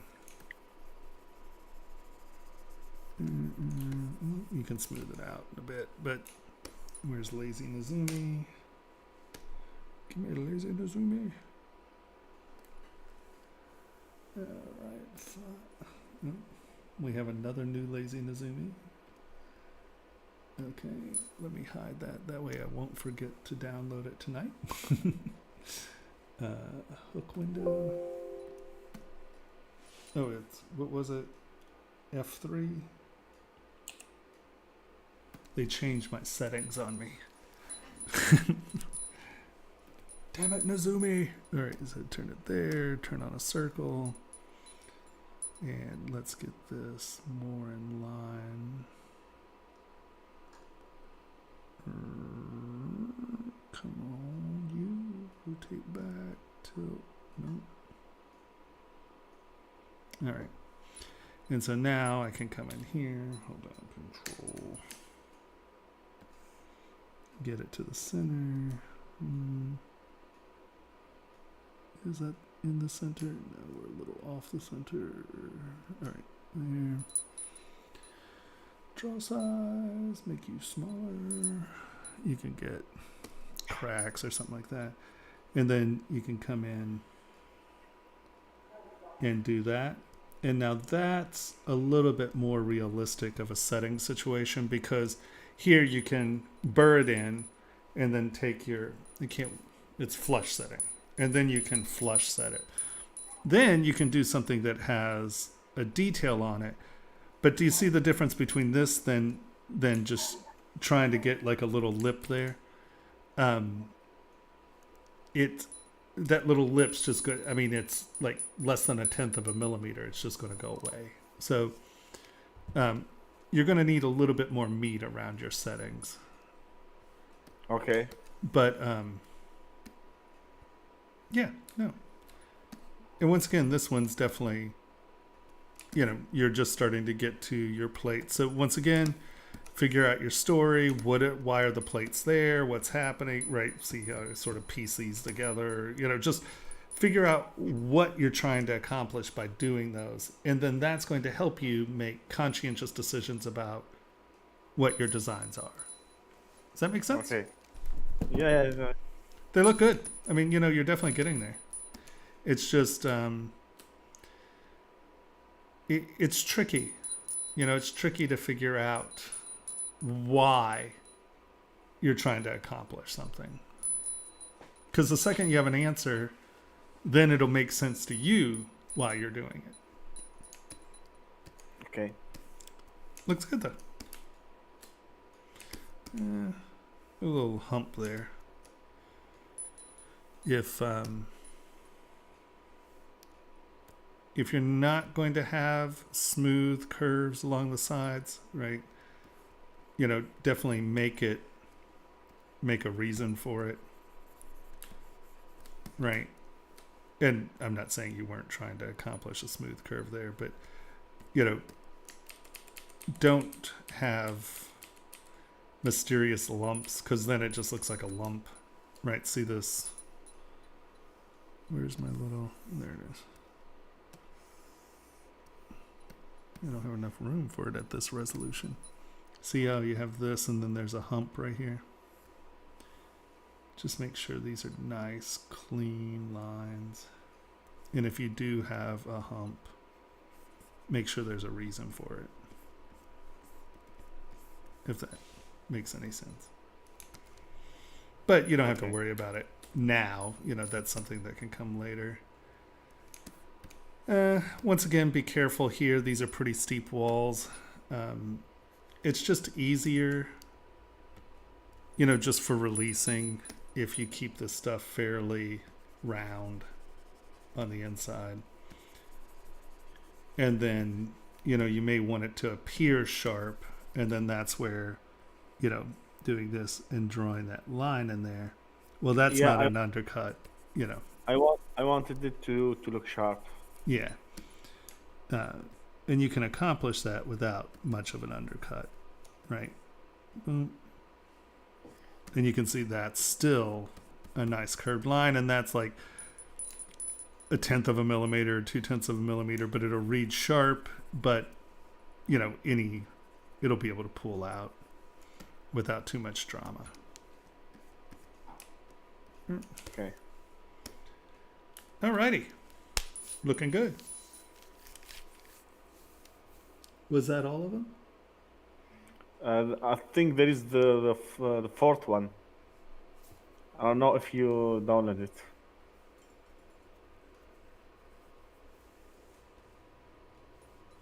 Henry, did we download it? Yeah, you got 4. Uh-oh. Whoop, don't do, whoop. Ah! Okay. We did this one, right? Yes. We have a body in the middle here. We have this one. We have this one.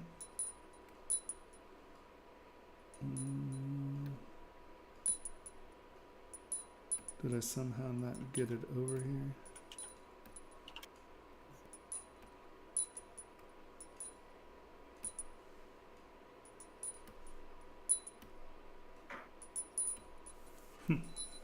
Hold on, let me. Boom. Do we know what number it is? Hold on, let's see. This is 26, 28. 33. It's 33. Okay. Ring. So, yeah, so let's go. Boop. 33.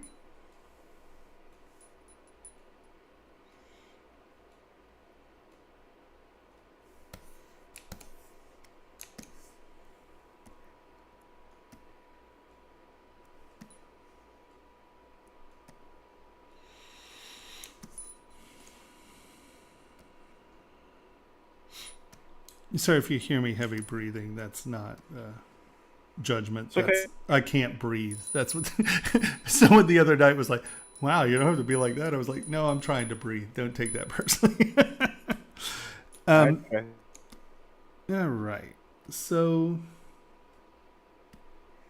here again, this detail, this swirl, the handlebar mustache thing, I don't see anything else on the model that has anything to do with this shape. So why is it there? That's my question. So I would say, go ahead. I wanted it to look a little bit more organic, but I failed to put anything organic on the ring. Right. So in turn, that's something you need to wrap your head around.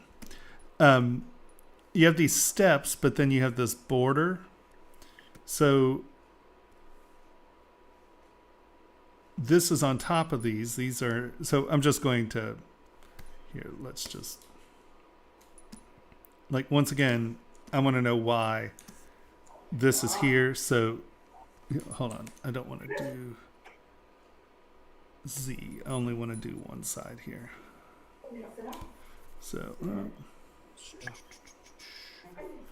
right? And so now that's tied to my bezel, so I want this to infringe on that, and so everything is sitting behind my bezel. Let that in. Oh, man. And so now these, once again, do these as steps instead of cutting that back and in. Here, I'm going to do this as steps instead of that cut back. This ring is a mess, man. It's okay. Let me tell you, you can ask Henry. I make a lot of mess rings as well. Don't feel bad. It is part of the process. I make so many things that suck, it's ridiculous. So this doesn't suck as much as some of the things I make. So don't feel bad. Not saying this sucks. Never mind. You get it. You're like, what did you say my stuff sucks? No, that's not where we're going with this.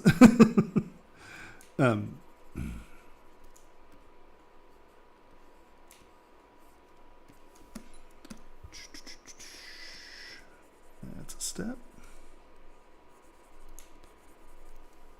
And you can see that I can get a convincing step here without so much thickness. And so now I've decided I have that fat scoop there. So let's put that thick border here. This will do that. And these will kind of scoop, because I have a scoop here. I'm going to scoop these edges, fill in from behind, sort of scoop the edge. So once again, this is how I'm making design decisions, right? Scoop the edge, fill it up from behind. Now these are crossing in front. I want this to be a little bit more of a step, so I'm gonna give this a high point, make it go back. And then, I don't know, I'm gonna, you hit scoops. Let me,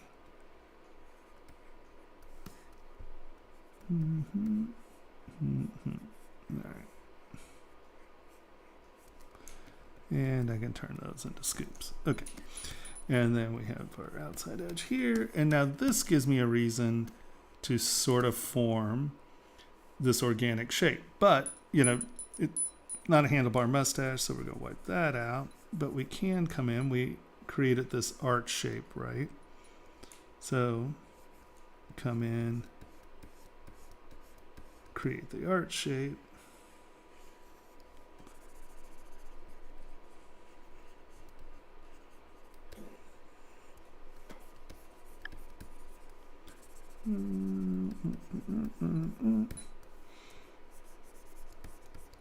And that's cutting under that.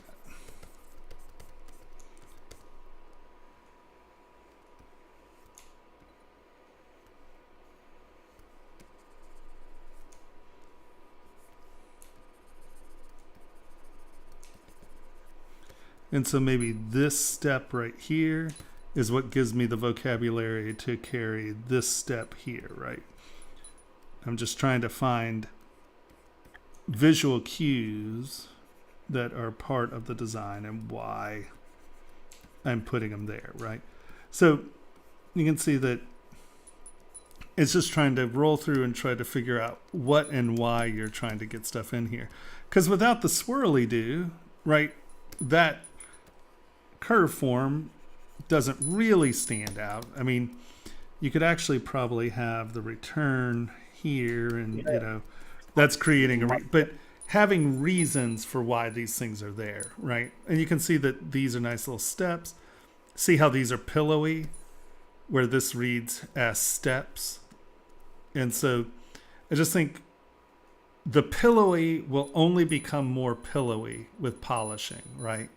So if you want something to look sort of hard surface, you want to avoid that pillowing, and that can be done with these edges. And then SK trim polish comes back in and really knocks that pillow edge off, right? You can even see here, SK trim polish, just knocking that pillow edge helps a lot. But see how you cut this in? So you lost that edge continuity, right? So it no longer looks like a step. or that something's going behind it, it looks like pillows, right? You get, right? As opposed to this coming under that. And this reads a million times better in jewelry. That pillowing makes the surfaces really confusing. You don't have nice reflective planes. And if you're trying to get something that looks humpy, lumpy, and really veiny or wormy, that's cool. But if you're trying to get something to look like plates, it goes against the reflective story. So, right, just see even that like little half burn there compared to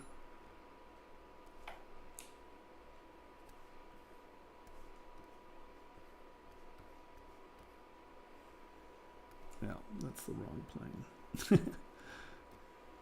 I'm just going to make that one surface. Mm-hmm.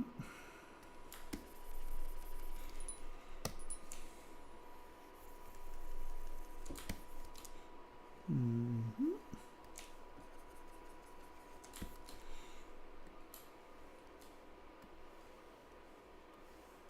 Let's see how that looks, because this is a visual story that's telling me that this is a flat plane. It has a step and it goes like this, where when you see here, see this half round, you're getting that brightness there. See how I don't have that anymore? Because it's not cutting down and under. So anytime you have these steps, try not to cut into it, because it changes the reflective story. That's not actually going underneath that, right? So, here we're going to get rid of that trench, make it somewhat flat. And then when I come across with this, you can see I'm not getting that bright reflection right here where this is cutting down and under. See, like here, you get that reflective surface. There, it's reflective. That's a half round. Where this is a flat plane going under another plane. That will help clarify your forms. And once again, you're going to need more meat on this bezel.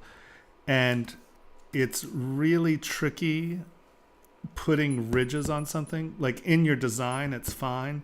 But understand that when especially in a bezel set, right, they're going to come and hammer that edge down.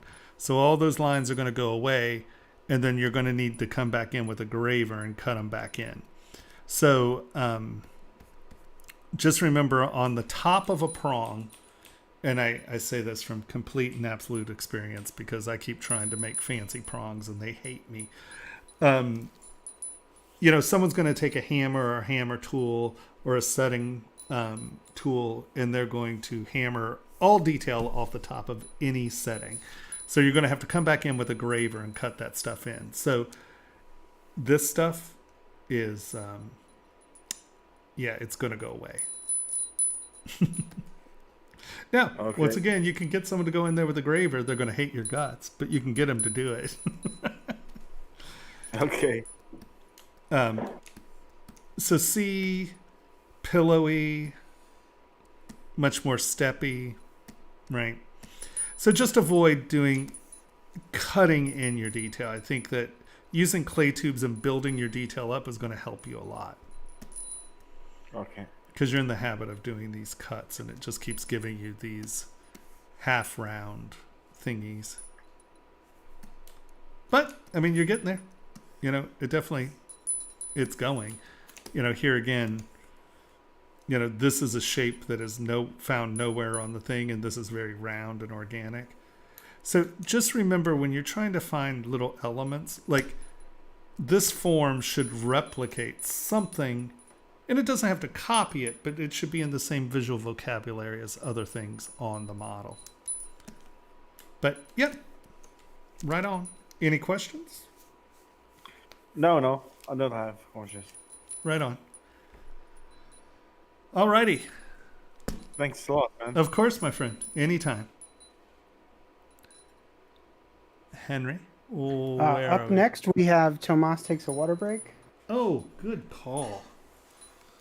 See, someone's looking out for me. All right. Now, what's Okay, the big see what's the big lesson I've learned? Take the earplug out before you walk away. I'll be right back. All righty. Whoa. Oh, rowing's tough. Holy Hannah. My favorite part of the streams was watching him hurt himself on his own headphones. So I'm disappointed that he's learning. I mean, I'm glad for him as a person. But, you know, there went a little bit of my joy. Trust me, he'll forget and do it again. Tony, I forgot you were here.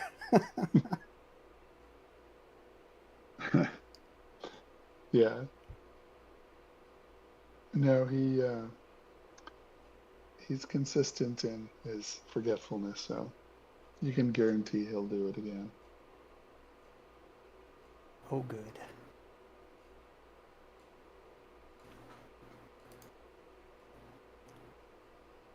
Looks like some nice models tonight.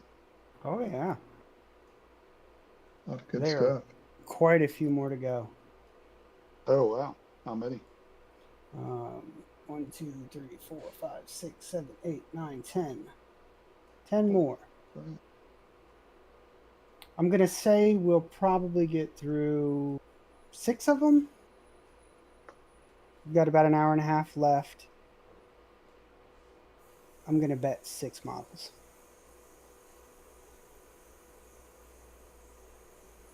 Sounds good.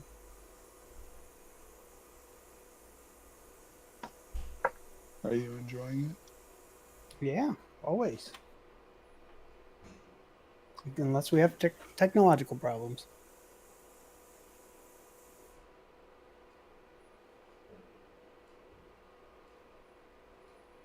And tonight's been relatively free, although you have quite a lag.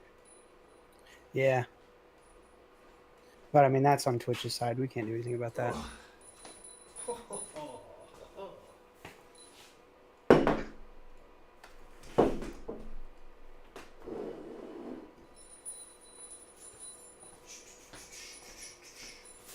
And is it always Twitch's problem?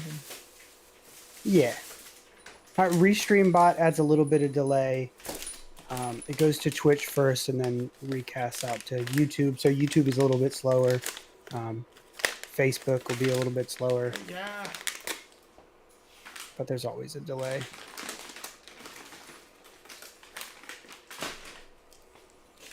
What's he had? Is this water coming to MREs? Vasa.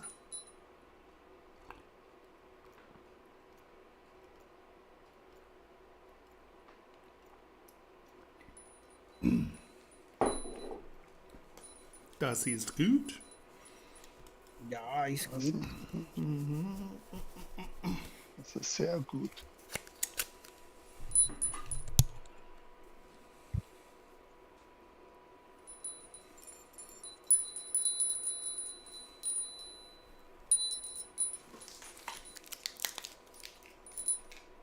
Is it just quiet out there? No.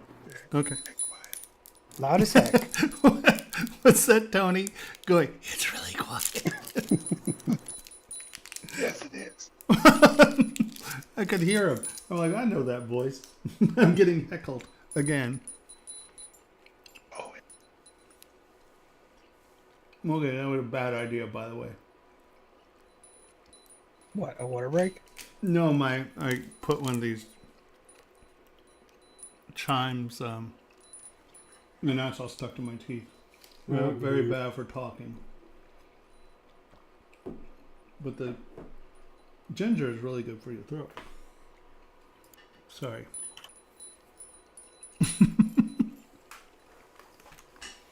You're gonna have to put up with me.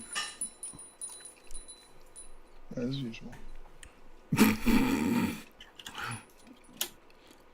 That really is like Heckley McHeckleson over here.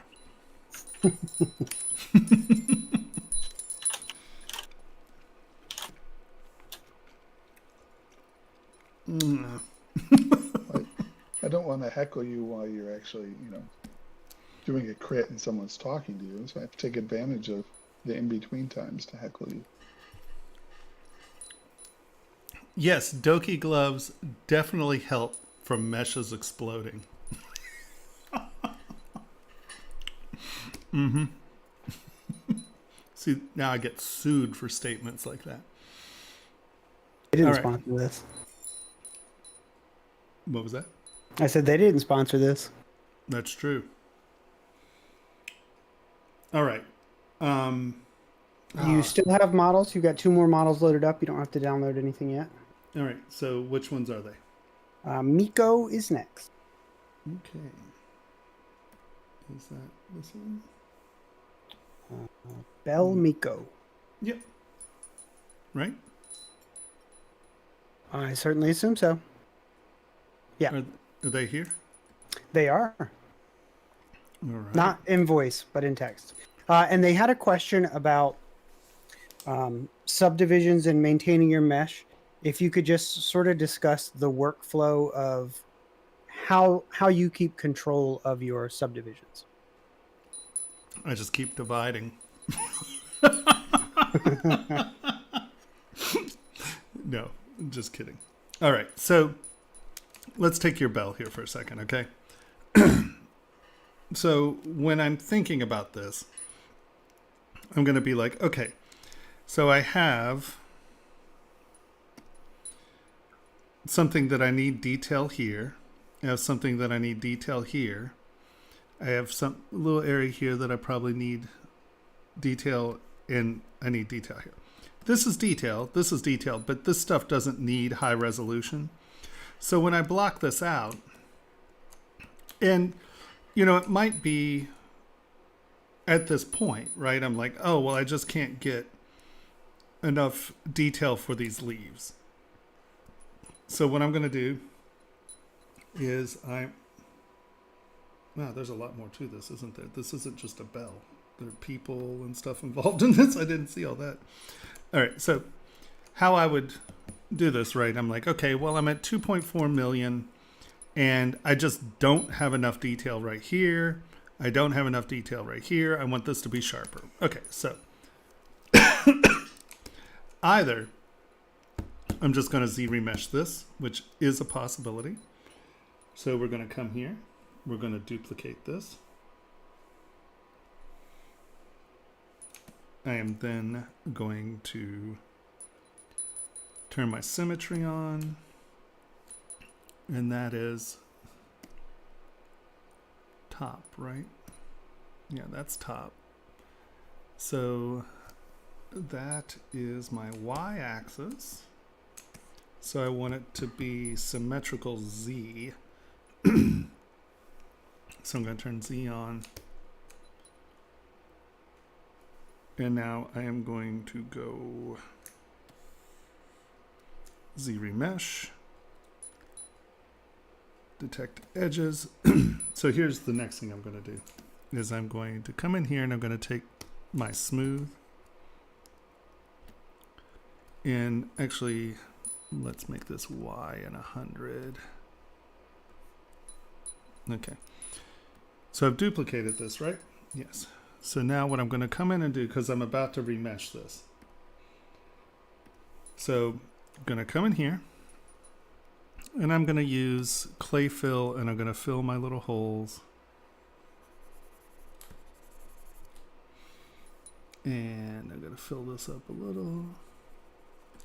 And why I'm filling this up is because when this remeshes, I don't want my remesh to think about the detail. So the clay fill is just bringing it up a little. Now I'm going to take SK Trim Polish and just kind of polish some of this stuff off. Lower my resolution. I guess I don't have lower resolution. Fine. So kind of get in here, get my model cleaned up. Is this not center? It sure doesn't seem to be. Okay, well, that's an important part of this if you're going to do radials. It really needs to be symmetrical. Here, let's just do this. So normally I'm going to come in and erase my detail. Not really going to happen right now. We're going to turn off symmetry because this is not symmetrical, which is important. And now I'm just going to go 5,000. There's no edges to detect, I don't think. We're just going to ZRemesh.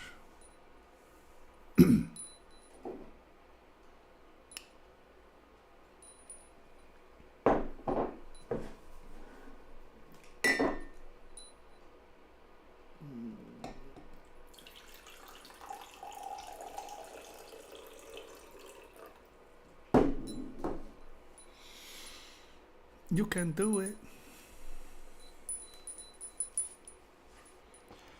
And this is something that I do all the time.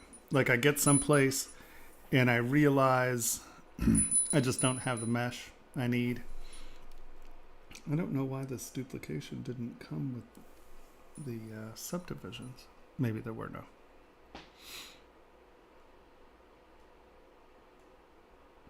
And I'll show you why coming in and smoothing the surfaces often help. See how you get these little dents and lumples and stuff? It's trying to retain some of that surface detail, and that's why it starts to get weird and lumpy.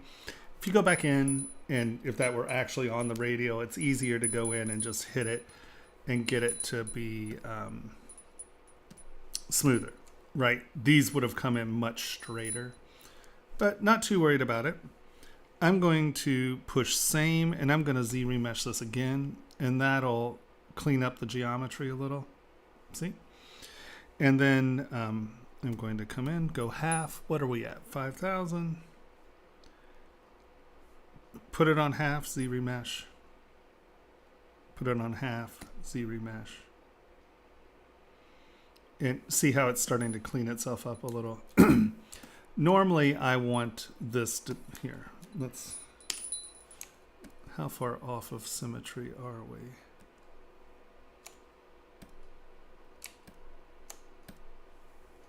Well, it actually seems pretty symmetrical here. That's strange. All right, let's do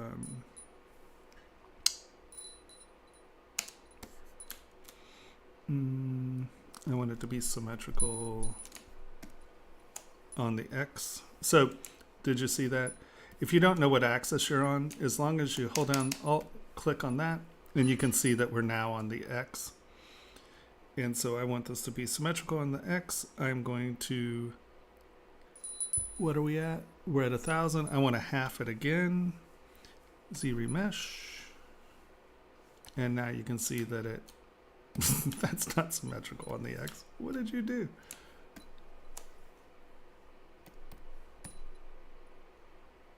Why is that not symmetrical up there? That's not symmetrical at all. Oh, because symmetry is not turned on. I'm like, what are you doing? All right. Turn on symmetry. X. Turn radial off. There we go. Now, when we do it, there we go. Now it's symmetrical. We're going to go half. What are we at? We're at 1,000. ZRemesh. All right. So there we go. So now we're going to bring this guy back on. Interesting. I hit home. It just moved. All right. So we're going to bring this back up here. And so now I know that in this area here, we're going to turn transparency off, right? I know that I need detail here along this. I need detail in here, and I need detail here. And we're going to say this is going to be, so I need detail in here. So I now know where I need my detail. So we're going to come in, and we're going to go Z Modeler. And I'm now going to come in here, and I'm going to insert loops. Boom. Boom. Just in between there. I'm going to put a loop in here. I'm going to fill this up with a few more loops. And we're okay there. So now I'm going to come in and just fill these in a little, just so we don't wind up with really long quads. And I think that is going to do it. And you can see that we have a lot more geometry here than we do up here. So now as I start dividing, it's leaving, see how big the squares are here compared to where the squares are here. So this has now loaded the areas that I need geometry with more geometry. And that allows me to divide up. And we'll do our first projection here. Now you're going to see that this is a little wonky. So I'm going to move this.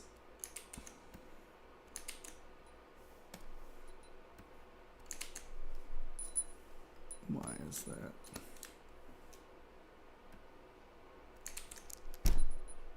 Oh, mirror's turned off. I'm like, why is that acting wonky? So I'm going to get this to where it's a little closer to where I need it.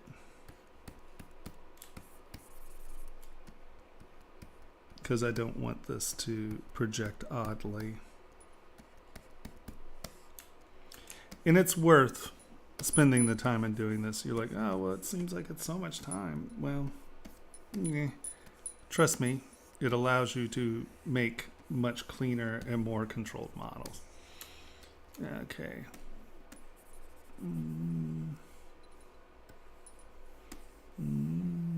I'm just using inflate right now to get this stuff in. Now I'm going to turn radial on, go to 100. I'm going to use clay buildup, but I'm going to turn it really low. And I'm just going to come in. I'm going to knock that behind the gray, bring that up to the gray. Do you understand what I mean by the gray? My transparency. I'm just trying to get these closer to the surfaces so when it projects, we don't wind up with big holes. You can see I'm just getting it to where it's breaking the surface a touch.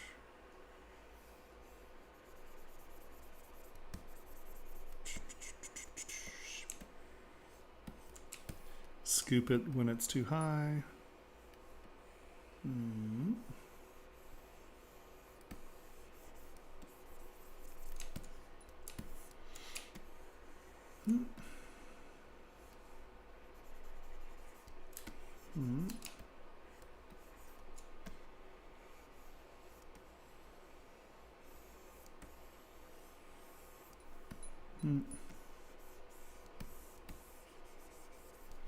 Alright, so we're there. And now I'm just going to project, turn symmetry off, project all.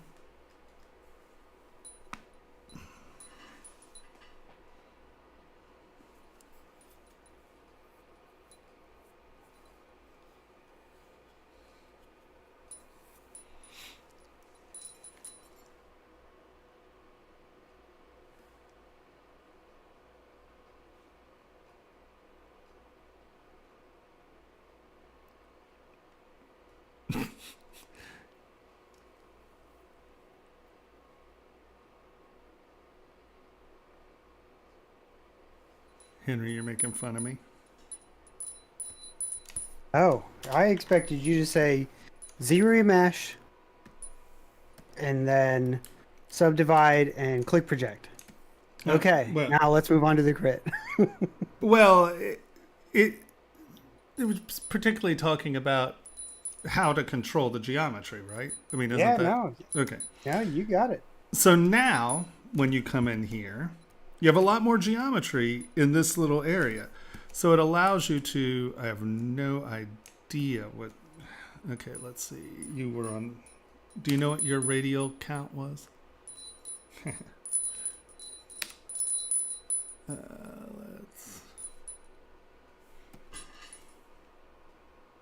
Wow, that was a pretty good guess.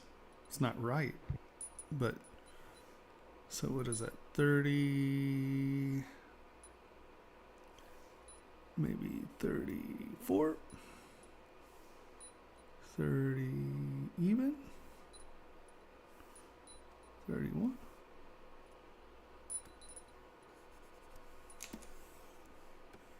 64 or 128. Well, that makes sense why these are 32. Okay. That's the answer. So now, 32. when you, So I think well, it takes- well, it's 64. You have a dot and a leaf, but the leaves are skipping one, so that makes sense why they're 32. All right. So, and here again, don't draw on your surface. Don't take a line and cut it around these leaves. You lose surface continuity, and it becomes harder. It becomes harder to read. So we have our even surface. I'm going to do a leaf. I'm going to come in here. And as you can see, we now have more detail in here than we did before. And you can now get nice clean edges. And when we get out here, they're more detailed, right? And sort of the same thing here. By cutting this line around this, you actually are not helping the ability to see it. It actually makes it a more convoluted surface, and in turn makes it harder to read. So try to get out of the habit of cutting into your surface. Let's even that out a little.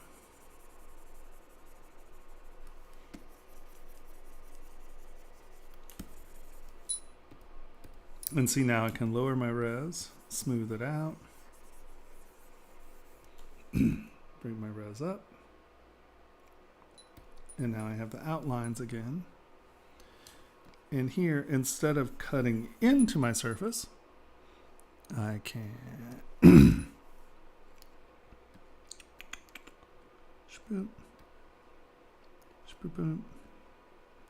Nope, that's too many. That's 100.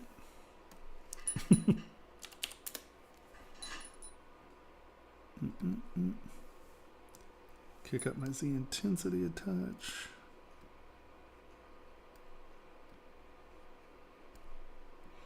You can see that we have more geometry here now. Instead of these being half rounds, you can see that I'm making them fairly flat.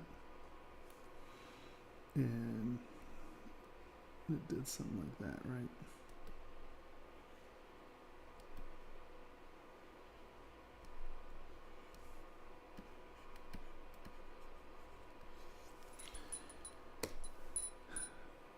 Give it a center ridge.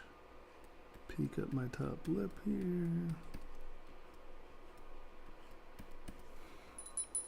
Gonna take twist, make it tiny, zoom in. And I'm going to use twist to knock this up into a bright edge. It may appear that I'm cutting into that surface. We are just a touch, but we're going to come back and fix that.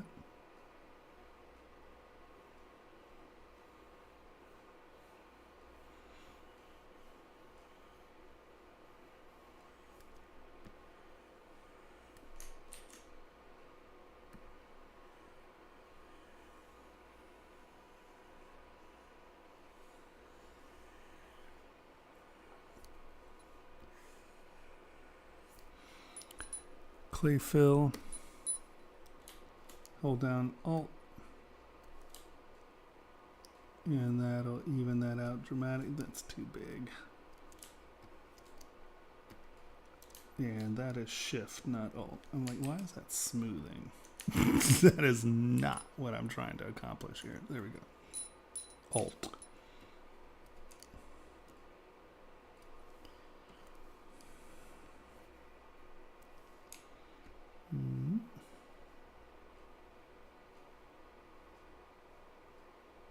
And you can see I'm just knocking that bright edge off so it doesn't become confusing.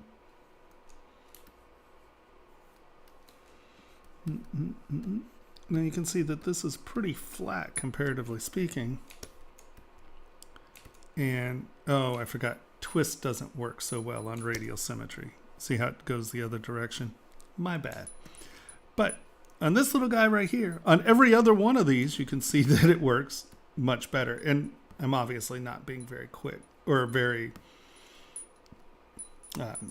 detailed, but you can see very low detail you get, or very low step, you get much better detail, and we have the resolution to do it. On the stuff that's sunk in, once again, radial isn't the best thing to use with twist. I probably, let's see, what can we use that doesn't have directionality? Yeah, let's just use clay tubes, it's fine. But by coming in, yep. So this is not 32.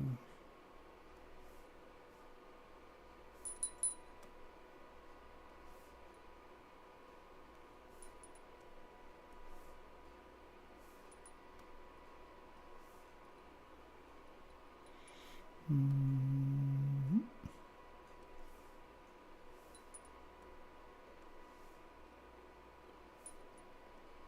16.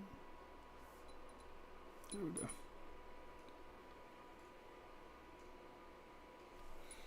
That's too much.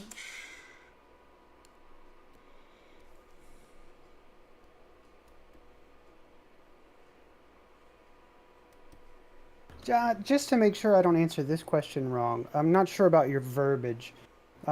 You said that keeping objects separated creates different shades at the edge.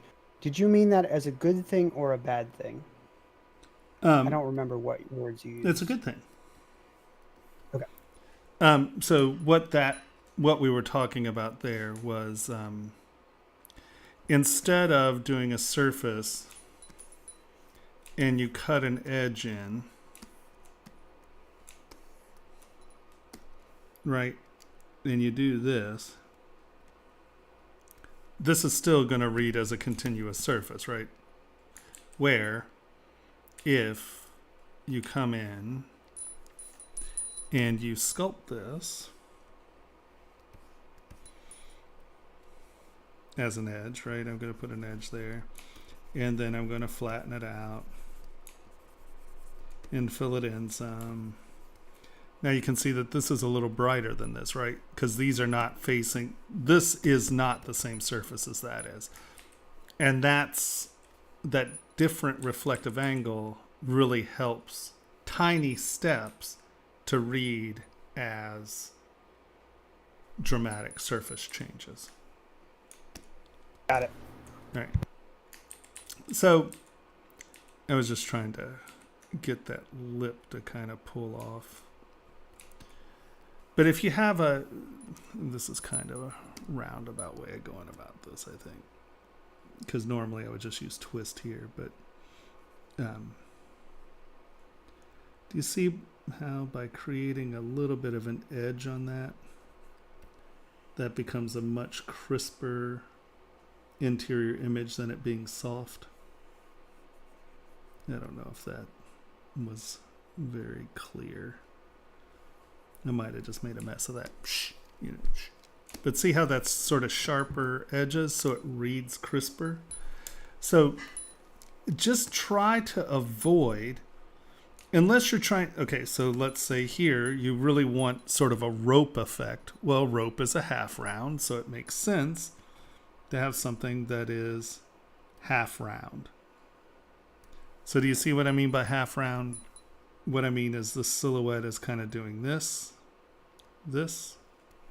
So look at the difference in that as opposed to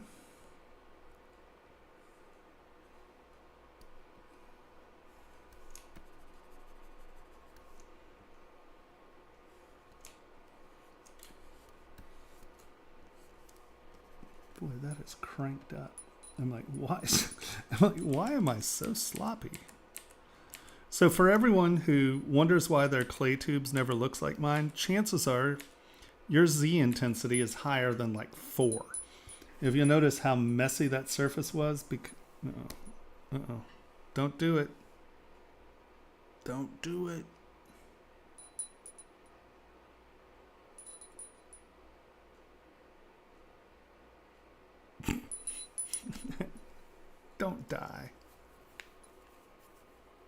Whoa. Oh, I accidentally tapped that. Man, we went way back. All right, let's come back up here. At least that explains why that was happening.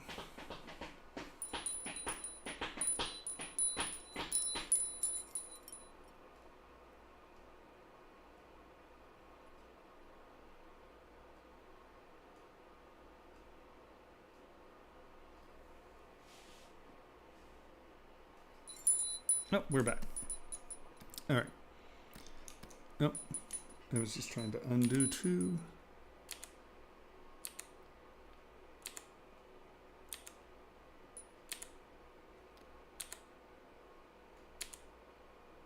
All right, so edit all that out. So instead of doing half rounds, if we're just coming in here, we're gonna do a little step there and a little step there. That's going to cut back some. One is a little too soft.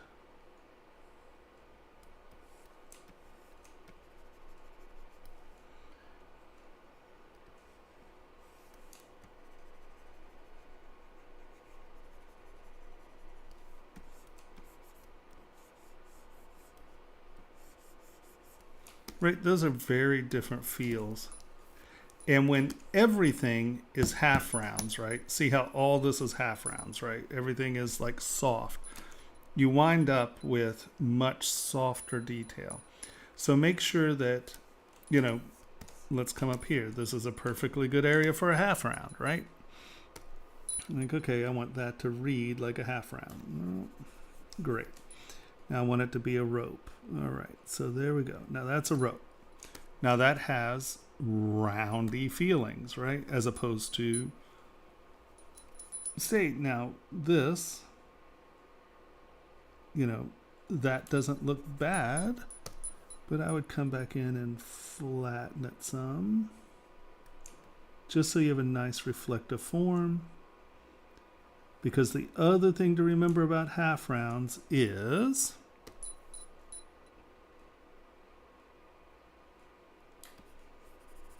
how they reflect. So you can see that I made these separated, but, right, you understand what I mean by separated. This is a separated surface.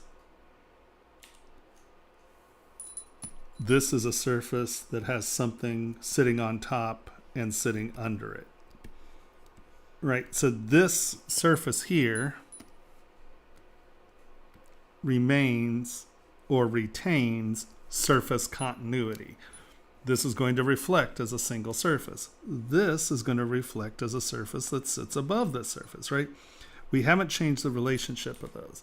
Where if I'm cutting into it, I've broken surface continuity, right? See how this surface no longer has affiliation reflectively with that surface. So if you want something to read as separate, as in up here, it's fine. You can have forms that are separate. But you can see what we've done here. We have, these are round, this is flat, and then, you know, this is something that is flat. Come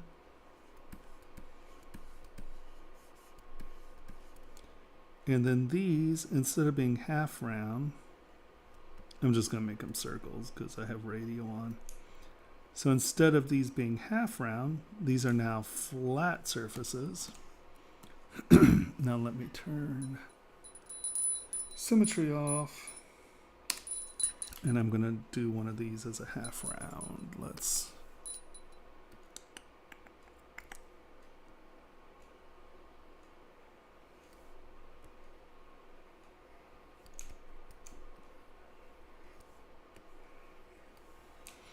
Okay.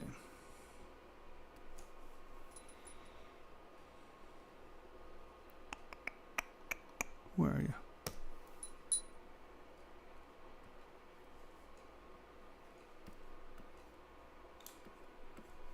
All right. Now let's look at a reflective material.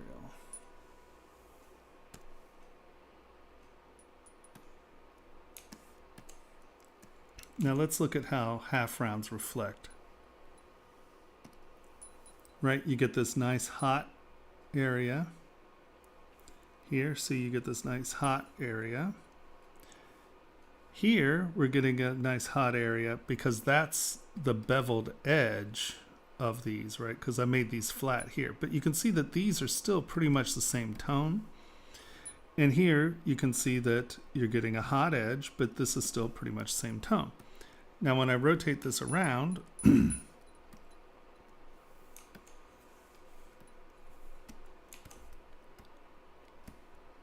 can see these look nice. That looks like a flat thing that's divided.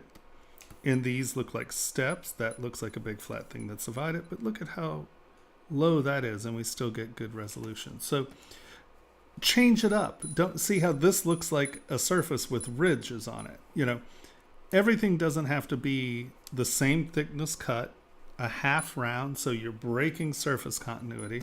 Because, I mean, look at how definitive a form that looks compared to this stuff, right?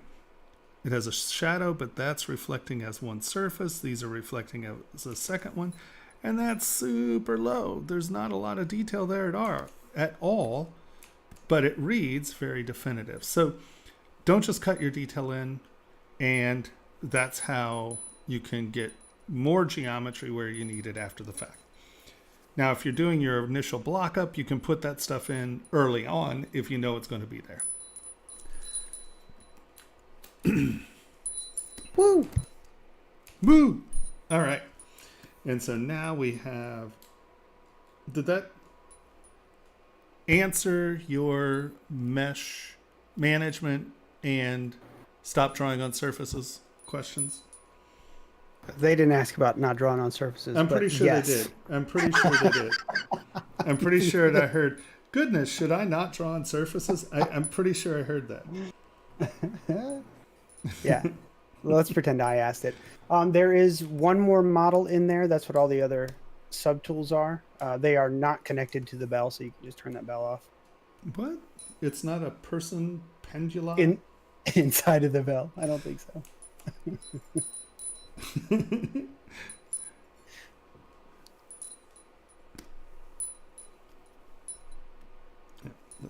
I'm like, why does this look so funny?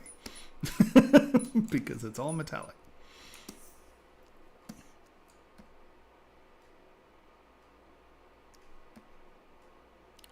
So here again, as you can see, look at how much it breaks up the surface by all these being half rounds.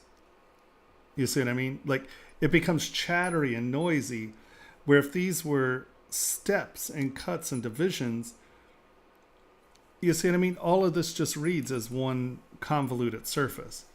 And you lose, like if we go out here, let's just come to there. Like, it's almost tricky to see those are people, right? And I understand stylistically, you're like, well, that's what I want. So be it. Not saying it is horrible, not saying it's that, but let's take her body for a second. Turn this off. And just FYI, the girl is only there for scale. Not part of what is to be critiqued. Okay, but I'm just putting that out there. right. I'm just going to talk about how you did, like, here, hold on, where's the staff head again? Is it, where are the peoples? Oh, they're here. Okay, so I'm just gonna take, I like these little groovers though, they're pretty cool. Right? Instead of cutting that in, because see, when you cut into the surface, you lose the subsurface. It may be exactly what you're trying to do, but this is where building up on things makes more sense sometimes. And so I'm just going to come in with clay tubes, and I'm going to start doing 1/2 of this.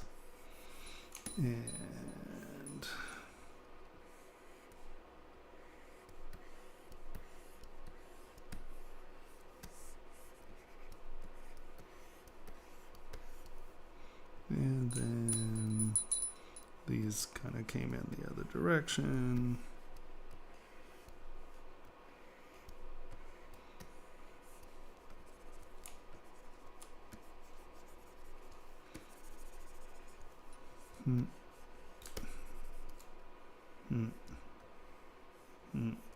Okay. So we sort of had this ridgy thing going down here. So I'm going to make these steps.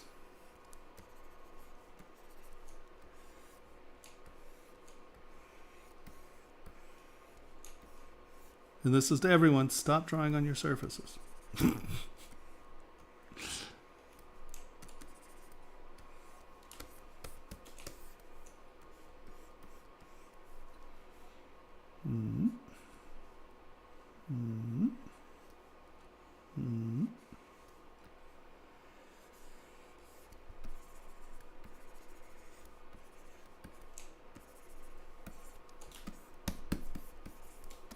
But you can see that I haven't changed the sub shape. I've just added these on.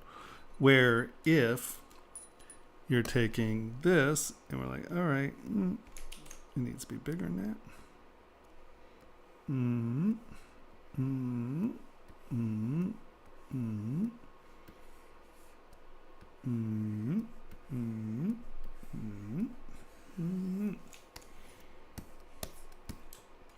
So by drawing on my surfaces, I'm destroying my substructure. Once again, this may be what you're trying to do visually. Because these look cool, they're neat. I'm not saying it's wrong. I'm just saying that by doing things in steps, you can get away with a lot less actual dimensionality and really not lose the form of your substructure or your block out.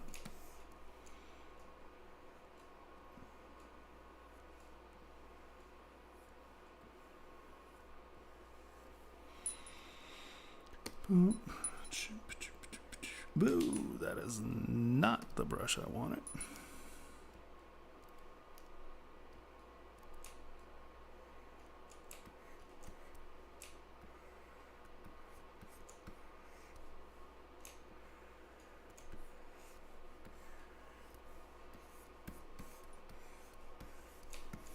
And from afar, you can get a similar graphic without it being just bubbles. You can see how you're creating reflective surfaces there. Okay, enough of her.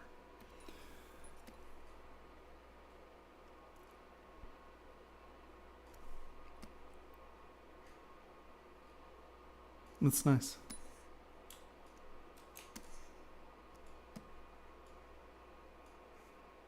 The fabric's doing what it should be doing. It's hitting, getting smooth. Ignore the girl. I'm not looking at the girl. I'm looking It's at the staff only. The staff. Oh, I thought you said just the figure of the body. I'm sorry. I was looking at the. You didn't say staff only. You said not the girl. Only the staff. He said staff only. Did he? Thanks, Tony. Yeah. You're welcome. You know what? This is a team up. I know all about you two. Fibbers. You're all like, yeah, I'm sure that's pretty much what he said. I don't even want to hear that nonsense. You know, this is recorded, right? No, I don't. No, I'm going to make sure it's not. Come on, you. Woo.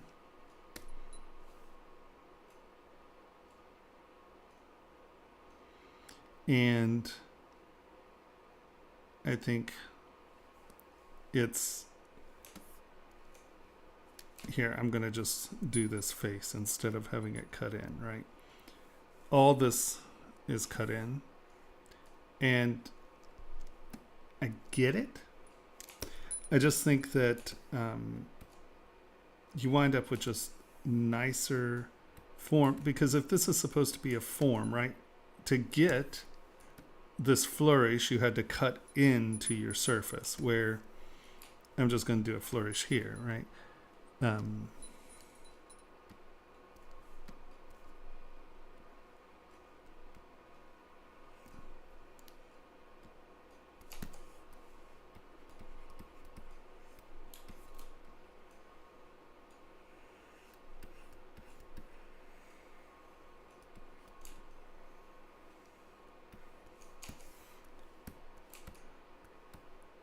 And now see, I can get a nice detailed flourish, but it looks like it's sitting on top of the surface as opposed to cutting in, and you lose your surface. Now, if this were, much more sculptural, I'd say that might be what you were shooting for, but I'm going to say I don't think it is. Right? Like if you really accented the fact that this is cut in and this became sculptural and this is a different shape, right? I might buy that. But I think that, you're still trying to retain that substructure and you're losing it. And you can see here, very little height, and we can come up with something that has a lot of visual depth and story.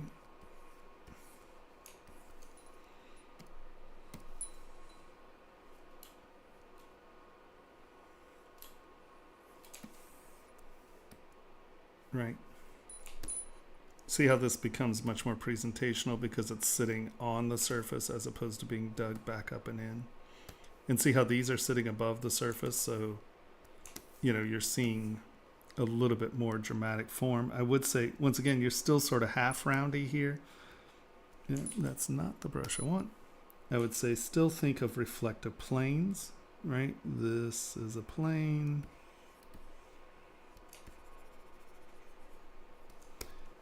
This is a reflective plane. And by keeping things from being half roundy and lumpy, you get better reflective surfaces, and they read much clearer from afar.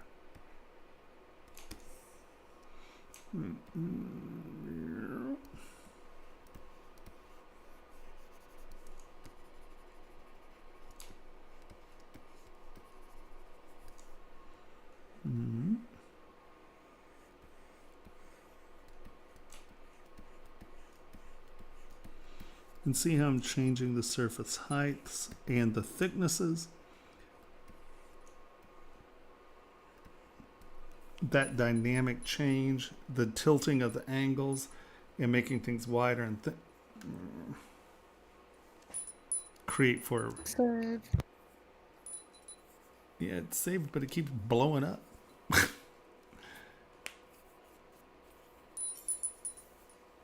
While it's doing that real quick, can you say why you don't work in perspective? Because it distorts everything and it's not real. It's not real perspective.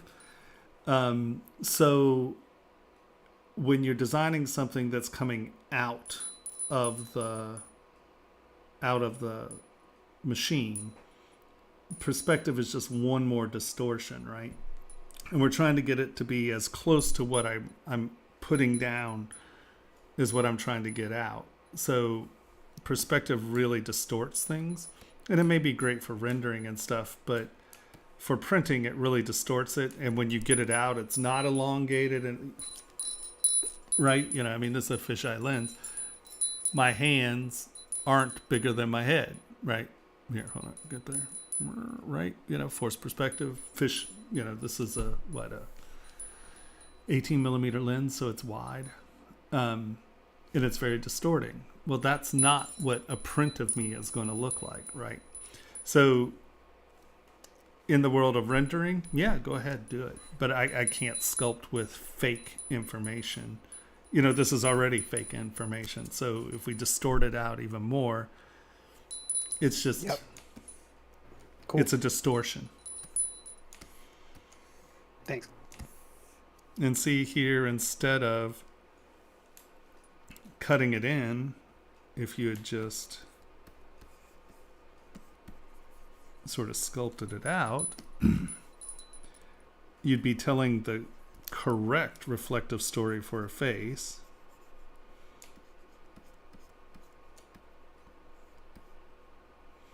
And when it starts reflecting,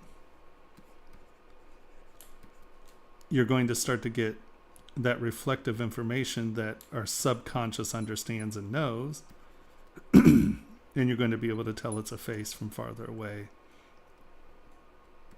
I don't remember. Was it smiling? See, this is what happens. I destroy people's models and then I don't remember what they were doing. So.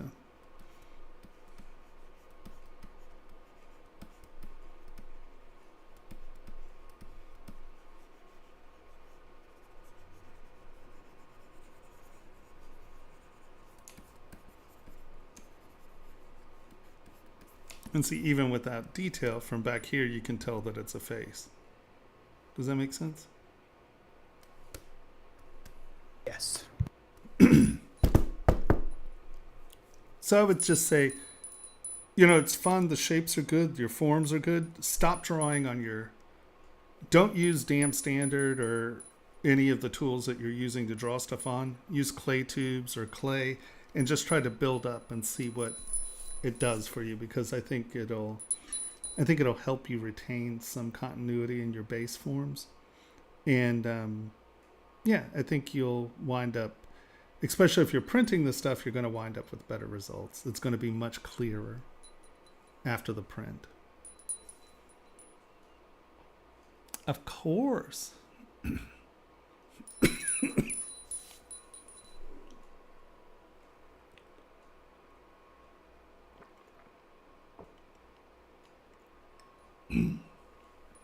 Okay.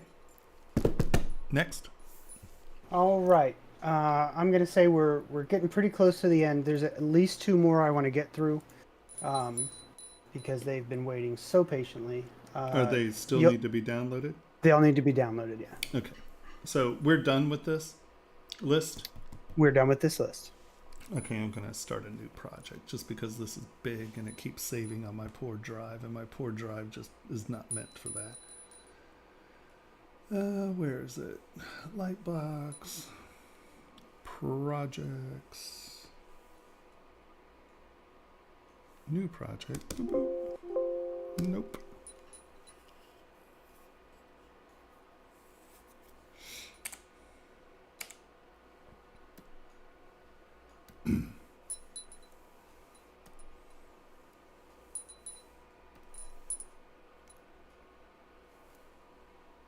Okay.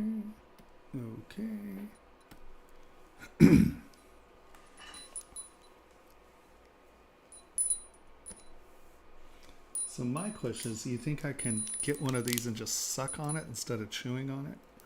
I hope so, because the ginger feels really good. We'll find out, won't we? I know, I'm really bad at this. I chew on everything.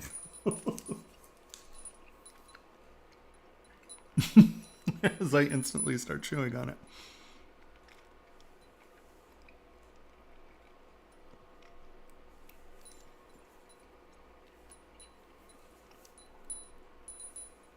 I'm just trying to flatten it. I'm not chewing.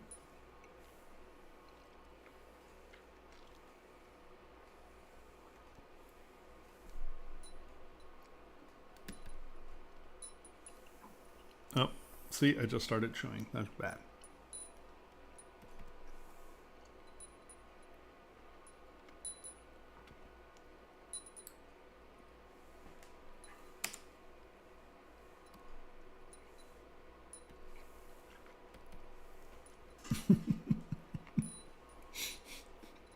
No, I can't. I got you on it.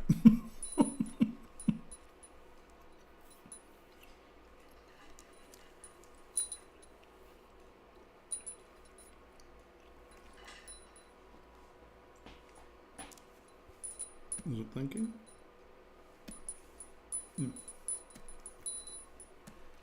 Nice. All right, who's first? Chaser. All right. Already looks great.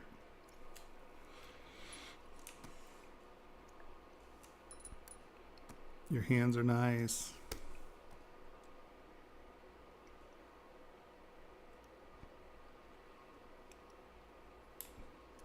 This anatomy stuff that's showing looks good. The face of here. Hold on, let's just look at our groover here.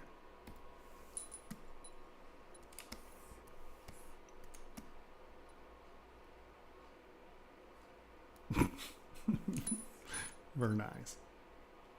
So, just as a note from earlier, as you can see, the shoulder is actually up in here, and you see how the bicep is crossing over the line of the torso. This is the shoulder in the right place. The anatomy's tight, looks great.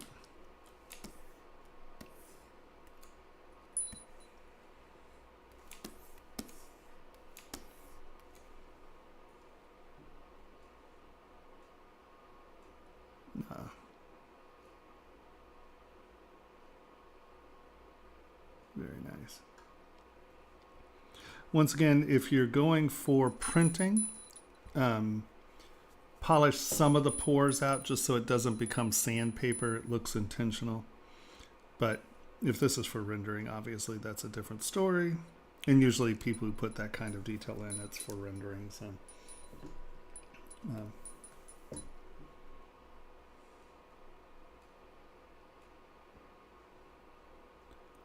the wrappings look good. Poor little bow-legged little bugger. Your fabric looks nice. If you are going to put stitching in,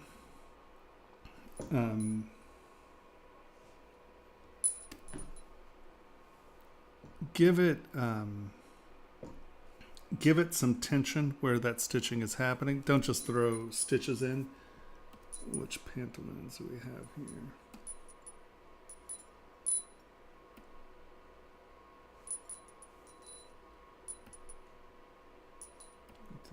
Is it this one?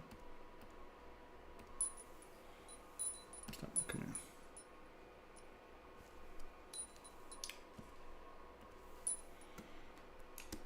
You know what I mean? Where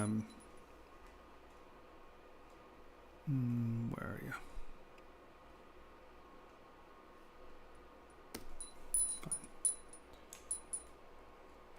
Because if there is stitching, just remember, especially if it's this far apart, if your stitching is this far apart, your seams are not going to be even. They're going to bow a little. So and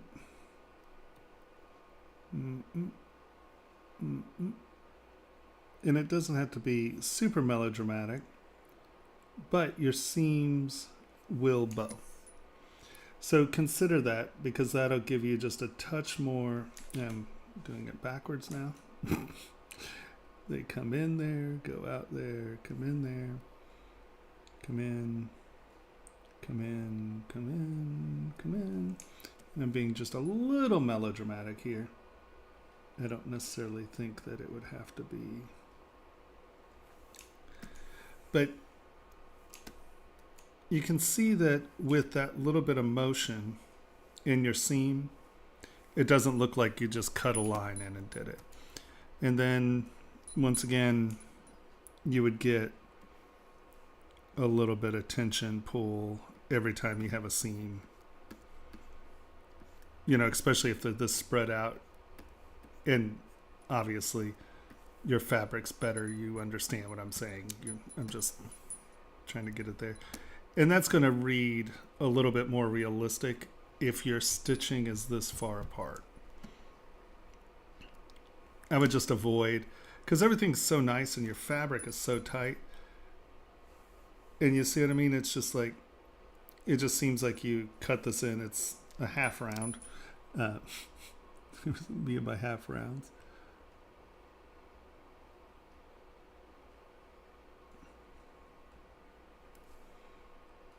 Mm-hmm.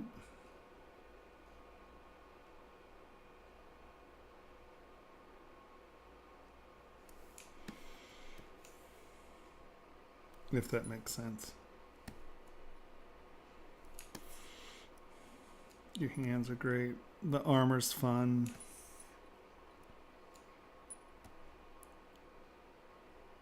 You know,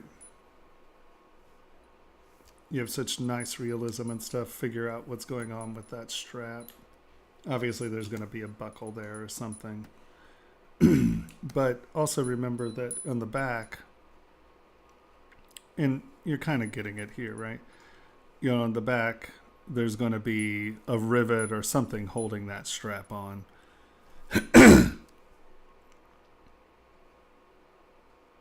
Is this more stitching here?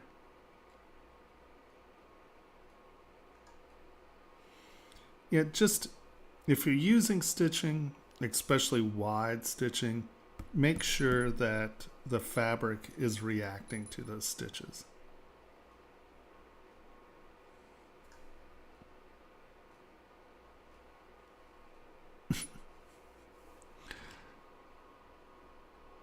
Nice, really nice. I don't think you've worked on this fabric as much as the legs, so there's no point in commenting on it. You know, this is such nice fabric, I'd come back in and punch that detail stuff, but I would assume that you just haven't gotten there. And whatever this shirt is, obviously it needs... Is it a hood? Is it half male? Like, is it a male hood? Where's the edge? Yeah. Okay, so that's probably Something is supposed to leather. be chainmail. Okay, so I'm assuming this is supposed to be chainmail. All right, that's good. The helmet's great. I mean, your shapes are just really lovely. You might, and once again, whoa. I might do like a few construction rivets. Yeah, here. You know, you have it here. So I'm just assuming it's not done yet.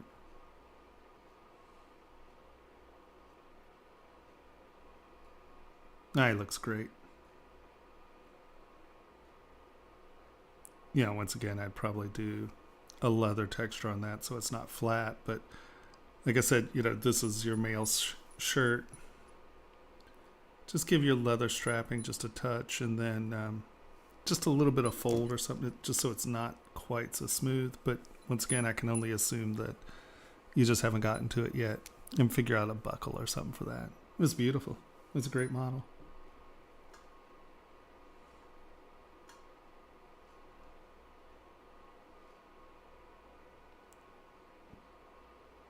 Little bow-legged geek.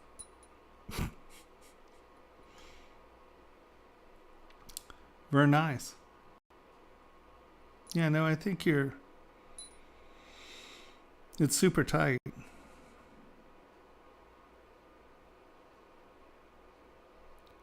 You know, if you're going to be doing like your riveting strapping here, you may want to put your straps on these. Like, figure out how these are bound. Because you have space in there. Are they riveted here, or is it rivets and leather belts holding it on?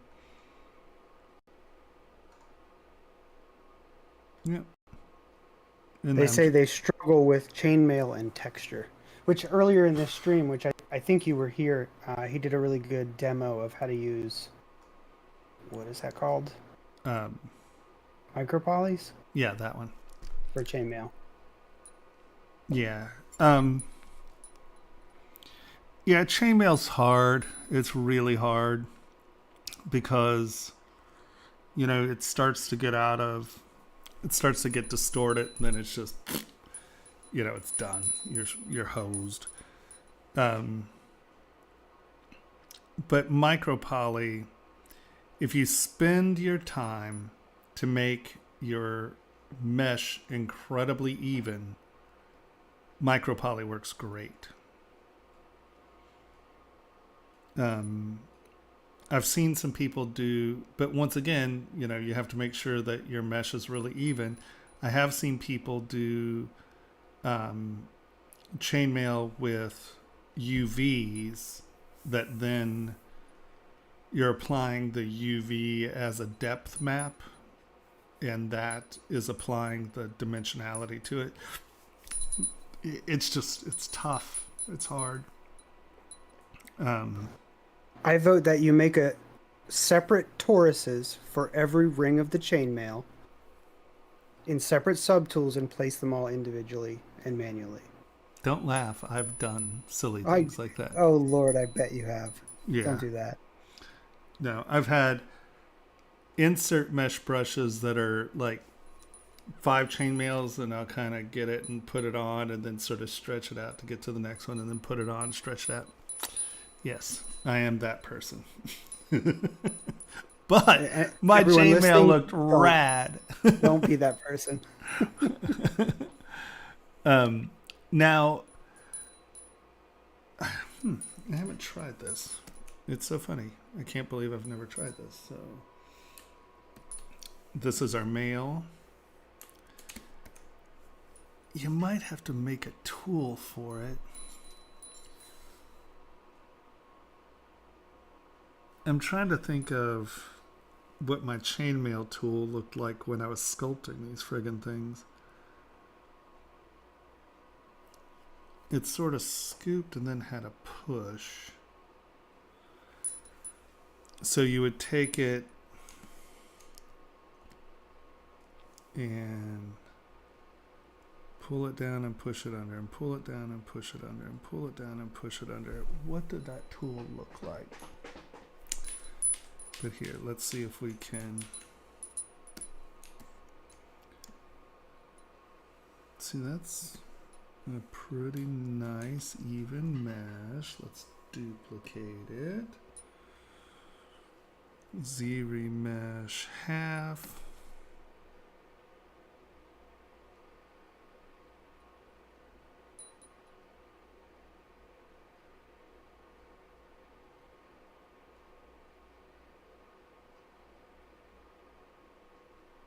It's only 100,000 polys. Why are you?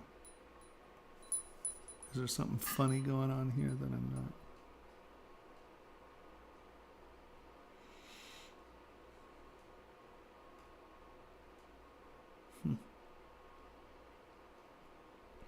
I wonder why it's struggling with that.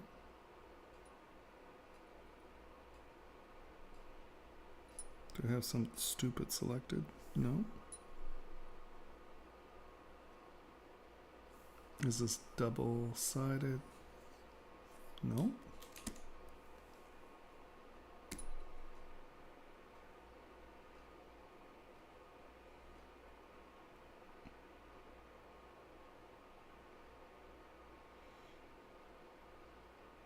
Oh, come on. You can do it.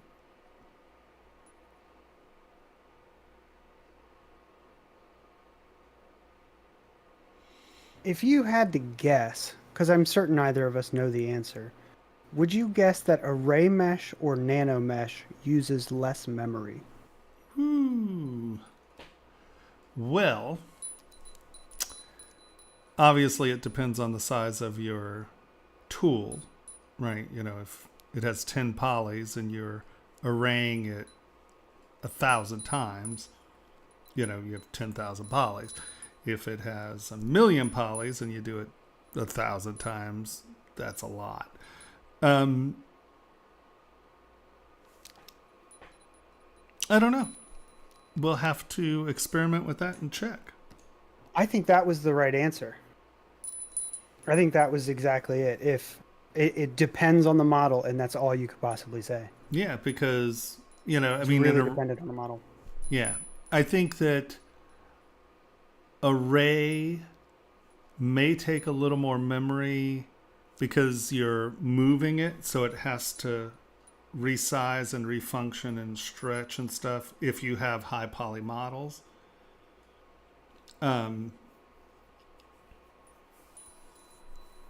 Because what was the other one? Not array, nano mesh. Nano mesh is just applying to a surface, right? So it's, and you aren't, well, but you're stretching and moving it around. Yeah, depends on the size of the model and how many instances you have, I think, really. Let's see, remesh this one more time.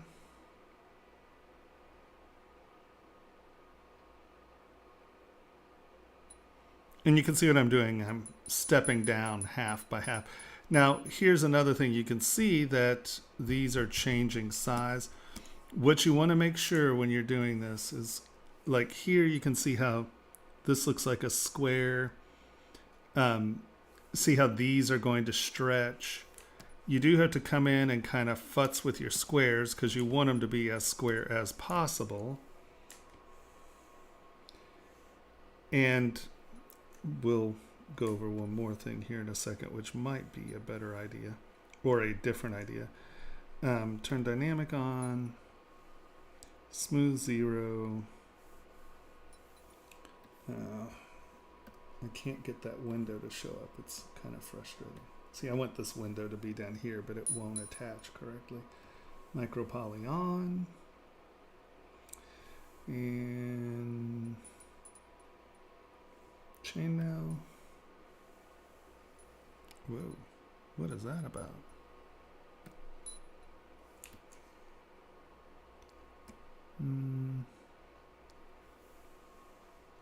Align. So you can see where it's stretching here. It's sort of stretching here. And now at this point you can come in. You can come in and kind of move and compress this stuff around some. Right, you can kind of get these to, you can see just by moving them you're getting a little bit better, but you do have to kind of move everyone sort of in that direction so you can kind of make it up.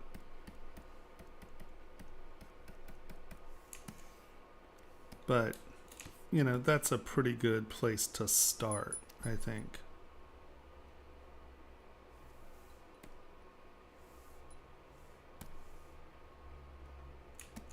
You know, it's pretty convincing for a quick start, even though where the geometry gets weird, you can see it's actually, because it wasn't right, I guarantee you there's a triangle right here where it was meeting together. You can see how it changes direction right here. And that's just because those aren't squares. So the other option you could probably have is if, let's go to the torso, or let's come back to this, I guess. Come back to my blue. So if you have a really solid hand, you could probably use the topology brush and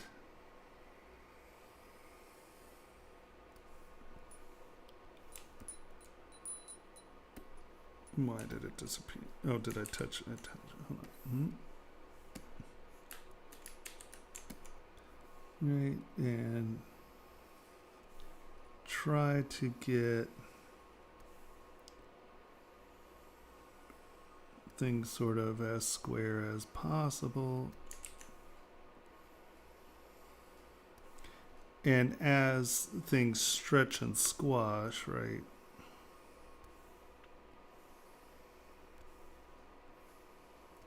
And then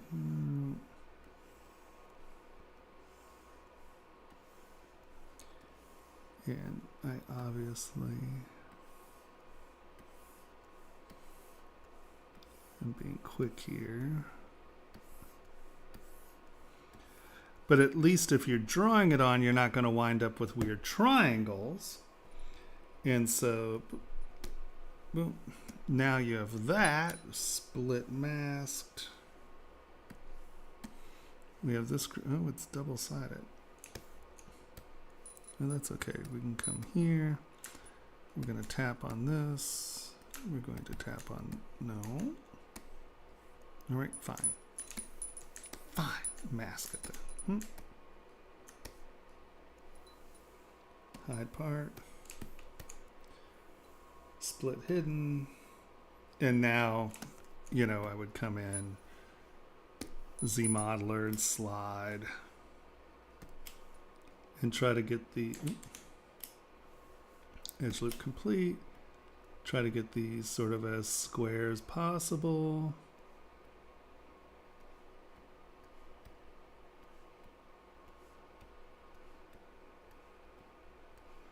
You see they got a little bigger towards the end. Get move points. Try to get everybody to be roughly square.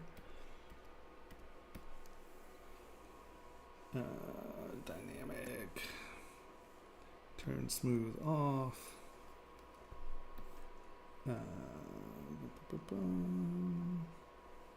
Micropoly on. Chainmail. And you can see we're getting bigger down here.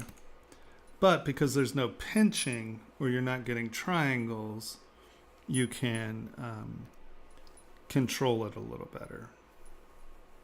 And then once again, you know, coming in and kind of pushing and pinching, you can get any of the really weird places to feasibly be less weird.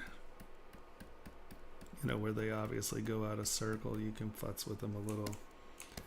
But once again, that's, you know, fairly convincing. You can get away with it if you spend time and try to keep it as square as possible. You can see that there was the one where I stretched this out right here. And that's where we turn dynamic off for a second. We go back to you. Boom. Let's turn our line. Nope. Lines on. Right. You just come back in. Insert mesh. And now turn dynamic on. And you can see that I have made that a little smaller. Turn dynamic off. Take slide.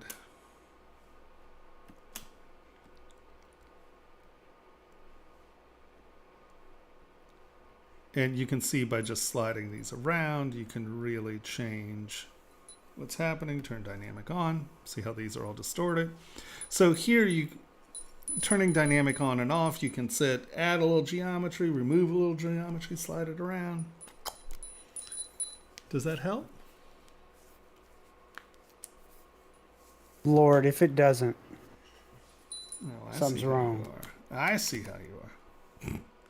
No, it's a beautiful model. It looks great. 2 thumbs up.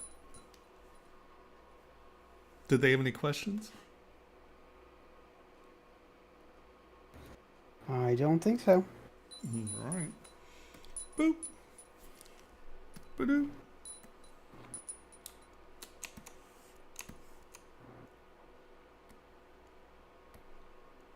Right, and this person is actually in the lurking voice channel, and I believe we'll jump over here.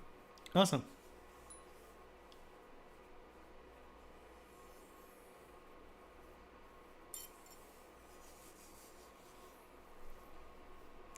Yeah, you know, it's just, it's hard to get chainmail right. I mean, you know, really just getting a little repeatable chainmail tile and sort of sliding it in and trying to get it to work where you want works, but you don't get the distortions during the folds and stuff. And that's where it's hard. It's just tricky.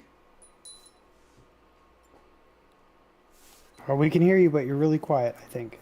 I can't hear anyone. One sec. Oh, sorry. Oh, I kind There of you hear go. you. I got noise suppression.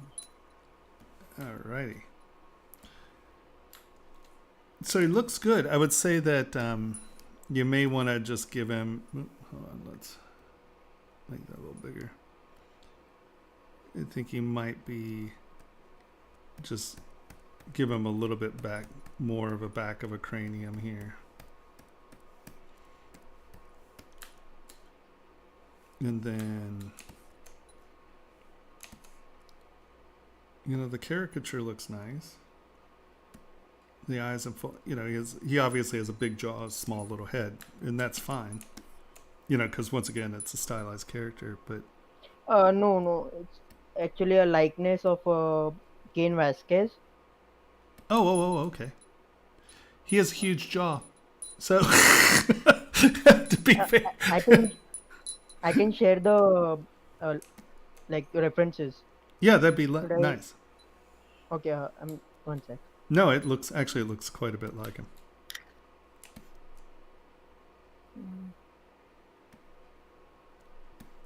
Does he really I'm have uploading that pure ref files. in Discord? No, the sharing thing, like Dropbox. I don't think he has PureRef, but Oh, I oh. dropped a link to a Google image search for Kane in Stream Chat. Mm-hmm. There's lots of pictures of him there. Yeah. I have to. It's supposed to have a texture file as well in that file, in that thing. Yeah, here, It let's, had texture and the skin pore details.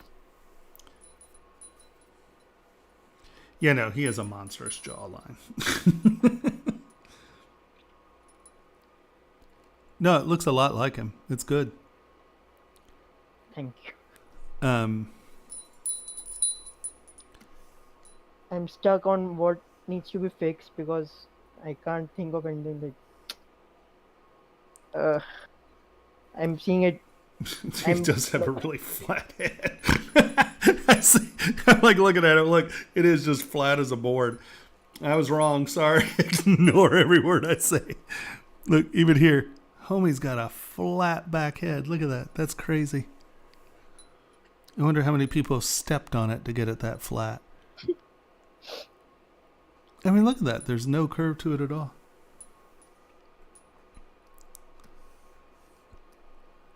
Yep. No, homie is got a flat back. Look at that. Boop. That's crazy. I was so scared when you said it. Picture. Yeah, no. I'm completely wrong. Ignore me. He has a big old flat back head. Someone definitely drop kick that to where it's flat. Yep, that's it. You're right. I would say it might be, the whole thing might be back a little farther. Because it just looks very short. So bringing that whole back out just a touch. Honestly. I mean, to be deadly honest, it's pretty darn on. What I like about it is that it actually has quite a bit of the character, you know, I mean, honestly. Are the anatomy things correct? Like I got a review from someone and they said head planes were wrong. I mean, you know, I don't know. What were, so they were saying what's wrong? Head planes. I think he said head planes. The planes that shift in the bones structure. Yeah. It's called head planes. I don't. Yeah. I'm No. not sure. I mean, I can see what he's saying, but you know what? I mean, if you look at him from different angles, and you're I looking, would say the top of his head in all these reference images is much pointier. yeah, and it completely depends on where you're looking at him for, but he does have. I've been working on that since morning, but in each picture it's different.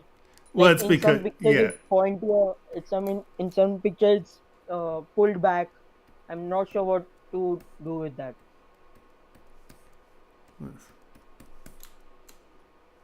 Give him a pointy head. Look at that. Now he's a cone head. It's perfect. No. I think I want to say that the top of his head is just too small. Right, you know,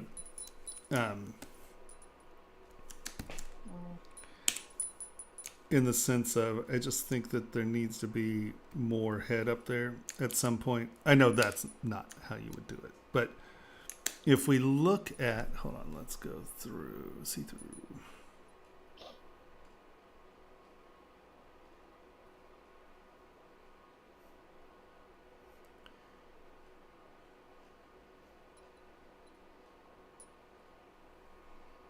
I'm just trying to find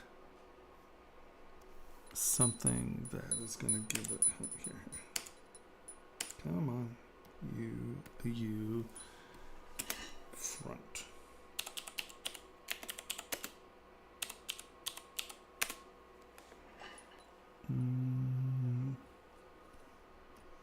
Come on, buddy.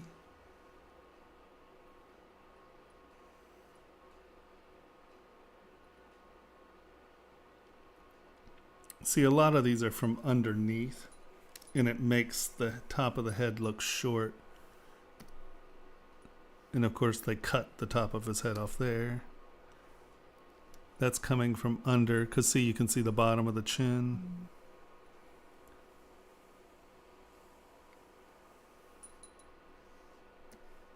I have two pictures that are from the front and one from the side. Should I share that one in the Discord? Yeah, please do. Okay, one sec. Brock.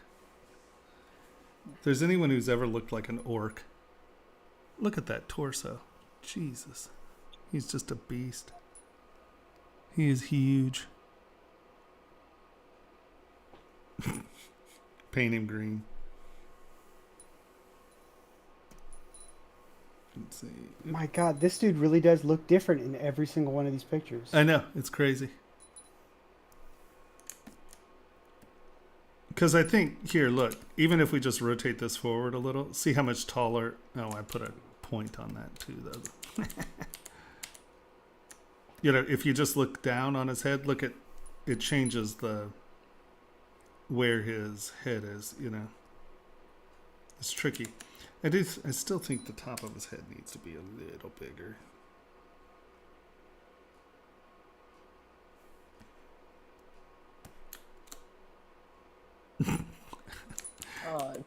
The files are too big. Should I share on Dropbox? Can you just drop If it you- into Discord? They're Just too drop big. it If you in. put them in Too big. Dropbox, I'll put them in Discord. So yeah, just put them Okay, in Dropbox. yeah. Just Okay. put them someplace. We'll find them somehow. I can upload very large files to Discord. Why? Because you have super special Discord? I do, yeah. No, Discord envious. But I bought it for you for a month. I know. And I could actually use all my little. We even made me some really cool little thingy-mabobbies. You And I still can't use them. Yes, you can. I Any ones can't. we made for you, you can use. They're not options. Party Frog I can't use. Watch. No, don't be crazy. Watch. Okay, I'm going to click on this, right? Look. Mhm. No. Bastard. Tell me again now. What can't you do? How come I couldn't do that earlier?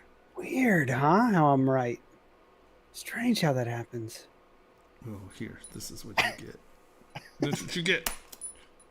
There it is. That's you, buddy. Don't make me find you. I will tomahawk you. Did you post something yet? One sec. I'm just selecting the pictures that I'm using. Oh, I was hassling him, not you. I'm sorry. Oh, sorry. No, you're good. It's fine.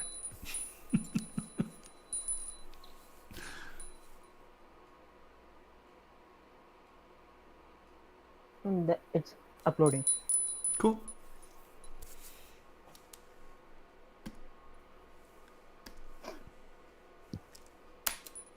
Party Frog. I was trying to use these the other day and they weren't working. They weren't there.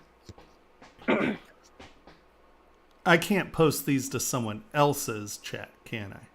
That's correct. You can only use them in House of Discord. Or House of Wittelsbach. Where if I paid for Nitro, I could use them on other people's things? Yes. See, that was the problem. See, so technically I couldn't use them. Yeah. All right. You weren't wrong. See now?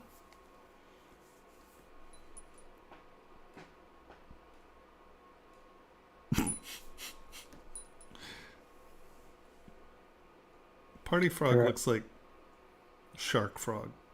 It finished uploading. Yeah. They're making their way to Discord. Good. These are big pictures. Yeah. I had to get high quality ones. That's why. Yep, no. Good call.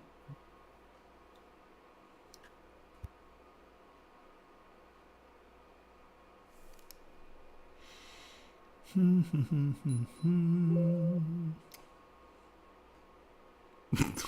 love that.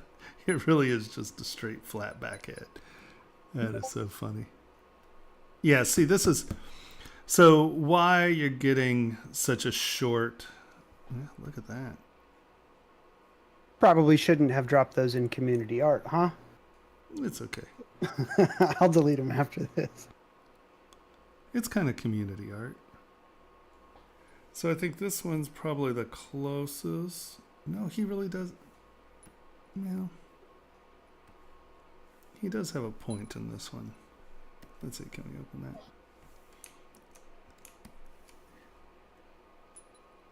I guess when you... I think I forgot to send one from the orthographic views, like right side. Not sure did you get it or not. Yeah, see from the straight on view, that's pretty close. His nose is a little... just trying to get it. Can you use the other front pick? Huh? There's one more front pick. Sure, I'm just saying this front pick is the one that's real close to actually, instead of being from underneath, it's looking pretty straight on. Because this front pick, hold on, is this the one you were talking about? I'm waiting for the stream to catch up. Mm-hmm. Yeah, the second last, yes, that's the one I used for the front. What's funny because the top of his head's cut off. Well, no wonder he got a flat head. All right, so yeah. Oop. See through.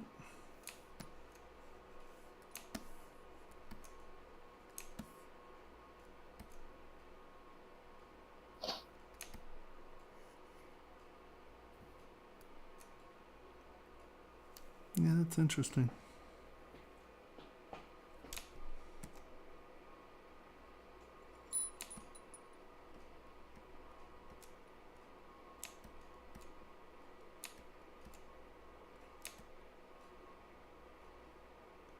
Because there's some...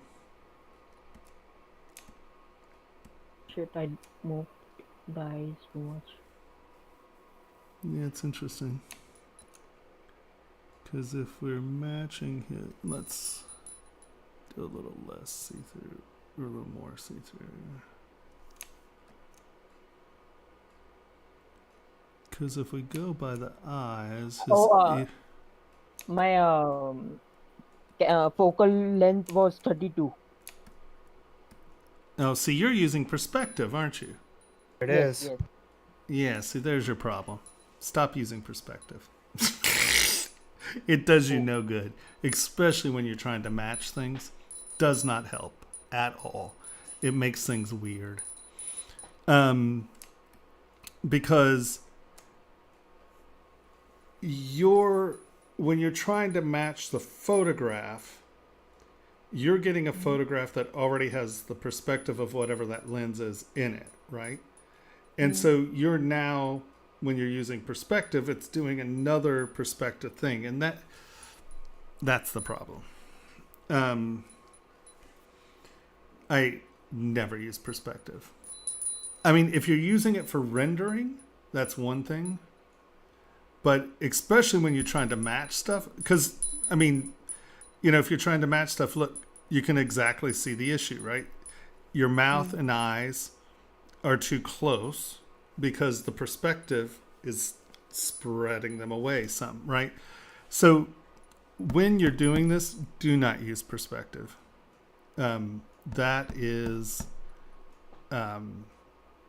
That's probably your number one issue about getting it to match, because right now you can see that, like, my lip line and the bottom of my nose, we're going to move this right here because that's where it'll go from. So my lip line's on, right? So to get my ears to be the right size, that's about there, right? And now when we try to get it to match the eyes, look at how distorted that is around the size of that image. Do you see what I'm saying?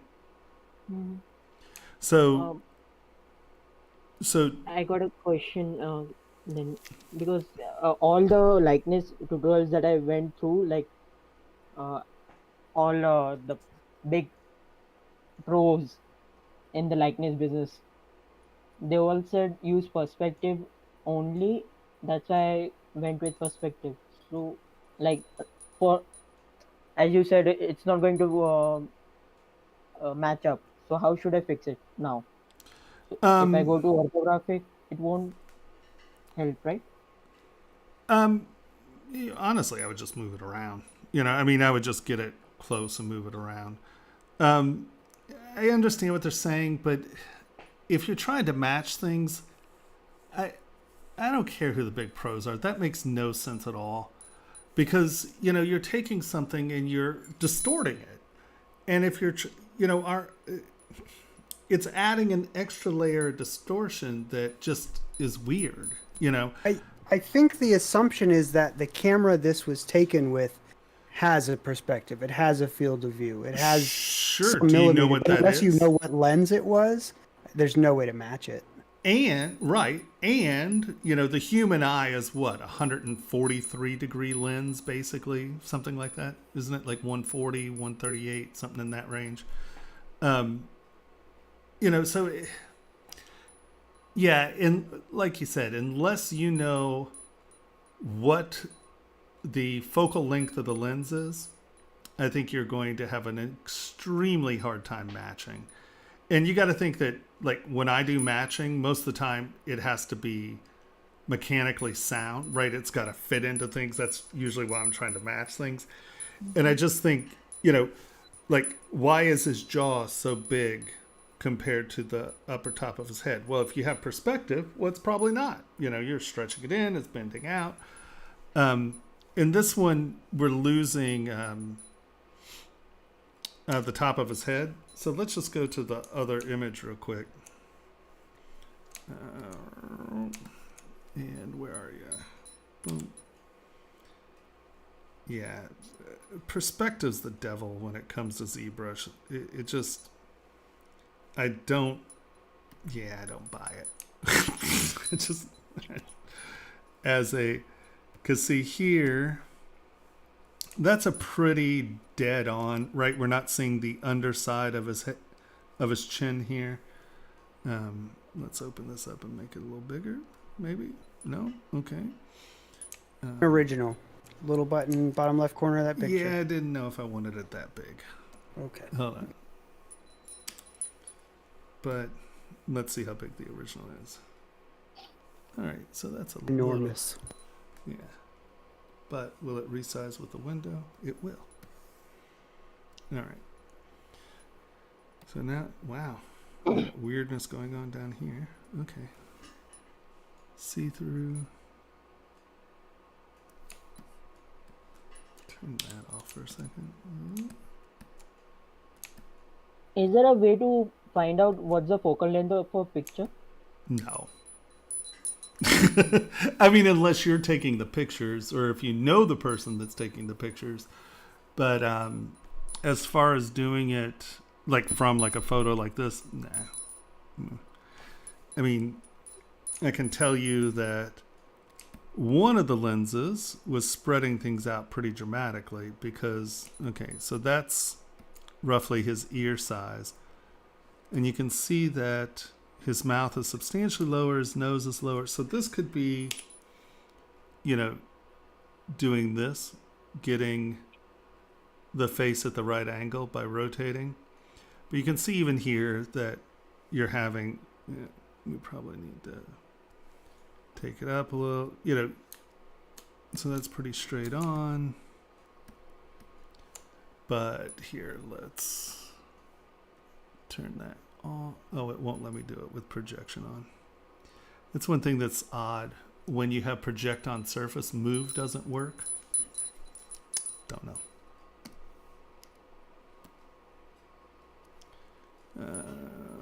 Is symmetry on?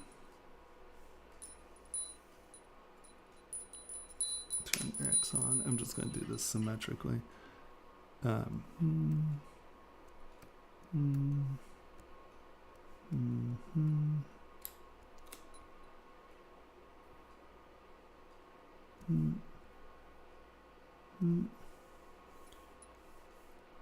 It's interesting. He's standing.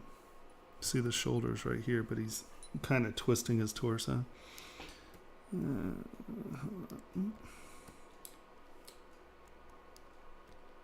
Bigger. I know I moved your eyeballs, so he's going to look super weird. And I'm doing it symmetrically, which is... But see how...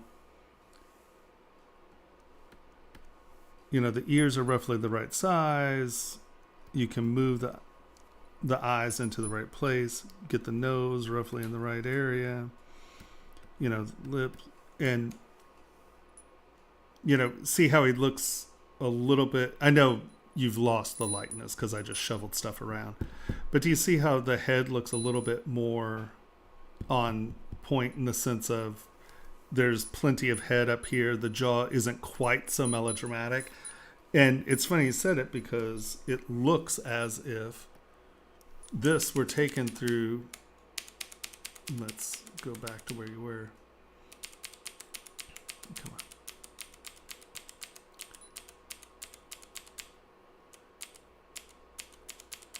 Right, do you see what I mean? It looks like it was taken with a lens that's making this bow out, right? See how it looks like it's forced perspective, right? You're getting the top of the head way back there. I would say that, well, I would put the eyeballs on the same tool. I would go to one of those that's pretty dead on and make sure it has the top of the head because the top of his head has a little point in there. And so I think that'll help define that silhouette. But if you'll notice, in that, without the perspective, the jaw gets smaller and the top of the head gets a little bigger. And I think that's the issue. I think his jaw's too big and the top of his head's too small. But the likeness is great. You know, I mean, it's a good caricature. And I think that by blowing the bottom jaw out a little, and I understand why it is doing that, because you can see by turning perspective on, we change dramatically where those things are. And I know that you probably had a different perspective on, but you can see that that is completely changing the dimensionality of the model. So, you know, when we were doing large scenic elements, we would project silhouettes on, but we never did perspective readjustments because, you know, unless you're having something that's like a big fisheye lens and you want the effects of the fisheye lens implied in the sculpt, sure, then you do a little alteration. You take a picture with the fisheye lens, right? I think that it is distorting the model enough that you're getting, if you're trying for a photorealistic thing, you're winding up with your proportions being different. And that, like, if you were to print this, it's not going to look like the perspective, right? It's going to look like the thing without perspective turned on, because perspective is an artificial lens. So I would say just go back and just readjust the proportions just by moving them, right? And just get it to where, you know, everything is sort of where it needs to be. And I think what you're going to see is the jaw come in a little, the head will go up just a touch, and that'll change. And it's subtle. I'm not saying you resculpt it at all. I'm saying lower your resolution so you don't distort your details, right? Get your res low and do it from here and just get your stuff in the right place. I would put my eyeballs back in, you know, on one thing. So when you're moving it up and down, duplicate your eyes, and then move them. And then once you hide the head again, and then put the eyes that aren't distorted in, because, you know, they're probably going to move around a little, but at least that way it doesn't look super funky. And you can see that from here at the lower res, I can do some pretty dramatic readjustments. And when we come back up to the higher res, you haven't destroyed your sculpting, right? You can see that I moved that a lot. We made it pinchy, but you still have all your poor detail. You're not going to have to redo a lot of it. It just comes down to go to your lowest res, move it around, get everything in the place you want it, and then, you know, we come back to the higher res, and you don't have to resculpt it because all of your detail is going to be pretty darn close. Does that make sense? Okay, so just in orthography, do it everything, just movements. Right, just movements. You don't need to resculpt it because the caricature is nice. I just think things are just a little out of place because of the perspective. And I think that what the perspective did is it made the jaw a little overblown and it made the head come down a little. And I think by just shuffling that around, and once again on the side, double check your depths and stuff, because depending on the perspective, it can make this bigger and push that stuff back and over.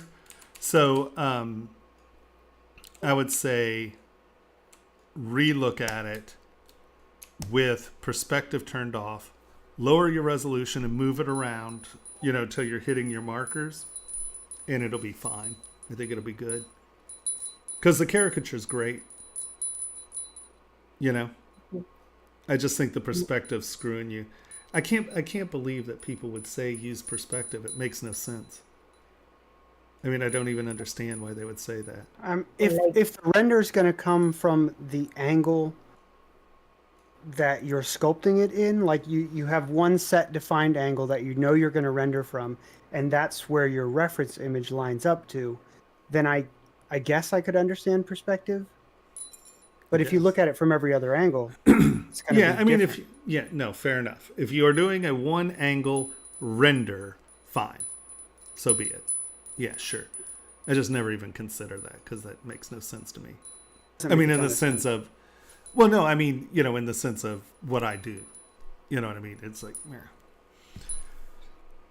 But yeah, I think the perspective is what's wonking you. But it's damn close. It looks great. It's a lovely sculpture. Yeah, it looks great. Yeah, no, I mean, you're killing it.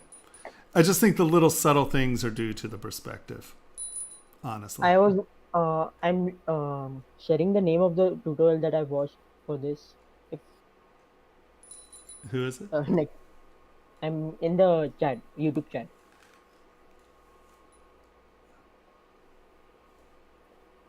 It was for the Fury guy. Yeah, see, so now here again, if you're doing it for film, you know what your focal length of your cameras are, right? You're going to, so I can see doing that so it matches the camera, right? So if you're doing it to like, let's say you're doing me, but you're doing a CG likeness of, yeah, because it's not going through camera.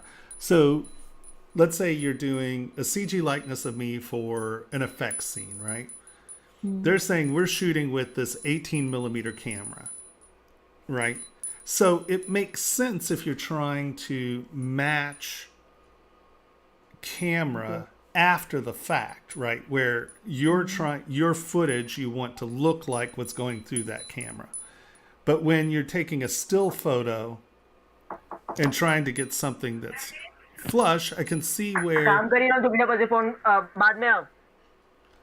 I can see where no, it's okay.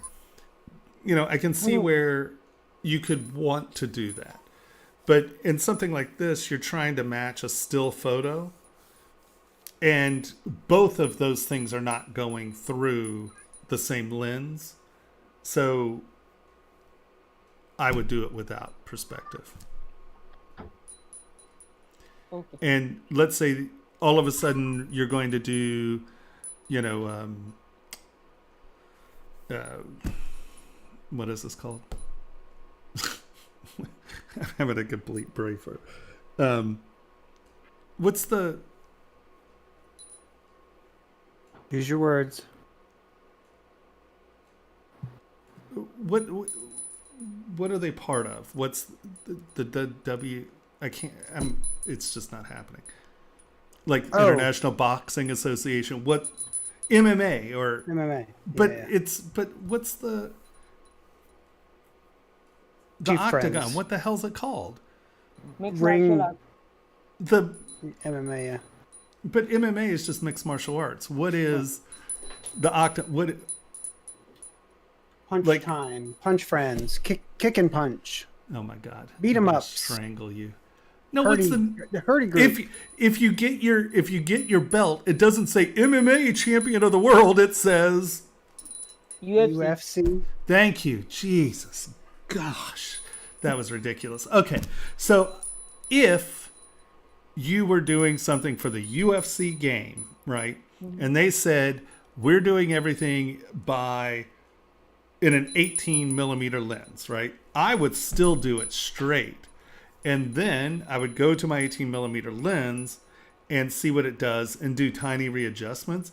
But your still photo through the 18 millimeter lens thing, right? See, because you're still trying to create an object that works in reality, sort of. And then you apply the lens to it. And I would check it, maybe touch it up after the fact. But if I were copying a still photo, I would not use perspective until it was done, I guess, is what I'm saying there. Okay. Verbosely. Yeah, but no, it looks great. I just think the little things that you're seeing are due to the perspective. That'd be my guess. And the fact that his top of his head was cut off in your reference image. So you're missing his little cone head. Thank Awesome. Looks good. you. Do you have We'll any- update later in the next time. Yes. I look forward to it. Thank you. Bye. Indeed. Ciao. Have a great day, night, Thank whatever. you. Whatever you're at. I have no idea anymore. All right. Oh, look. I'm Shane Olson today. Awesome. You've been Shane Olson this whole time? Oh, you have. Yeah. I didn't even know. Whoops. Whoops. Oh. So, for those of you who are joining us and you see, if you like what you're seeing, hit subscribe on the YouTube channel and do a thumbs up if you like what you're seeing. If you have any questions, post it in the comments below, and either I or someone from Pixologic will answer your question. So YouTube, subscribe. It's very helpful. And then like things. How is that? Did I pull that one out? Almost too late? Yeah, we forgot to do that at the beginning. Yeah, my bad. I'm sorry, Kyle. I tried. We can't end every stream with an apology to Kyle. I think I can actually. I think I'm heading. Yeah. I think I'm heading towards that. And I would like to thank Pixologic and apologize to Kyle. And We'll add it to the script. oh my god, I suck at this. I'm sorry, man. All right, is that it? Are we done? Yeah, let's call it. It's past 2 Okay. a.m. We still have like 10 more files. Do we? There's just no way. Are you kidding me? 10 I people. am Okay. not kidding you. Wow. So you guys will go. Tell me about next week. Is it going to be a Tomas sculpt or a crit session? Crit session, because we don't usually. It's the second week that I'll do the Got challenge, the monthly Okay. challenge. I lied to everyone. That's fine. I'm allowed to do that. You don't know who I am. You don't know me. I can lie to you, and it's not gonna make a difference because you're not gonna unsubscribe me. You're gonna unsubscribe him. Yeah, be mad at me about it, not Pixologic. No. All right. So next week, crit session. Austin, you are first in line if you are here, and we'll go through the files in the same order they came in. So if you submitted already, we will do it next week.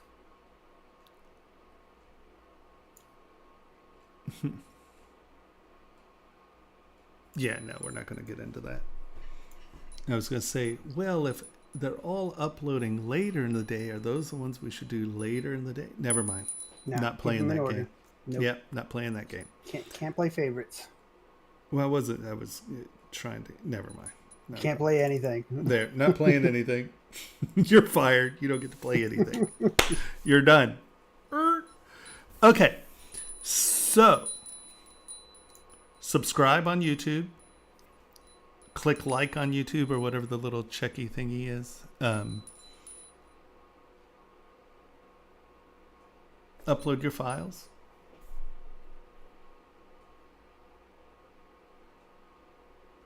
I'm sure I'm supposed to say something else. Oh well. All right. Thanks for joining. We had a good day. There's some magnificent sculpture. You guys are killing it. Thank you, Pixologic, for letting me stream. Thank you, 3D Connection, for Space Mice. Thank you, DokiWare, for being DokiWare. Thank everybody. I'm just super thankful today. Next week will be the next stream. If you're interested in Tomas's UI custom brushes and a free video on scale in ZBrush, check out ZBrush Jewelry Workshop. There's a link in the chat. Just sign up for our mailing list and you will have access to all those things. You can just check out ZBrush Jewelry Workshop if you're interested. Tomas teaches this stuff on a platform that is fantastic and amazing. We just, 2 days ago, uploaded 19 new videos across a bunch of different topics. Curved brushes, 2 brand new projects that have to deal with scan data and making Halo and Solitaire rings. Bunch of stuff. We're actually running a contest right now for all of our members where the top 3 places actually get their jewelry piece cast and mailed to them in sterling silver. And a Space Mouse Wireless? And a Space Mouse. The winner gets a Space Mouse. Space Mouse. We've got Space Mouse Pro. No, wireless. Space Mouse Wireless. We don't know which one it is. I think it's wireless. That one. Yeah. We've got free tutorials for ZBrush Core and ZBrush Core Mini. ZBrush Core Mini is always free. So we're making these tutorials free for you guys. There's a link in the description. Join us on Discord for access to our little community. You can ask questions, post your work, have a chat. It's a good place to be. If you need anatomy books, we cut a deal. We got it where they give you a deal. You're gonna make me find links to stuff I don't have readily available. Sure. I can't believe I totally forgot. See, I really do suck at pitching myself. I totally forgot that. Cheers. All right. I'm just gonna have to record him, and we'll just play record, and that'll. I'm pretty good at it, huh? Yeah, you are. How am I so bad at it? I don't even understand. Because I listen to you do your little spiel, and I think the entire time I'm sitting there thinking, I wish he was saying this. Oh, see? So I've got it ready. Oh, This is what I wish he was saying. So basically, I need to pre-record this and get it on a touch button, so it just records it, and I'll pretend to mouth, and there's a lag, so no one would know the difference. Right, and it's not your voice anyway. Right, I'll be just.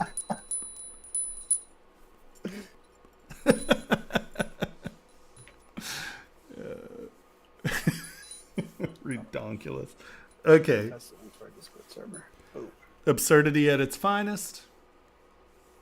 I hope you all had an entertaining and educational evening. Thank you, everyone. Thank you, Tallahassee. All right. Oh. See ya. Hold on. I got to actually turn this off.